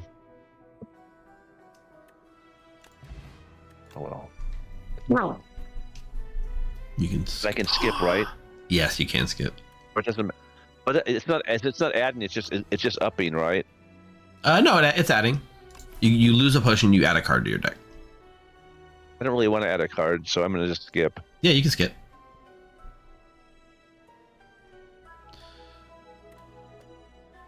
Good artifact. You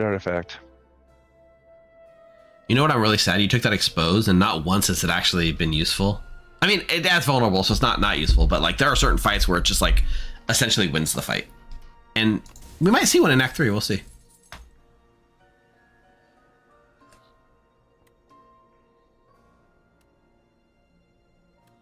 Who wants what? I have energy.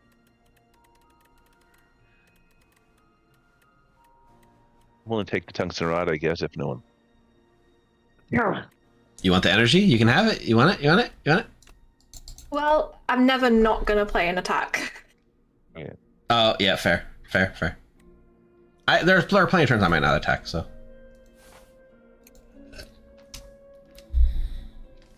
At this point, upgrading a card with Apotheosis doesn't do anything, right? I mean, The only thing you would upgrade would be Apotheosis itself to make it cost 1. okay. It's the only that upgrade what that it matters. did? Yeah. So it saves you an energy on the first turn. Honestly, that's kind of worth doing, actually. It's really not bad, right? But it's really the only one that you would even consider. Even though we Yeah. all play it twice now. Oh, because you're exhausting a skill? Yeah, that's a little bit of anti-synergy there. And it actually it's retained, right? So maybe I'll save it and not play it twice. Is it retain? I don't think so. Left. It is innate, but not retain, no.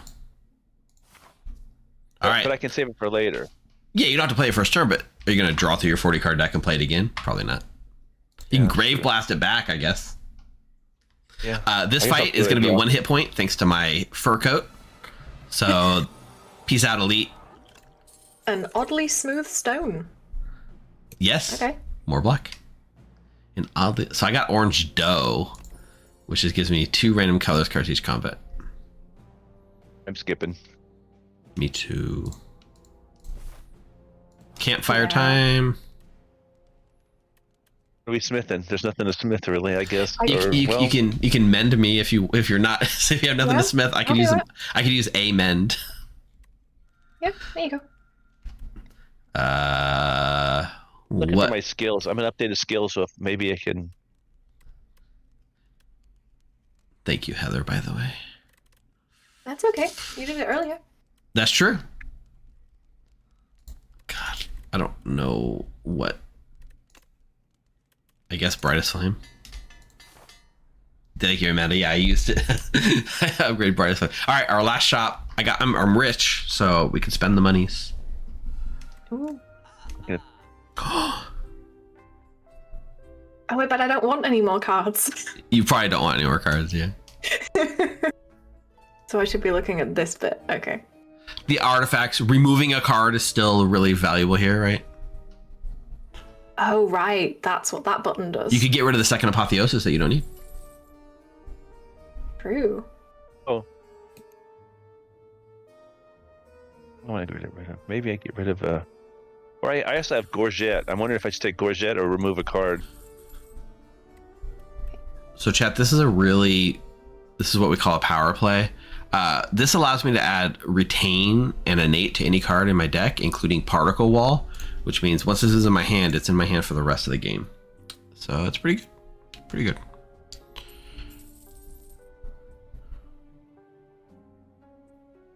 So I have 3 good choices: Gorget, remove a card, or end of days.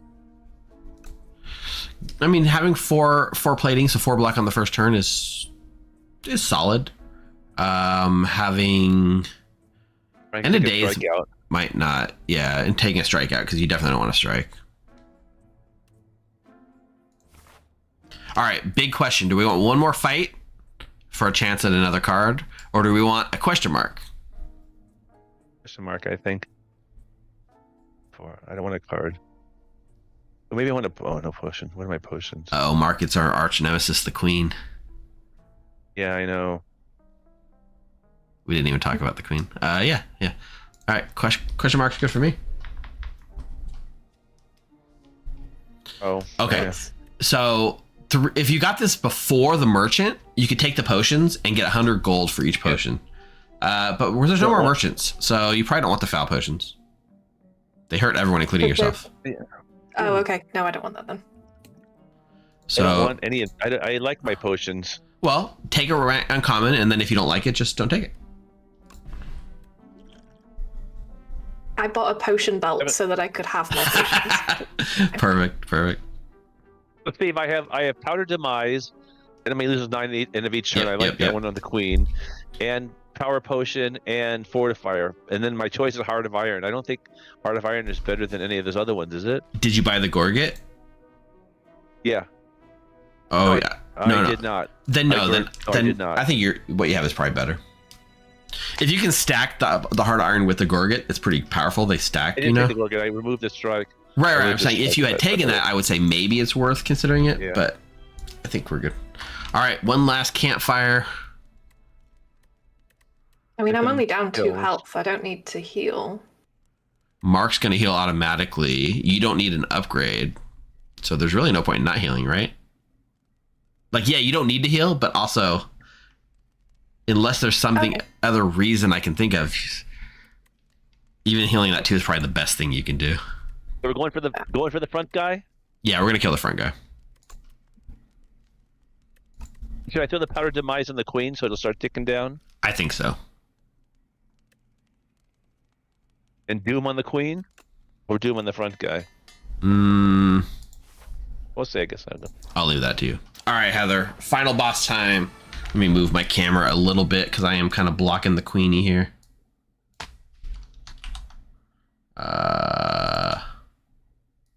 Okay. Okay, so you said kill the front guy first, right? So yeah, there's different strategies to this, but killing the front person first makes the most sense.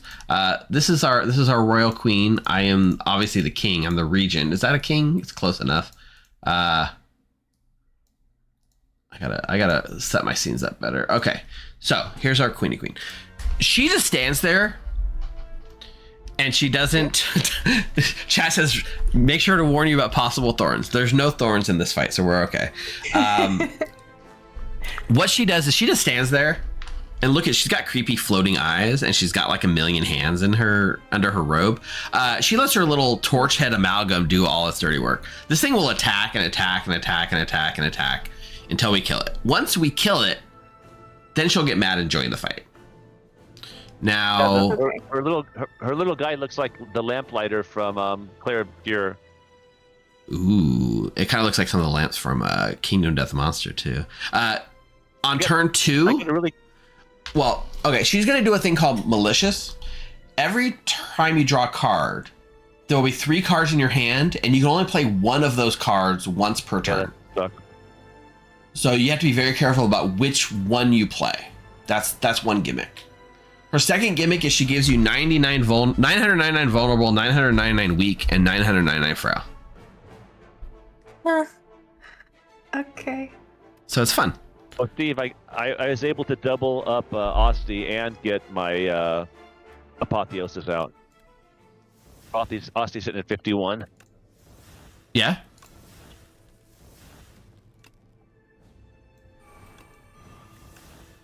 Oh, but I have no block. Dang it. Oh well. I'm about to go off in just a second. So I just put 2 radiates. Yeah. So here we go. I call upon my minions. Blast these fools. Hey, that was pretty good. Do it again. Like that. Okay, that was my big turn. What do you think, chat? Was that good? Clarity extract. What does that do again? It lets you Draw one card. At the start of your next 3 turns, draw one additional card. I mean, that seems pretty solid. But there's no option to drink it, just to throw it. Throw it at yourself. Do it yourself. Throw means you can throw it on any player, including yourself. If it says drink, it means you can only use it on yourself. Okay, cool. Yeah, cool.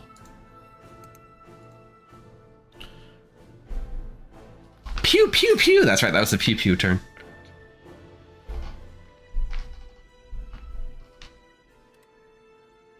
Waiting on you, Mark. Okay, so here comes the chains. So only one of these bound cards can actually be played this turn. Okay.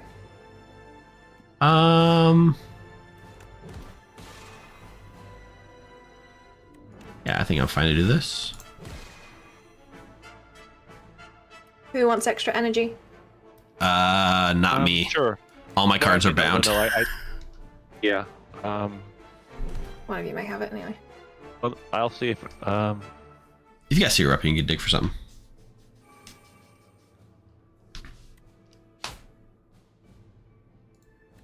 So, for the record, chat, Radiate says you deal 3 damage to all enemies for each star generated this turn. Last turn, I gained stars like 11 times, including the stars I gained at the start. So that's why I was able to do so much damage. Also, I did something that let me get 2 copies in my hand. I don't remember what that was. Oh, that was from the orange stuff. The lamplighter up to 110 doom, so. Yeah, not too bad. Like, I feel like there's the scary part. 99.9999 of everything. There's no way to fix that, is there? There is no way to fix that now. Okay. Anyways, energy would be not bad. Well, like I said, theirs is bound anyway. Okay. I haven't drawn an energy card yet. I may draw one as my turn goes on.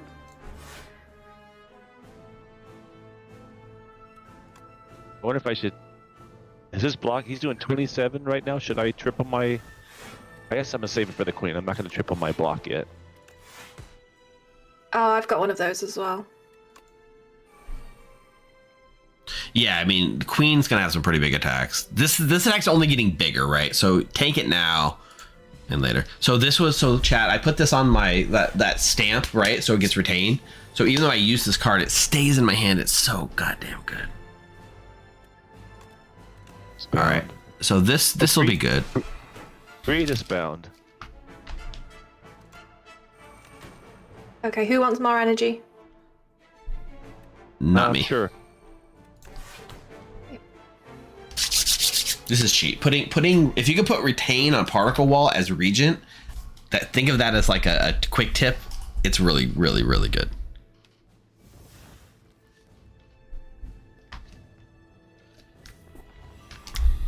Come on, queen. Oh yeah.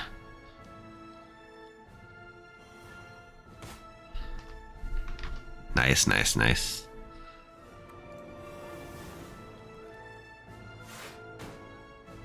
I wonder if that was better on the queen. Well.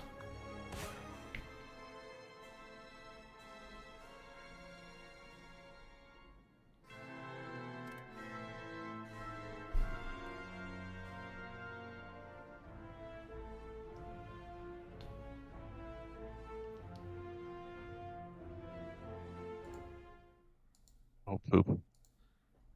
Instead of Tiny Steve, because I ate the big mushroom, we should have like built-in OBS when you eat the big mushroom, then you get big, right? So I can make my camera bigger when I eat the big mushroom and smaller when I eat the tiny mushroom. I just wanted to get out of the way of the queen.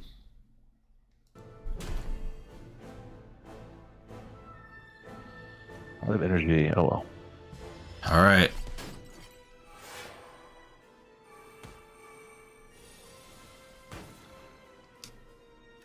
Buy strike or buy strike. Hidden gem. Oh, that was the stupidest thing I've ever done. I had no cards in my deck.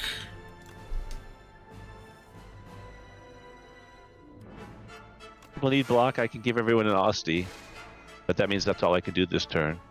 That's not so bad.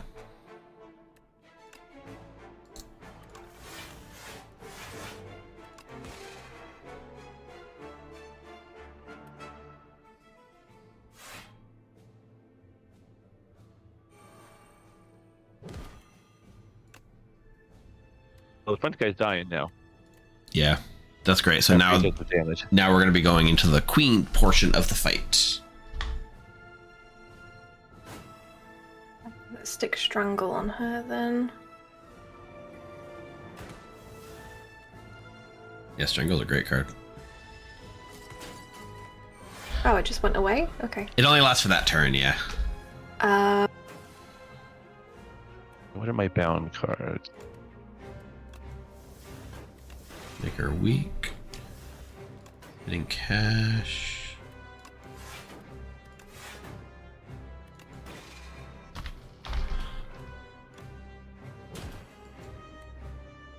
This isn't enough to kill, so it's not worth it. Okay, okay.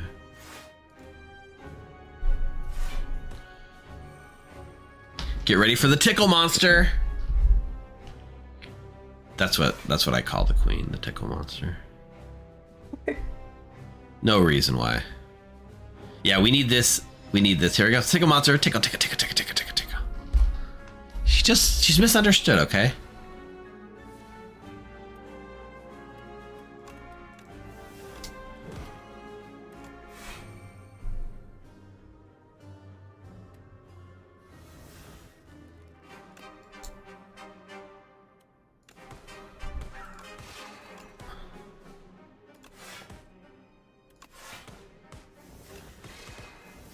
Just wants tickles. Here's some tickles. Oh, you got your own tickle monsters.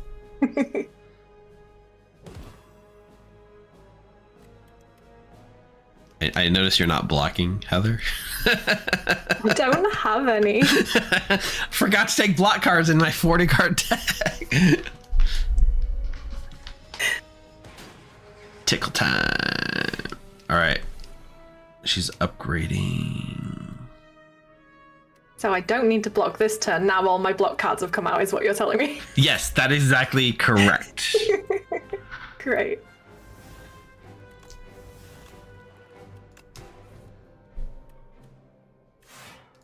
Maybe I this. Well, then she can have 20 shivs to the face instead. That's pretty good use of your turn.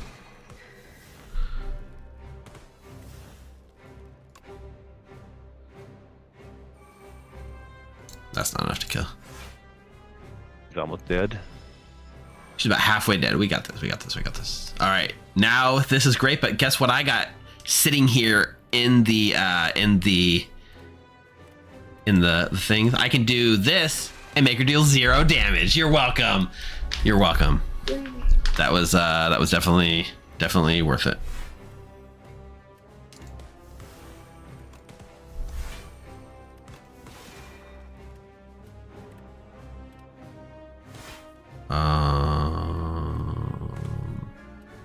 You can make her vulnerable. I have that times up sitting waiting to use it. I have only like two vulnerable cards in my whole deck, and I don't. Oh yeah, just tell me when you hit it because I've been holding. Yep. And as I build up, every time I hit her, I apply Doom. So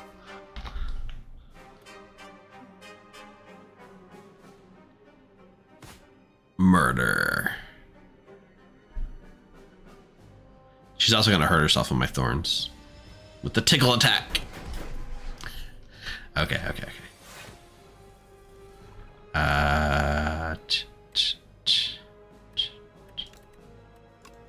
Who wants more energy? Not me. This is a really bad turn. Okay. But maybe this helps you block. Yeah.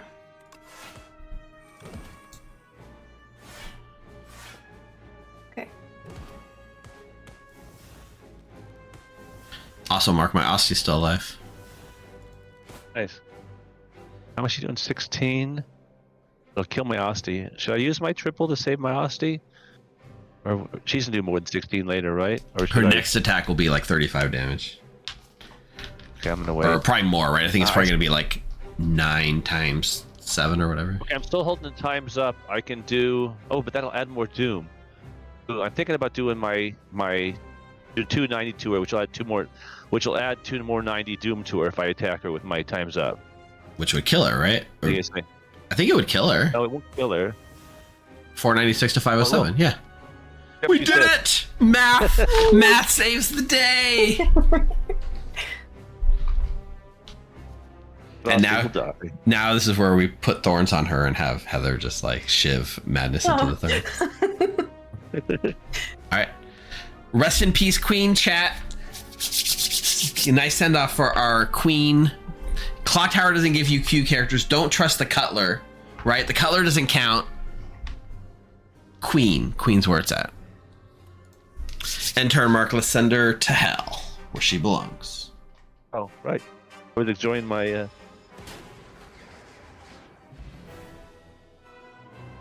Yay. We did it. Heather, you've beaten your first run ever of Slay the Spire. Oh wait, what's this? Remember what Niao told us when we first started this? Go kill the architect.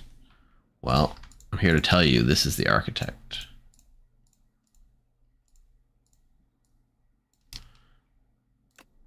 I've arrived again. The loud fool returns. I'm neither loud nor a fool. Face me. And I'm dead. Oh. Victory? Question mark? How much damage did everybody do? Or is it always the same? I think it's static. It's supposed to be like your score, but I don't think it. Like I got 1180, which I think we probably all got the same run, so we all get the same amount. Yeah, and I got 4780 damage to the architect. I don't know what that's. Is that? Oh, that's the total of all our runs. That's the total you've dealt to the architect over every run you've ever done. Okay, 4780. So I haven't done it much, and Hunches is probably 1180, or I don't know what Hunches damage is. Yeah, I got 82,556. 97 billion damage in total from all people. All right. So this is where in like when the game comes out and leaves early access or whatever, there will be a way to go beyond Act 3. Slay the Spire 1 had an Act 4 that you had to like do secret conditions to reach. And then beating the final boss, in this case, what looks to be this architect guy, is sort of the like end goal. But it's not there yet, so we don't know how it's going to work. What are unlocked events? So every single question mark we did are events. Oh. So you're seeing when at the end it shows you new things you've never. It tells you what you've never seen before. And Heather's probably getting a lot of storyline epoch unlocks right now, if I'm not mistaken. Yeah. Yes. So there's a timeline, and the timeline kind of tells the story of Slay the Spire and unlocks things in order. It also gives you rewards. So like, since we're playing multiplayer, you get to see everything, including stuff that only I've unlocked. But like, as you play single player, you unlock like a few relics at a time, or a few cards at a time, or a new class, like one thing at a time. So it kind of drip feeds you new content, which is why it doesn't recommend jumping into multiplayer. But I do think co-op's a lot of fun. It's a lot of fun. Yeah. All right, I need now, Heather, you came into this, you knew nothing about Slay the Spire 2. You now have played 2 runs, one on your own, one as multiplayer. What's your immediate feedback on this game, and what do you think of its viability as a Clock Tower replacement? I think it's definitely a game that is more fun multiplayer. Okay. It was a lot more engaging, and maybe just because it was, my second run, so I understood things a bit more, but it was definitely a lot better multiplayer. I think having a whole team, so like having even more people, and they just scaled the bosses, I don't see why they couldn't do that, and just, I don't know if 12 would work, but we could get it to a pretty high number. Yeah. And it's nice that there's kind of progression and unlocking things as well. Like, you're not just doing the standard roguelike of like starting from the beginning and the map's always going to change and stuff. So I think that's quite good. Cool. And, you know, it's better, like, it gives you the queen, which is obviously something Clock Tower's, we've been begging for a queen for 6 years now, and there's still no queen in Clock Tower. They gave you queen on day one. They listen to their fans, which I do love. Yeah. It's, you know, Clock Tower. Also, to play Clock Tower, you need to get together like 6 of your friends, or 7, I guess, technically, with a storyteller. Here, you only need like 1 or 2, or maybe 3, right? True. It's definitely a big plus that there's not a minimum number. Yeah. Yeah, you can just play by yourself if you really want to. But yeah, overall, I think the game's a lot of fun. Like, and I'm excited for all the content we get to do. Like, there's 5 classes. That's 5 times as much video as content that you can produce. I'm excited to see what the EU stream team comes up with their Slay the Spire 2 content. You know, Lars already planning out 3 games per stream, and then just have people race it. There's also mod support, so there's no mods yet, but they're coming. Being able to do multiplayer mods, you might be able to have 2 different teams racing against each other to beat the Spire at the same time. Could be fun. Yeah, definitely. PvP in some way, like being able to like fight each other, could be a silly thing. I don't know. There's options. Yeah, do your best build you can, and then pit them against each other. Yeah. I don't know what it is, Steve, but whenever I play multiplayer, I draw much better cards, and I think I've won the multiplayer 4 or 5 times. Whenever I try, okay, now I know how to play, and go back to single player, and just get destroyed, and said, well, I didn't get the good cards I got in my multiplayer run. The realistic thing, I think, is multiplayer. There are there are decks that go like nuts, right, and can just do really well and carry others. And if you're playing multiplayer, the chance that somebody on the run is having an amazing run and kind of drags you with them goes up, which helps for sure. I think just the nature of like somebody else being able to put vulnerable on an enemy so you can benefit from it makes multiplayer a little easier than single player, but also more fun. That's the thing, is because it's less punishing, it's more fun. Like Heather with her Thorns mishap in a single player run, that you'd have died and you wouldn't have really understood why. Yeah. You'd have been like, wait, what? Yeah. But here we get to bring you back to life, mend you, rest up, and bring you across the finish line. Thanks, Blight Dragon. That was a fun run. GG. So once again, I'm going to pitch our this is the future of the Grimoire. We have a new Discord server called the Forbidden Grimoire. The link is pinned in Twitch. I can post it again. If you're in YouTube, it's also there in the video description. You too can come play. We have channels dedicated. You jump in a channel. There was a co-op channel. You say, hey, I want to do a co-op run. Jump into one of the chat channels. And guess what? People will jump in and play with you. Last night, I saw people playing until like 11 p.m. Pacific time. That's how late people were going. I played like till 2 last night. You played till 2 in co-op runs? Yeah. No, Crazy. by myself. By yourself? And just lost. And lost, yeah. Just lost, yeah. Yeah. I kept saying, no, come on, I can do better than this. And then, yeah. One other thing I'll say. To get more EU people in there, it'll be going pretty much 24 hours, I reckon. Yeah. I agree. We need more EU people, and then even the Australians to round out the rest of the time clock, right?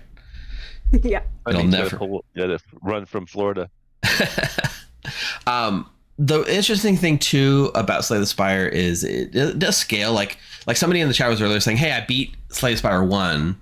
Is Slay the Spire 2 for me? But like, the concept of like, what does beat mean? Like, just because we beat that Act 3 boss right now, would you consider have you beat the game?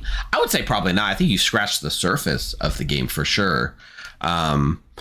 Because the game has like a progression system, which is called Ascension. So like once you beat Ascension 0, which we did, right? You unlock Ascension 1, which puts a modifier on the run. Ascension 1 means more elites spawn on the map. So it's a little harder. And then Ascension 2 is like, maybe like, I forget what Ascension 2 is, but like you might get a little bit less gold every time you defeat a monster or something, right?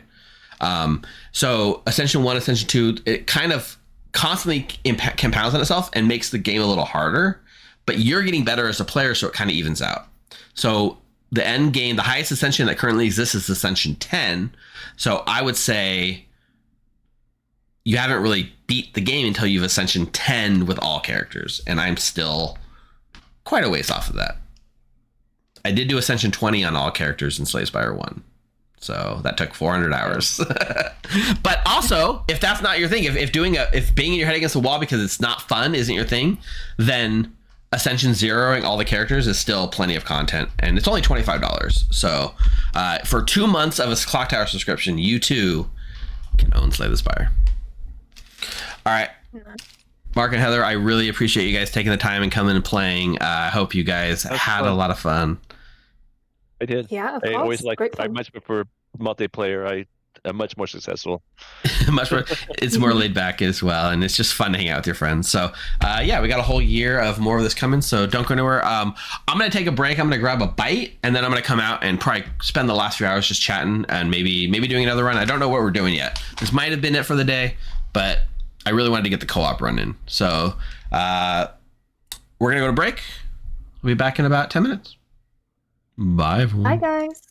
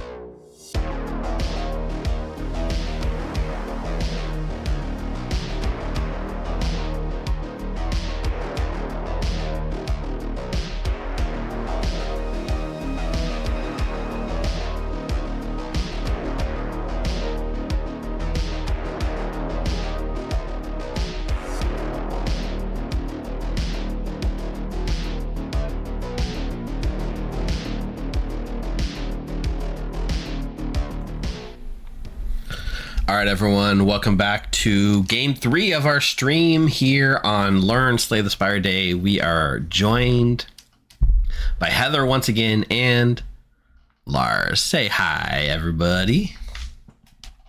Hello, everyone. Lars, you were hanging out in chat watching, and I was like, I don't know what I'm gonna do with the rest of you. It's like, I want to play, so we jumped into another game really quick and are setting up another one. Mark did drop. I messaged him. I didn't hear from him, but we are on a bit of a time crunch. Sadly, there's still a Clock Tower stream today on this channel, so I guess we should try to finish before the Clock Tower stream starts. So we have 2 hours. That's our goal. 2 hours for a run. Lars, what's your Slay the Spire experience like so far? I have exactly 1 win in this Slay the Spire 2, and I've played 30 minutes of Slay the Spire 1. Perfect. So it's gonna you already know what you're doing. You've already got a win. We can just breeze through it. I think this time I'm gonna show off the other new character. I'm gonna show off the Necrobinder this time. I'll play the defect since that wasn't played last time. That's true. We haven't shown the defect yet. I wanted to show the defect. So the fact you're in the defect, I think, is great. And Heather, did you pick the Regent? No. Oh, back to the Huntress. Yeah. Also, sorry, chat. I'm still eating. Okay. I have to go with greed.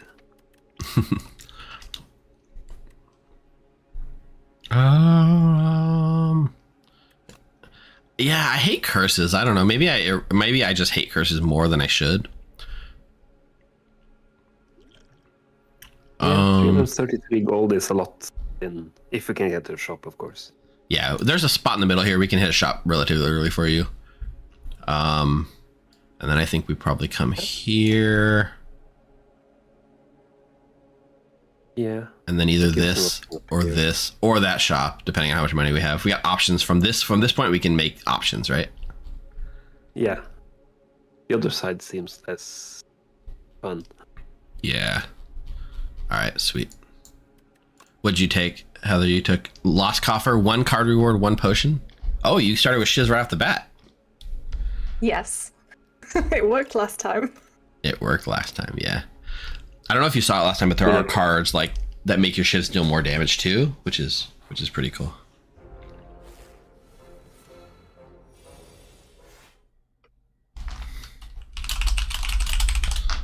Okay. So Asti, like I said before, Asti works as like a bodyguard. So the other card called bodyguard that makes this do more. So if I do this now, it's based on his health, so it does a lot of damage. But I didn't really have a lot of defend cards, so. Defect we haven't seen yet.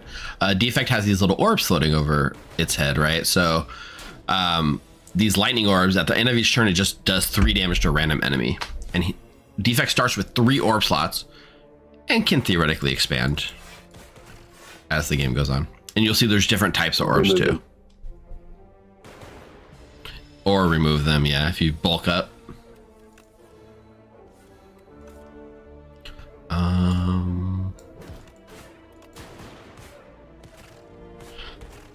Yeah, like each orb has a passive ability that triggers at the end of your turn, and an evoke ability which you can consume the orb and have it do that. So the lightning orb will consume and deal 8 damage.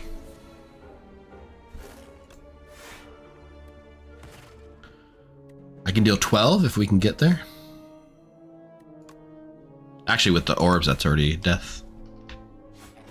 Yeah, I have 6. 6 passive. Didn't need it though. Yeah. All right, rattle. Asti deals 7 damage. Hit additional time for each other attack. Whenever you draw a circle, draw a card. Upgrade. Deal 10 damage. Upgrade 2. I mean, I just need something good for now. Oh, this is the beetle that shrinks us. This is the thing I need to shrink my camera out. I need it automatically programmed to shrink my camera in these instances. All right, let's see. I can do it here. You ready? Here it comes. Shrink. Oh, God, I shrink the border of my camera, not my camera. Shrink. Small Steve now. Oh, no, I'm so tiny. Bodyguard, defend.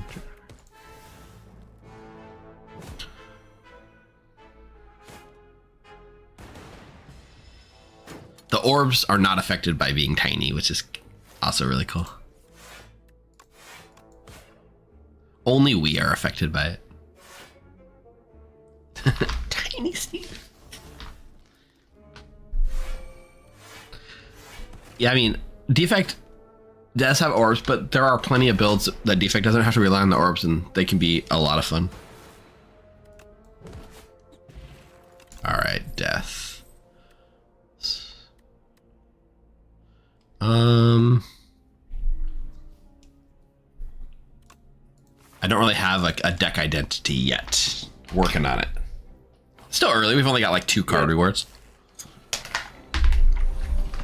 Sometimes you see that one power and you're just like, oh, I know. Yeah, I took care of that guy. Oh wait, I'm not Tiny Steve anymore.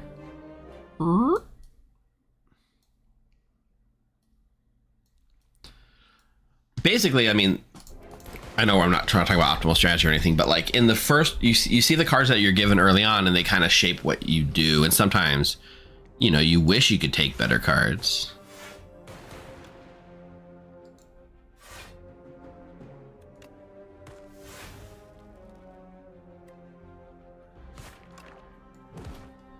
You're like, oh, this card's really cool. It just doesn't work with my deck. And then you're forced to wait and take another run.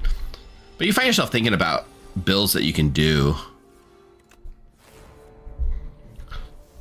Maybe I'm just crazy. Maybe it's just me, but I'll be like thinking like, I really hope I can do this and this in a future run.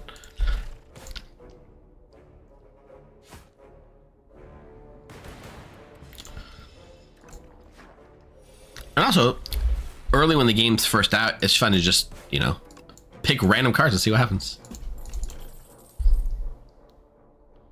All right. This is a pivotal choice. It is. If I take a flatten, it means I'm going down the Ostia attack path. If I take invoke, I mean, or I can take a multi. Yeah, I'll keep it general for now. Okay. My problem is that I can channel even more lightning or add frost into it. Ooh, see, there's another solid choice. Are we gonna go with frost, or are we gonna go more lightning? Which frost is it? I also have a power that channel 1 frost, draw 1 card. Oh, cool-headed. I mean, frost is good, but you know what's really good? Drawing. Yeah, but I also got Coolant, which is at the start of your turn, gain 2 block for each unique orb you have, but I only have lightning right now. For now, yeah. Heather got more shivs. Okay, more shivs. You love to see it. It will always be more shivs. More lightning. I think I will. All right, lightning it is. Here. Chad agreed. Amanda said 100% lightning. Yes. I don't think we saw an enchantment last time, but basically you put it on. Each card can have 1 enchantment, and the enchantment just buffs the card a little bit. Ooh.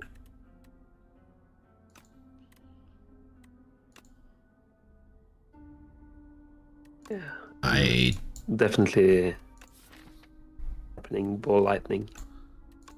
Yeah. I clicked. The one thing I hate about that event is you can't go back. So I was like, oh, I don't want to pick one of these, but I can't go back and choose the other option now. Oh, I can't afford thorns. Speedster. Oh, you got Speedster again? Yeah. Like if it's not broke, I'm not gonna fix it. No.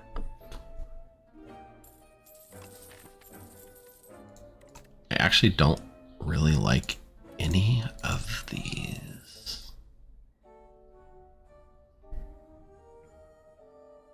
Yeah. Yeah. Yep. This. Yeah. Not to spend my entire greed. We have the option of another shop later, right? But if ideally we could take that elite, but if we're feeling weak, we'll take the shop. But there will be more shops on this run. What am I upgrading?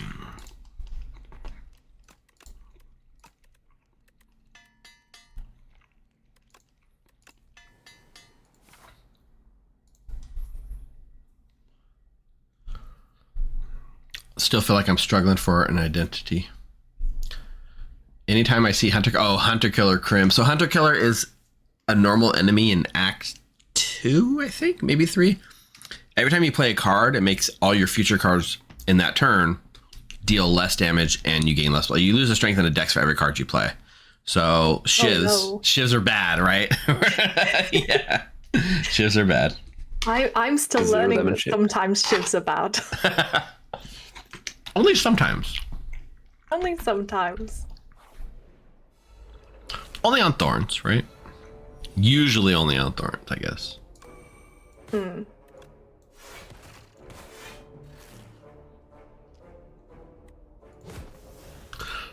So here's an example of like Osti.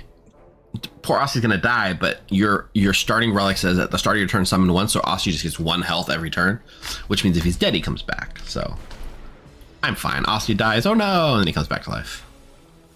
With a cute little animation.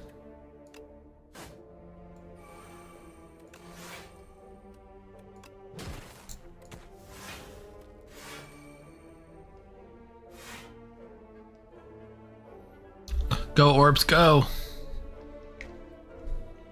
There's that one card that Defect has, right? It's like channel lightning for every lightning you evoked or something. It's so crazy. Yeah. Also have that power that basically does damage every time I evoke lightning. Yes. Oh, you already have it. Yep. Thunder. Yeah, I think you made the right choice on the lightning then. Well, I guess, you know, you tip the scales by buying that one, right? But still. And also listening to Amanda. And listening to Amanda, yeah. Oh, you lose your starting artifact, gain a boss artifact in the first game? You either win or lose your run just based on what artifact you get in the first game sometimes.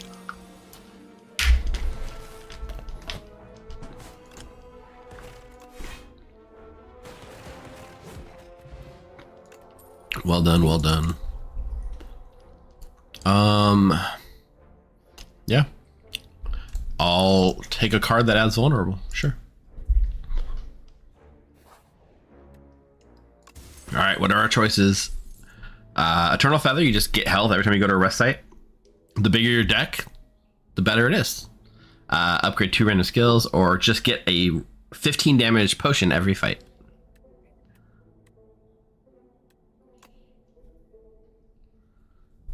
That was easy. Yeah, you take the rest. You take the feather, so you can just, you know, heal off the shiv thorns that you're inevitably going to do.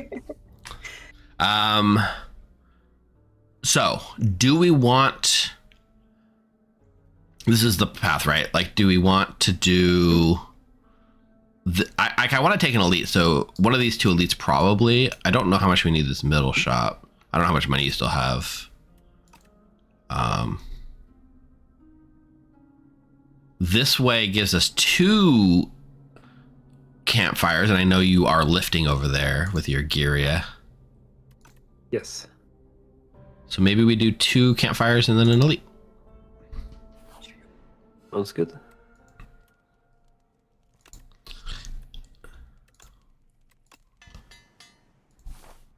I feel like my job as Necrobinder and multiplayer is to put vulnerable and to put weakness on enemies and to make other people deal more damage. Lose 50 gold for 2 random potions, or choose a card to transform. Well, I'm already getting Petrified Toad potions, so what am I transforming? A Strike. What the heck? Can transform be worse? So transform can be any card in the game other than a strike or defend. I guess none of the starting cards. So if you pick a curse, it'll make another curse. But if you pick like any normal card, it could just be any normal card. So can it be worse? It's hard to be worse than a strike or a defend, right? But maybe. You might get a card that costs 4 or 5 energy or something. Let's try it. Why not? I think it's worth trying it.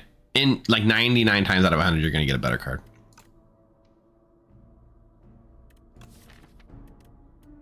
I got a serpent form. Oh, nice. Does cost all your energy. But every time you play a card, deal 4 damage to a random enemy. That's like Speedster combines with Speedster, technically. Oh, yeah. No, that was good actually. We just need to find a way to get you more. Oh, I upgraded it. It doesn't reduce the cost, unfortunately. Does it increase the damage? Yeah, by 1.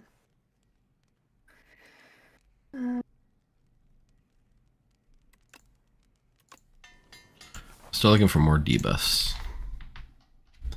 What do we? Oh, we're fighting Vantiv again. What are the chances? I was going to show you. There's different bosses every time. Not this time. Oh my god! I can't afford the campfire. We just get a random shot. Okay. Yep. I can't afford the campfire. There's another speedster. Double Speedster. Yep, gotta be done. Okay. All right. Please. Okay. Which one do we not want to see here? Uh-oh, it's Mama Bird. Oh, where's the nest? I want another egg. Bonk.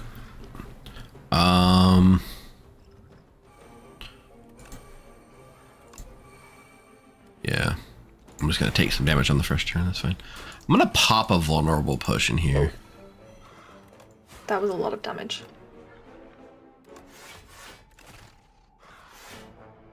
Ooh, I love the animation on that, like, freaking sweeping beam. It's good.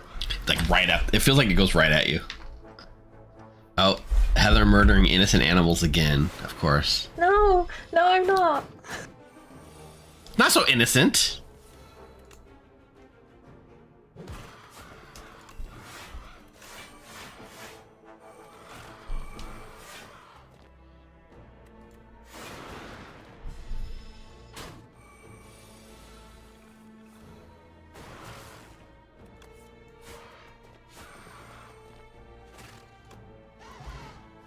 Why was that so much damage? It looked like the health just erased on my screen. I did a card with 20 damage. Oh. I think at the same time as somebody did something else.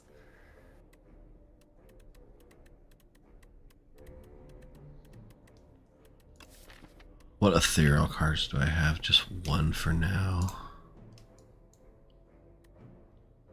This will be good later. I say as we're about to take a boss fight. The question is, do I rest here? I need to heal this You time. never want to rest, right? Wait, Right? Right? why not? Well, I mean, you do want to rest, but like, it's the opportunity cost, right? It's like, do I save my power for later or do I not, right? The later you use your power in Clock Tower, the better it is, generally. So smithing now makes you stronger for the rest of the fight. And if you get through the next fight, you're going to be stronger for it. So the question is, can you not get through this boss with healing?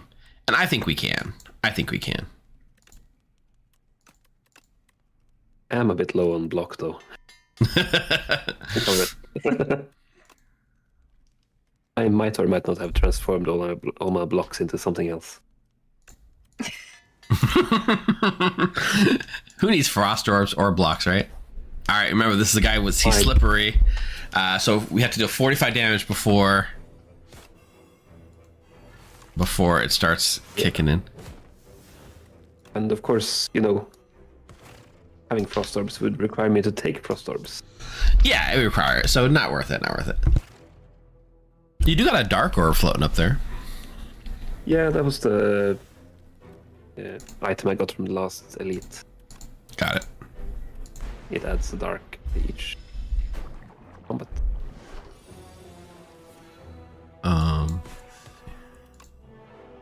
I can assure you, I didn't intend to take it.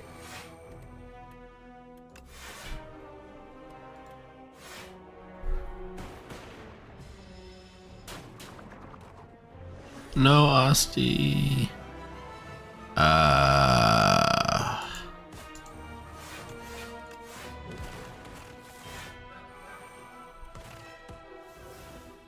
Okay, shivs are doing some work. Lightning orbs are doing some work. These are both good things against this boss.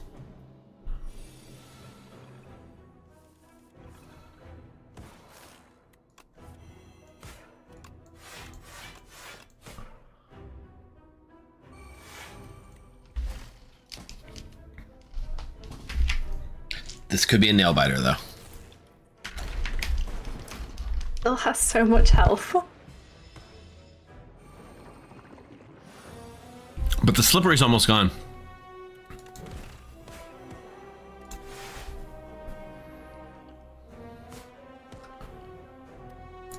Three more.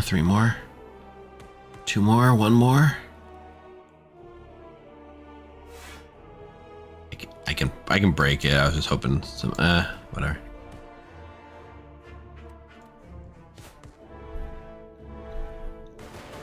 All right, now we can start dealing damage. Finally.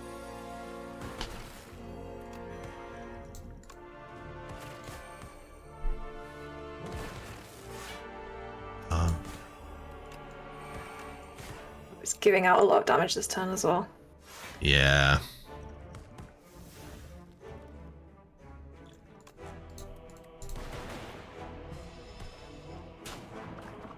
Okay, here comes the really big attack. Can we survive this one? Oh, great. I got one defend in my hand. Uh-oh. Okay, I can weaken it. Great. Weakening's great. Weakening's great. That's survived. Aussie's tanking some of this. If we can get through this big attack, right, then we have like a few rounds to finish it off. Okay. Shivs. No pressure. All the shivs. Whoa, that's a lot. That's a lot. Okay, we're all still up.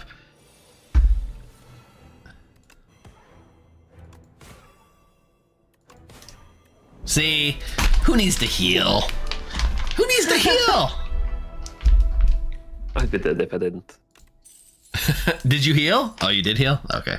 Well, Yeah. Yeah. You guys, I would say, you guys burned through those slipperies, which was really, really, really good.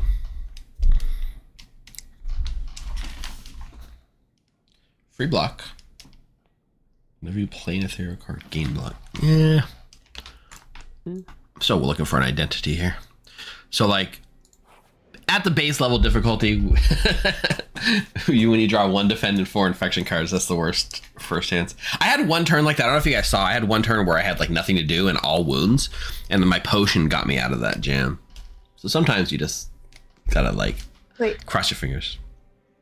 At the end of your turn, you no longer discard your hand. Yeah. That sounds really good, right? It does, right? It does. Being able to discard, like, basically it means you don't get this problem where like, oh, I didn't draw any defense. What did I draw this turn? You are always playing the cards when they're most optimal, right? I'm gonna end up with 20 cards in my hand, but yeah, that sounds like... As long as you don't have curses and you don't have wounds and status effects, it's pretty damn good. You also, I've got Amanda does point out, where I can discard cards. That's fair. And you can only have 10 cards in hand at most. Oh, okay. Right, okay. I do have a dilemma here. I can either transform all strikes in defense or remove 2 cards from my deck. Do you have? I thought you got rid of them all already. I have 3 defense and 3 strikes, I guess. Okay. Yeah, get rid of them. Transform them and see what happens. Yeah. This guy, he's one of this guy actually comes out in this game later. Like, you don't unlock this ancient until you get through the rest.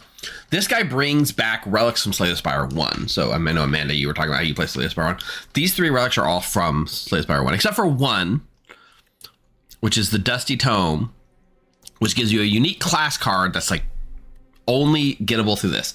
And given the fact that the entire name of our Discord server and our new rebranding is the Forbidden Grimoire, and it's based around this card, I think I have to take this card. It's a power, and at the end of the if I play it at the end of the combat, I get to remove a card from my deck. So I gotta take it. I did go with it. Why are you calling me a coward? Use your words. It's funnier this way. Okay. So I should theoretically have a thin deck by the time this is all done. Yeah, this is all reasonable. I mean, it's a path. I don't know if it's the best one. Yeah. In theory, we can. Yeah, this path, one of these two, right? Depending on how we're feeling. Yeah. Works for me. We do have some options even in the first path to go the other campfire if we True. don't like it. Oh, it's the little thieving grasshopper. Steal a card I don't need, please. He's gonna like he focuses on uncommon cards, so he's probably gonna steal your thunder or your sunder. Why do they rhyme? He's attacking, so I want to do that.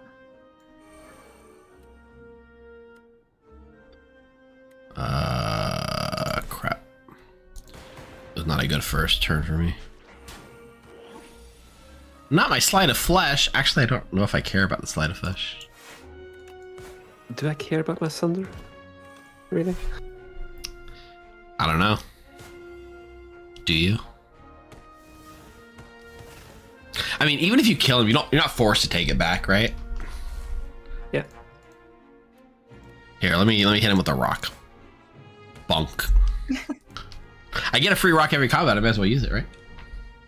Yeah. Absolutely. And I don't know if the rocks, if he takes less damage once he flies from the rocks too, or not.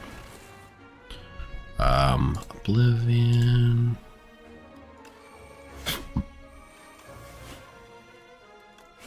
Oh, I did not look how much he was hitting for. He's hitting pretty hard. Owie.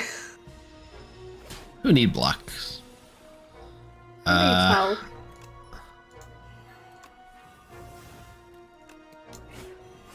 Sure. Make him weaker, please. There we All go. right. I don't need to block if he's gonna die, so... So I have think this. Sunder is useless in co-op. Yes, it's much better in single player, right? Honestly, don't know that I want Slide of Fish back. What am I removing? I'm removing a strike. It was really good against.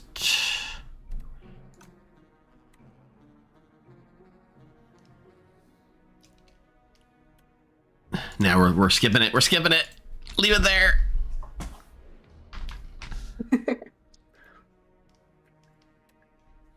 All right. So these are temporary upgrades, or if you don't give them gold, then you have one fight with 2 days. So Tea Master, you stumble into a dimly lit shack and find yourself immersed in a very peaceful space containing an obsessive variety of tea.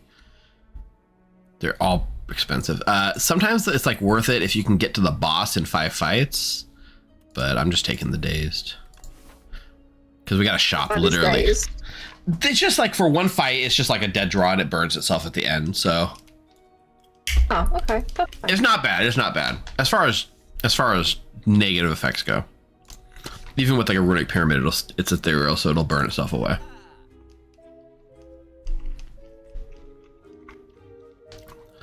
This is what I want.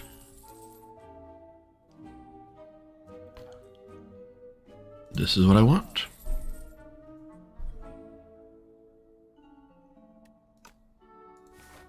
Okay. Okay.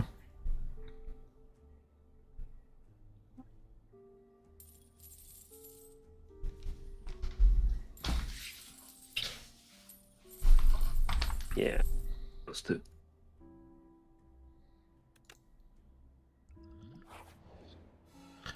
You guys pick up anything good? I got what's it called? White noise. And I have single boost, so it might be fun. Okay. The next power you play is played in this additional time, and I draw a random power, so Yeah. could be good. It's a great combo. Burst. Like it's like so many times I've won runs just with like random generated powers off defect. It's so silly. Especially if you get something like a Echo Form. Yeah. So I just gained 4 orb slots. there you go. Fill them with lightning.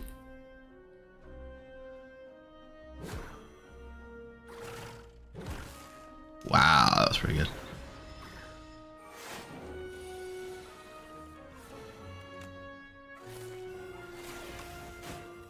That was about 7 orbs. Jeez. Your orbs are going crazy over there. I remember last time we burned through like the entire 100 shield in one go, but not quite this time. Well, let's see. We just got to burn some of those dark orbs. Boom, boom.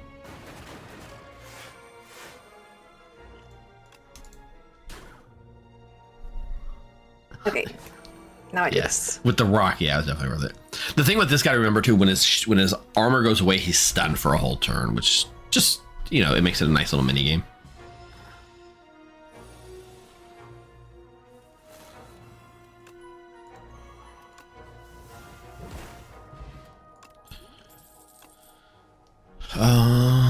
Negative pulse and get rid of a strike. All right, all my strikes are gone.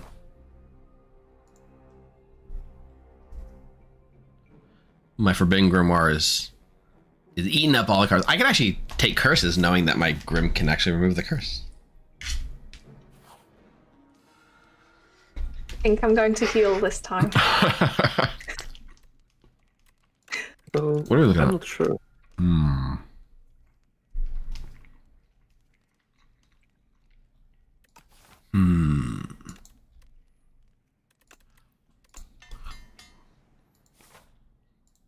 I'm upgrading. I'm no coward. Says Yeah. the dead Necrobinder.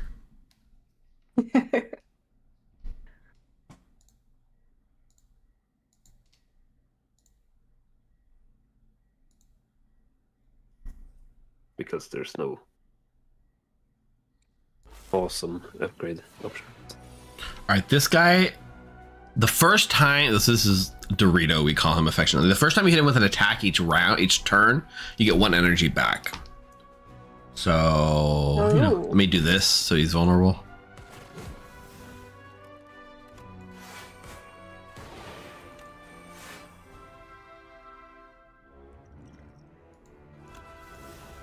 Bonk.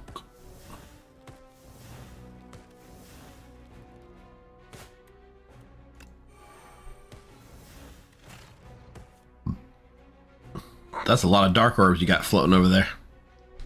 Mm-hmm. Beetlejuice. So, Now he's tiny. I love there's so many effects that make things bigger and smaller here in this game, which is fun.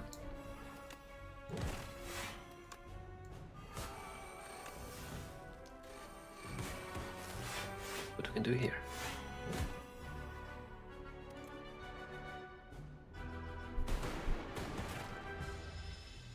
Poke. All right. Now let's weaken him. Yep, same.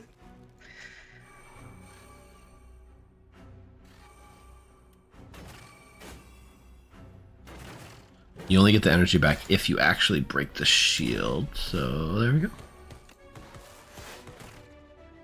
All I see are like hit, hit, hit. Hit, hit, hit, hit. Oh, the other thing that's cool too, with that strangle, when it says when you play a card, they lose health.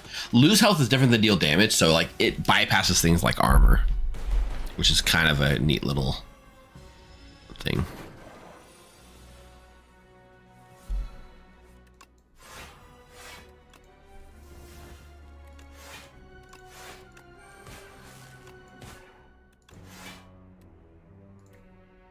Look how little that tiny mini Dorito is. I think it's his last turn to Beetlejuice. We're handling this fine. We're fine. Poison as well as that's right, Grim. Oblivion, Fear, Bodyguard.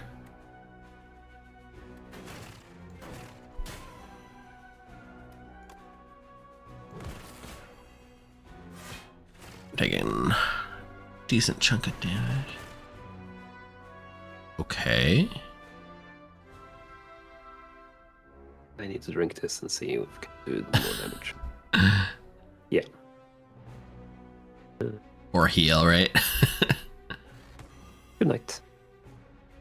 He will die at the end of the turn. Yeah, that was a pretty good use of the colorless potion, right? Colorless potion into a get a card into. Oh my god! 33 damage. It gave me a strike dummy. I just got rid of all my strikes game. I don't want a strike dummy.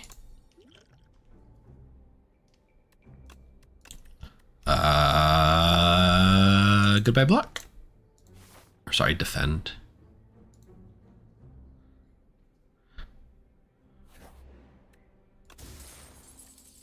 Tungsten rod. They're all rare relics, which is wild. I feel like Shuriken has Heather's name written all over it, especially with your shivs. Right? Yep. And then these two are both really solid options. So, which one do you want, Lars? This one seems, because you have Osti to take the first part of the hit, this one probably will proc more for me. Yeah, take it. Yeah, being able to scale your strength just by playing shivs is pretty damn good. Campfire. Because I need some healing. Yeah. Ooh, true. All right, these little bugs can only take 9 damage at a time. What do you mean?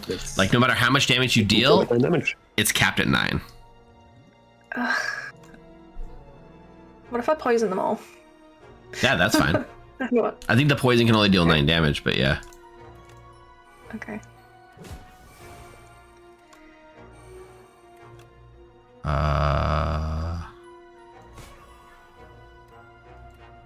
Okay, but this just little bits of 3s. Yeah, so that's that perfect. Works fine.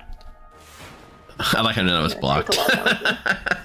No, I didn't have a single block. Me neither.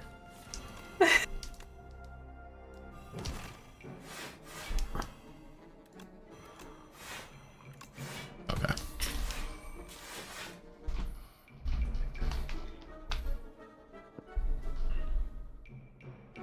Oh my god, where are all my good cards? In the shop. Yeah. I could use 2 energy if anyone has them, but... I do not. I don't have any multiplayer cards, sadly.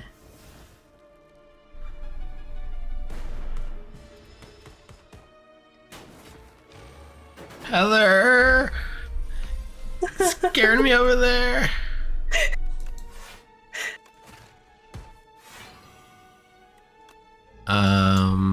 We can probably kill the third one, right?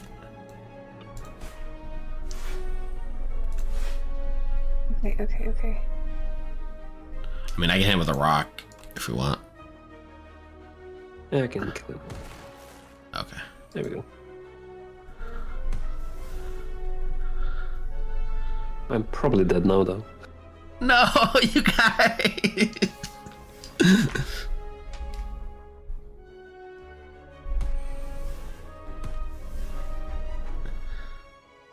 Yeah, I can't block that much with the hand that I had, so I've just done as much damage as I can.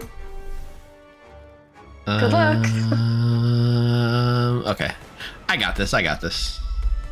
You guys did good. Nobody important died.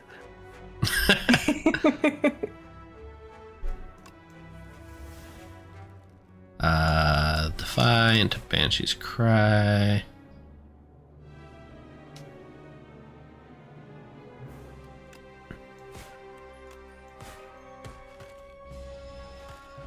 See, Simple.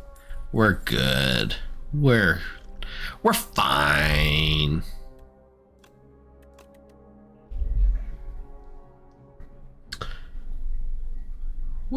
Ignition. We're fine.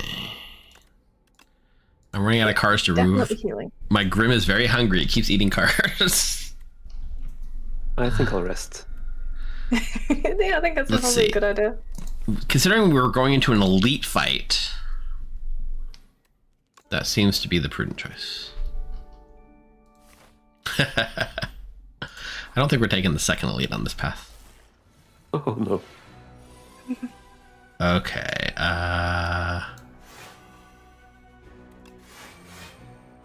I can at least do this.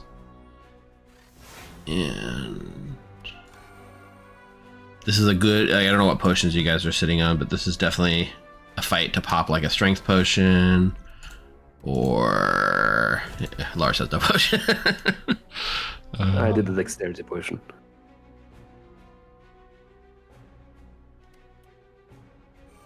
Going to hurt.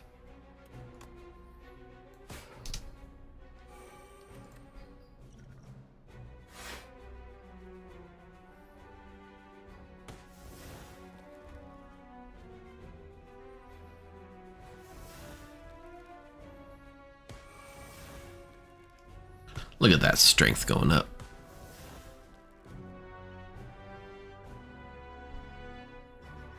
Have I got enough block? Never. 6, 14, 20? Yeah, I'm going to take 11 damage.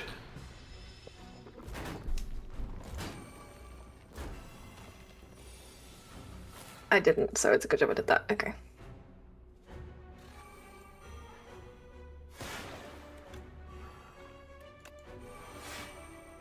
How do I have no cards in my deck and I still can't draw any of my defense? I didn't have any block. 7, 15, 21, 29 here. There's literally nothing I can do about it. Do you have tungsten rod? This is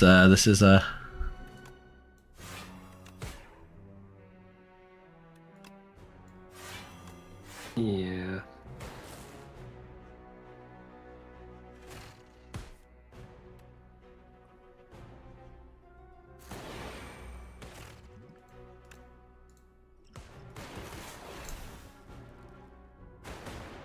I've only drawn one block card, so I am going to drop.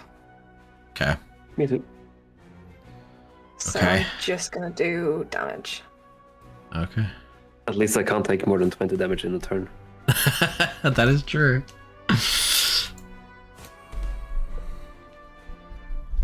Okay, the one of them. That means I gotta kill one next turn. I can do that. Do the middle one, just because the front one's already dying to doom.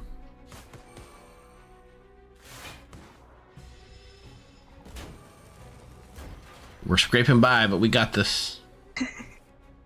Look at that. Banshee's Cry into Reap.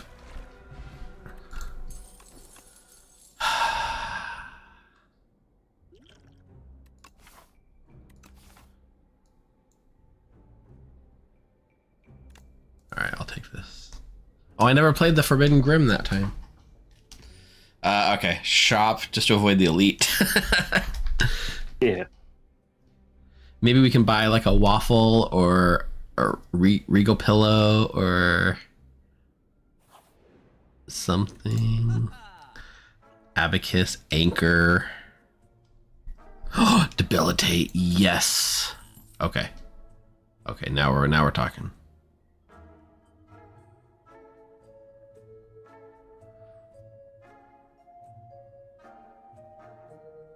I'd like something with a block. Do you have anything? No, I have 4 cards with block on them. I need to destroy something just to get pin down this deck, I think. I got the Horn Cleat again, so I get that random surprise block on round 2. That you always forget about until, why do I have 14 block? Yeah.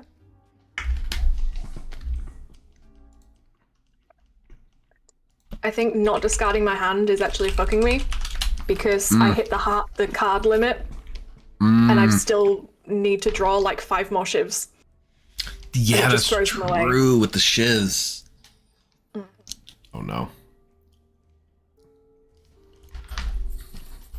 We can totally take this elite, right? Doot. This enemy Thank you, intends to Zoe. summon monsters. Yeah. Could it not do that? It Do you think? could not, but it will. Oh. It summons a bunch of little bugs, and then they hatch for a turn. And if they hatch, then they turn into bigger bugs, and then they start attacking us.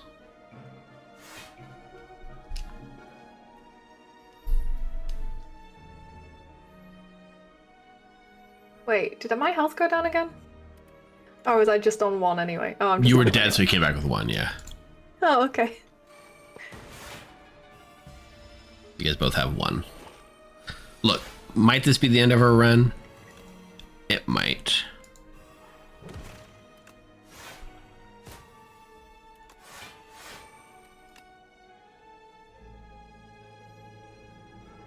We go for the eggs or not? If you can't kill it, then it's not worth it, right? Because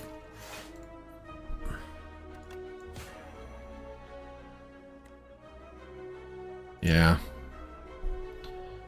I mean, I don't see how we come out of this alive, if we're being honest. Amanda, you were warning us. I'm going to take 12 damage and I have 11. Fuck all y'all. Already dead. No, you guys can't be dead already. No. Perfect block. Perfect I'm block. alright. I'm alright. I've got the cleat.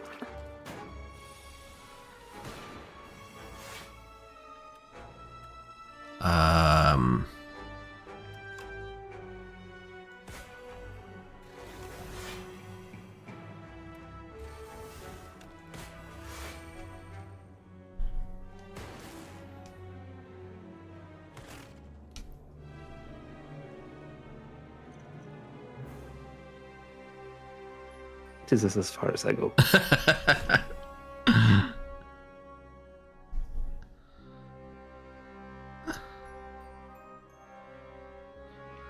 If you have damage, put it on the big one. Oh, you got the damage to all. Never mind. Yeah, it's everything. I was gonna say I can't even throw the rocks. I can't even throw the rocks. Just if I killed 1 bug, I was like, maybe I could save your guys' life. So I could do 30 with the rocks, which is not enough. Nope. I think I'll survive 1 more. I won't. Okay. Yeah, that might be it though. Oh, you've got 9 block. Already.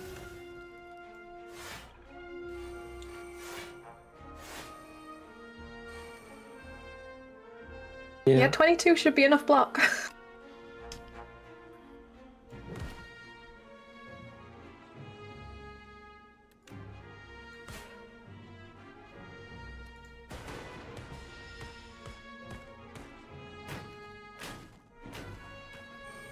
And I guess I'm doing passive damage, so that's a little something.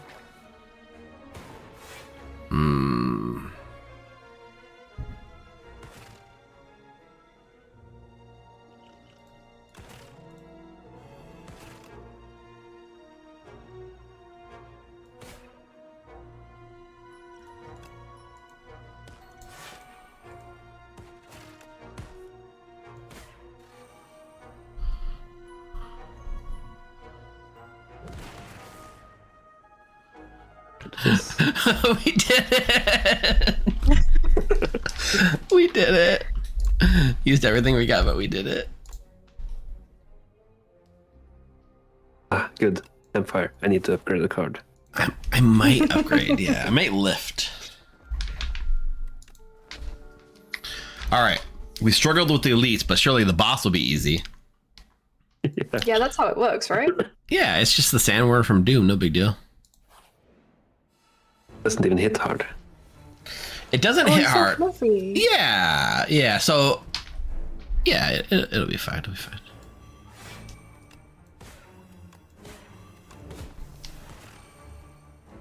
Nothing bad could come from a worm, right?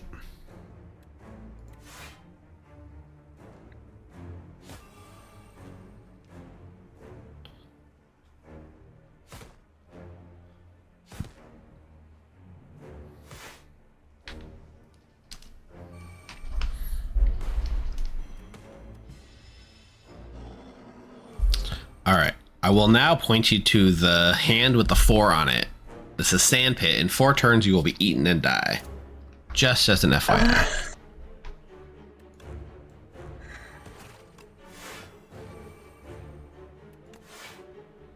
So he puts sandpit cards in your hand and in your discard pile. You can play them during the course of the fight to buy yourself more time. Okay. I mean, the good thing in with mine is that I'm not discarding them. That's true. So they will be in my hand, and if we need them, I can just play them. That is true.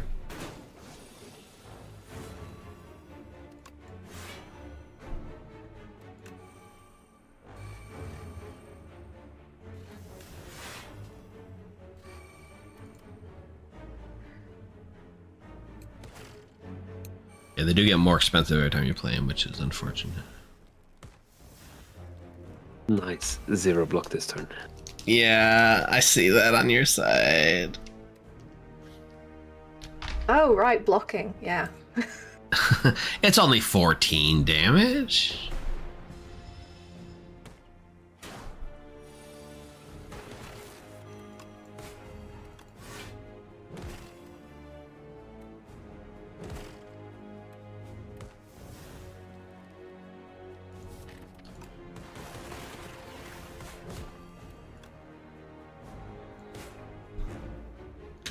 Okay. I mean, we're hanging in there. For now, we're hanging in there. Do we all have the same number on the sandpit? Mine's at 2, so I don't think so. Oh, no. Okay, so I only increase it for myself when I play it. Right, okay. Correct.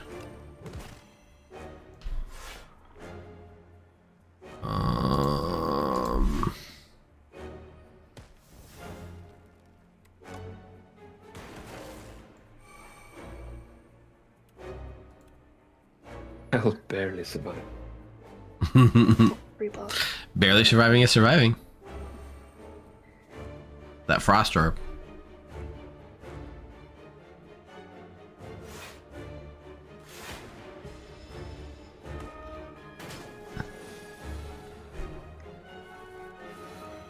Okay, debilitate, great, undeath, oblivion, soul.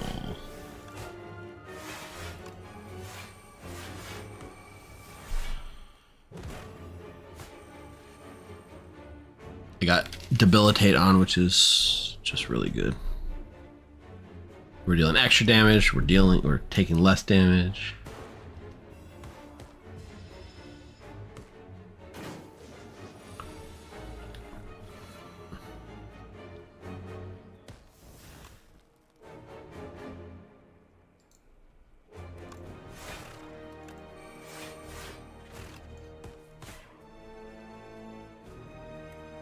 Oh, I'm not blocking.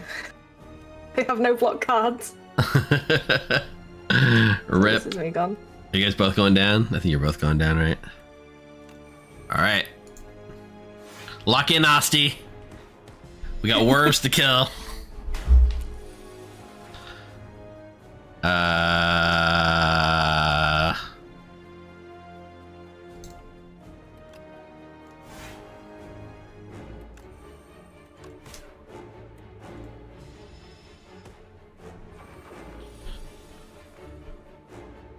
At least our corpses aren't moving closer. Now we're dead.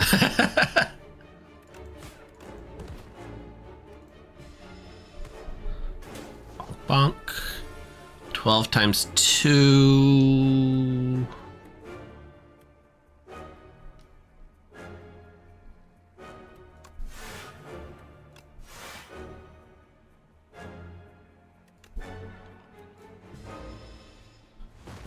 Oh my god, I wasn't watching the number! I thought I had bought myself more time. I looked like I was far away. Oh. I feel gutted. I think there was a chance if I could have maybe pulled that off. Did you have one of the cards? I probably did, or at least on the previous turn. Chat. Well, you know what? It was fun. It was fun. We got eaten. We did. Our main goal was to get out before the stream started. So we managed to do it in one way, which was not winning. But as you can see, it's not always easy. I feel like, yeah. Sorry, Amanda. I take full blame for that loss. It's all Evil Steve's fault for not playing the runaway card when I could have. It's an interesting boss mechanic though, right? Like you got to juggle running away while fighting him at the same time. So you got to like make tough choices, I guess. So thank you guys for hopping on. What are you guys' thoughts after that multiplayer run? Is that more of the same? Is that how your runs have gone, Lars? Yeah, so some cards are just less worth it in multiplayer because they just don't do that much there because of the higher health pools. Yes, I agree with that. Something like Sunder in a single player, you can usually just take something out pretty easy, but when it has triple the health, it's like, well, that's never going off. So there are plenty of things like that, yeah. And you enjoying the silent over there, Heather? Is that you like silent over Ironclad so far? Yeah, I think so. I agree. Yeah, I just think there's more you can do with it. But yeah, I definitely will not take that relic next time. It's so. I think the idea of pairing it with shivs is maybe harder, but it's not really that. Yeah. Like in theory, with that relic, you should never not have a turn where you don't have a block card. You know what I mean? Like you block when you need it and you attack when you don't. It is also one that benefits from knowing enemy attack patterns a little bit, like player knowledge, because then you can kind of anticipate when you should do what, right? Yeah, like I used my blocks the turn before, and then Ori was doing 30 damage, and I had no block cards left. Yeah, exactly. So that kind of stuff you can hang on for. Same thing with there's a certain cards like Piercing Whale, which you want to hold for like if you draw the right turn, that's amazing. But if you draw the wrong turn, it's not. So it's not bad, but it is more of an advanced relic for sure. Well, I had a lot of fun. Thank you guys for hanging out. This is our first daily stream. Many to come. Slay the Spire 2 is coming at you. The Forbidden Grimoire. Our rebrand is officially launched. I hope TPI gets their act together and starts releasing their scripts so we can go check them out when it's time. Otherwise, remember Queens over Cutlers, and we hope you guys stay safe, stay healthy, and we'll see you guys next time. But also, if for some reason you actually want Clock Tower, there's an April Fool's edition of Blood in the Clock Tower coming up in just about an hour on this channel, so don't miss it. And we'll see you guys next time. Bye, everyone. Bye, guys. Goodbye.